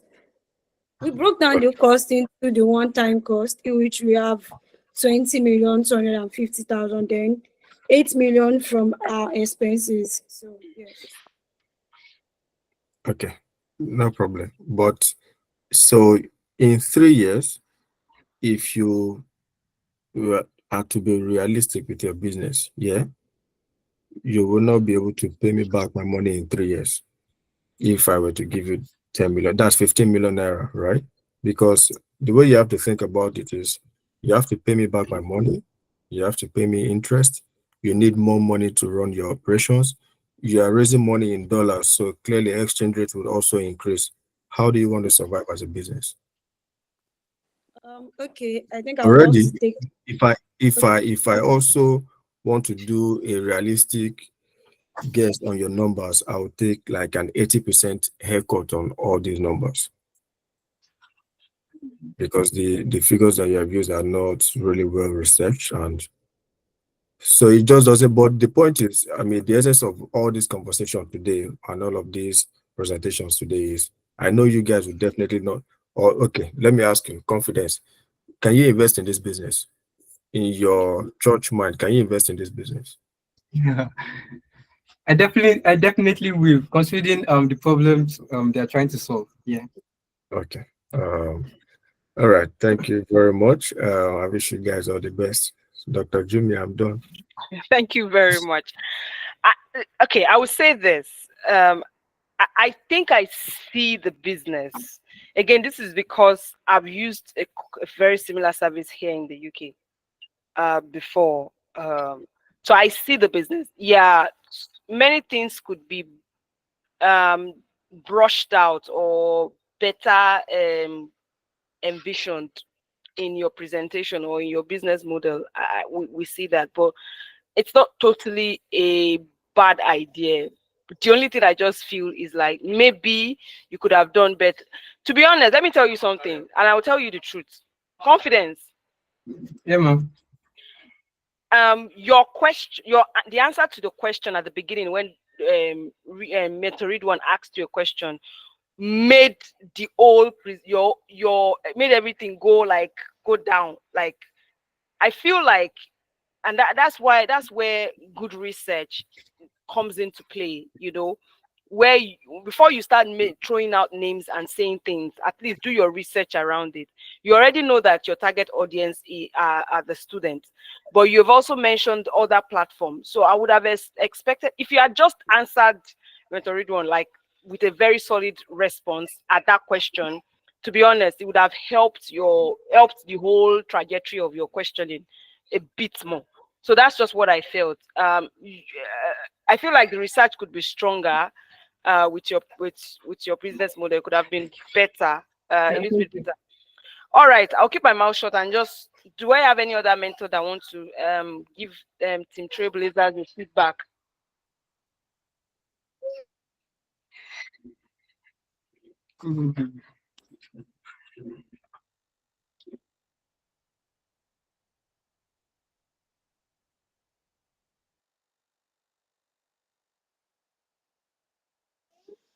Thank you, Dr. Jumoke. Sorry about that. So I think Mentor Ridwan mentioned the thing I wanted to say, which is if if I'm serious about something, I, I don't think I'll necessarily look for a student-based platform to get that thing done. So, for instance, if I'm looking for a graphic designer, I want a professional. And I think most students, yes, they study, but I want people that have experience in it as well. So that's the issue I have with the services. So the services might not really be the services. I have question marks around it because students providing such services. Uh, I have doubts around it. The product, I see a way you can do the products so students can sell to one another. But what it that goes away from what you're actually trying to solve because you started the presentation trying to solve the issue with freelancing in Nigeria. So I think the mistake you made was actually focusing on students rather than probably a particular region or Nigeria, young Nigerians. You are saying that you want to reduce poverty by giving students a way to earn, but we already have 50% unemployment. So why not target the young unemployed people that are actually on Upwork or Fiverr or all these freelancing jobs? Because what you see is that I think Mentorino also mentioned it that a lot of these people, the Nigerians that are on Upwork, are unemployed graduates. So those are the people that we usually see on Upwork. Students are there as well, but I don't think it's enough of a target market. I think the only issue is the target market you've focused on. There might be a problem with regards to Nigerians not getting jobs on the international ones, but you've not really provided a way to really solve it because you're aiming at students. But I wouldn't give a student some very important jobs relating to a new company I'm trying to start up or things like that. So that is my view about it. But we've already discussed the financial agreement or you read on, so I think I'll just pause on that. Well done, good confident presentation. All right, Peace, you have your hands raised. Do you want to say something? Yes, ma. As a follow up to our team is just talking about from two sides, like students and other people. But basically, we are focused on the student because of our environment. But other people, other individuals, other experienced individuals can actually join. So we are trying to expand the target market, including the students and unemployed individuals. All right. Thank you very much. Okay. Thank you very much to. Right. Thank you very much. Jimmy, just one more thing. So confidence. I mean, your presentation was very confident. So that's a very good positive for you. Same with Bukola. Bukola too is a good presenter, and she did very well with it. Eniola and Etu, I don't know why both of you left only the two of them to be answering questions. Are you know, are you guys not part of the team? But I think that I mean, you guys have very good presentation skills. The You just need to probably go back, sit down again, research about the business idea again, think properly about the problem you're trying to solve, and then do a bit more research. Thank you. Thanks, sir. Thank you, sir.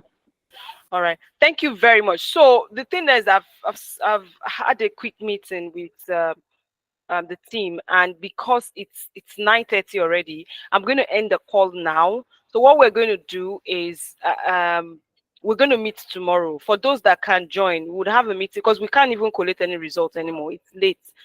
And I'm sorry this extended this long. Maybe I could have managed the time a little bit better. We usually don't stay to this time. I'm really, really sorry that I kept everyone this date, or we kept everyone this date. Can I just say a big thank you to all our mentors? Thank you very much to all our investors. Thank you very much. So we have several sections of prize money that has been added aside from the main prize. Mentor Giwa would be giving the best his best performer $50 at the end of the day. Mentor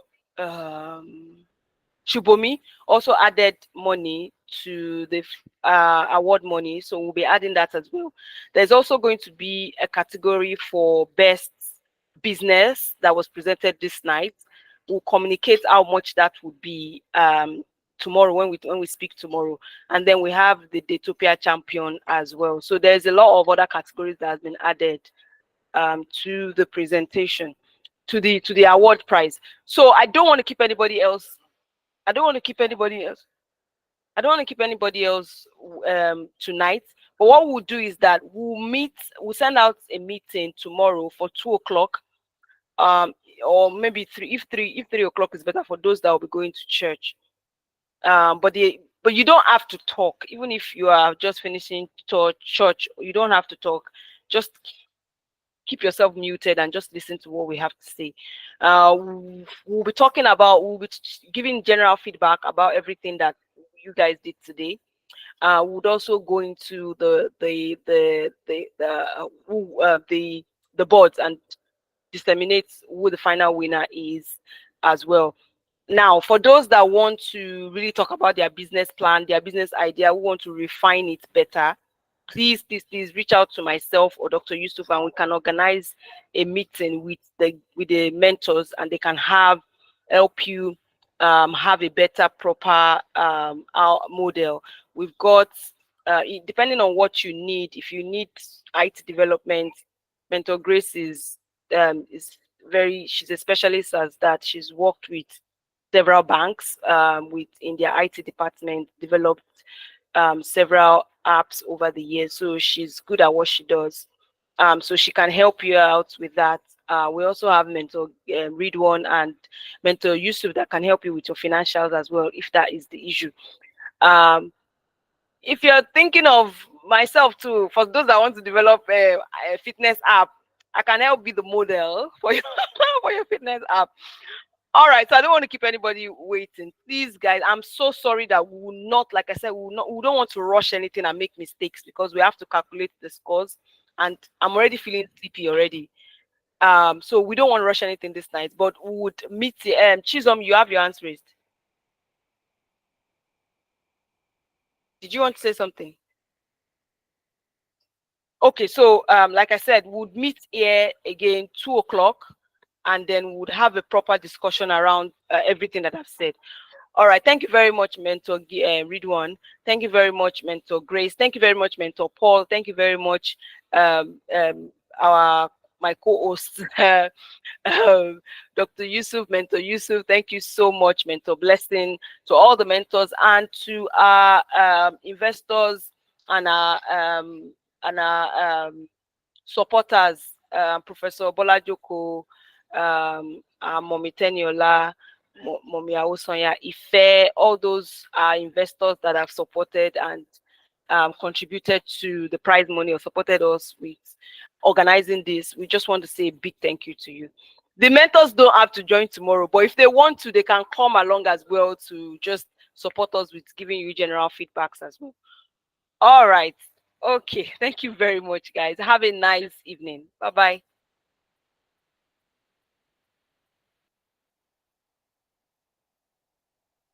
I'm sorry, Mentor Ridwan, that you missed your match. We are really sorry about that. No, it's okay. I mean, at least we won. I'm happy about it. Thank you for always supporting us. Moyo, wow. See, oh God, this week I met some fantastic presenters, like excellent presenters. Like, oh my goodness. Especially, I feel like the business case study kind of like brought uniqueness. Like I said, I've never seen Jubril in that light. I've never seen Charles come out so active like that. Like, you guys are a star. And you know, confidence is always confidence. Everybody loves confidence, right? And everybody loves Bukola. We all know. Everybody loves peace as well. So well done, guys. I love seeing you guys, do excellent things within your field. So well done. All right, I will see you guys tomorrow. Let me stop talking now. Good night. Have a lovely night. Bye-bye.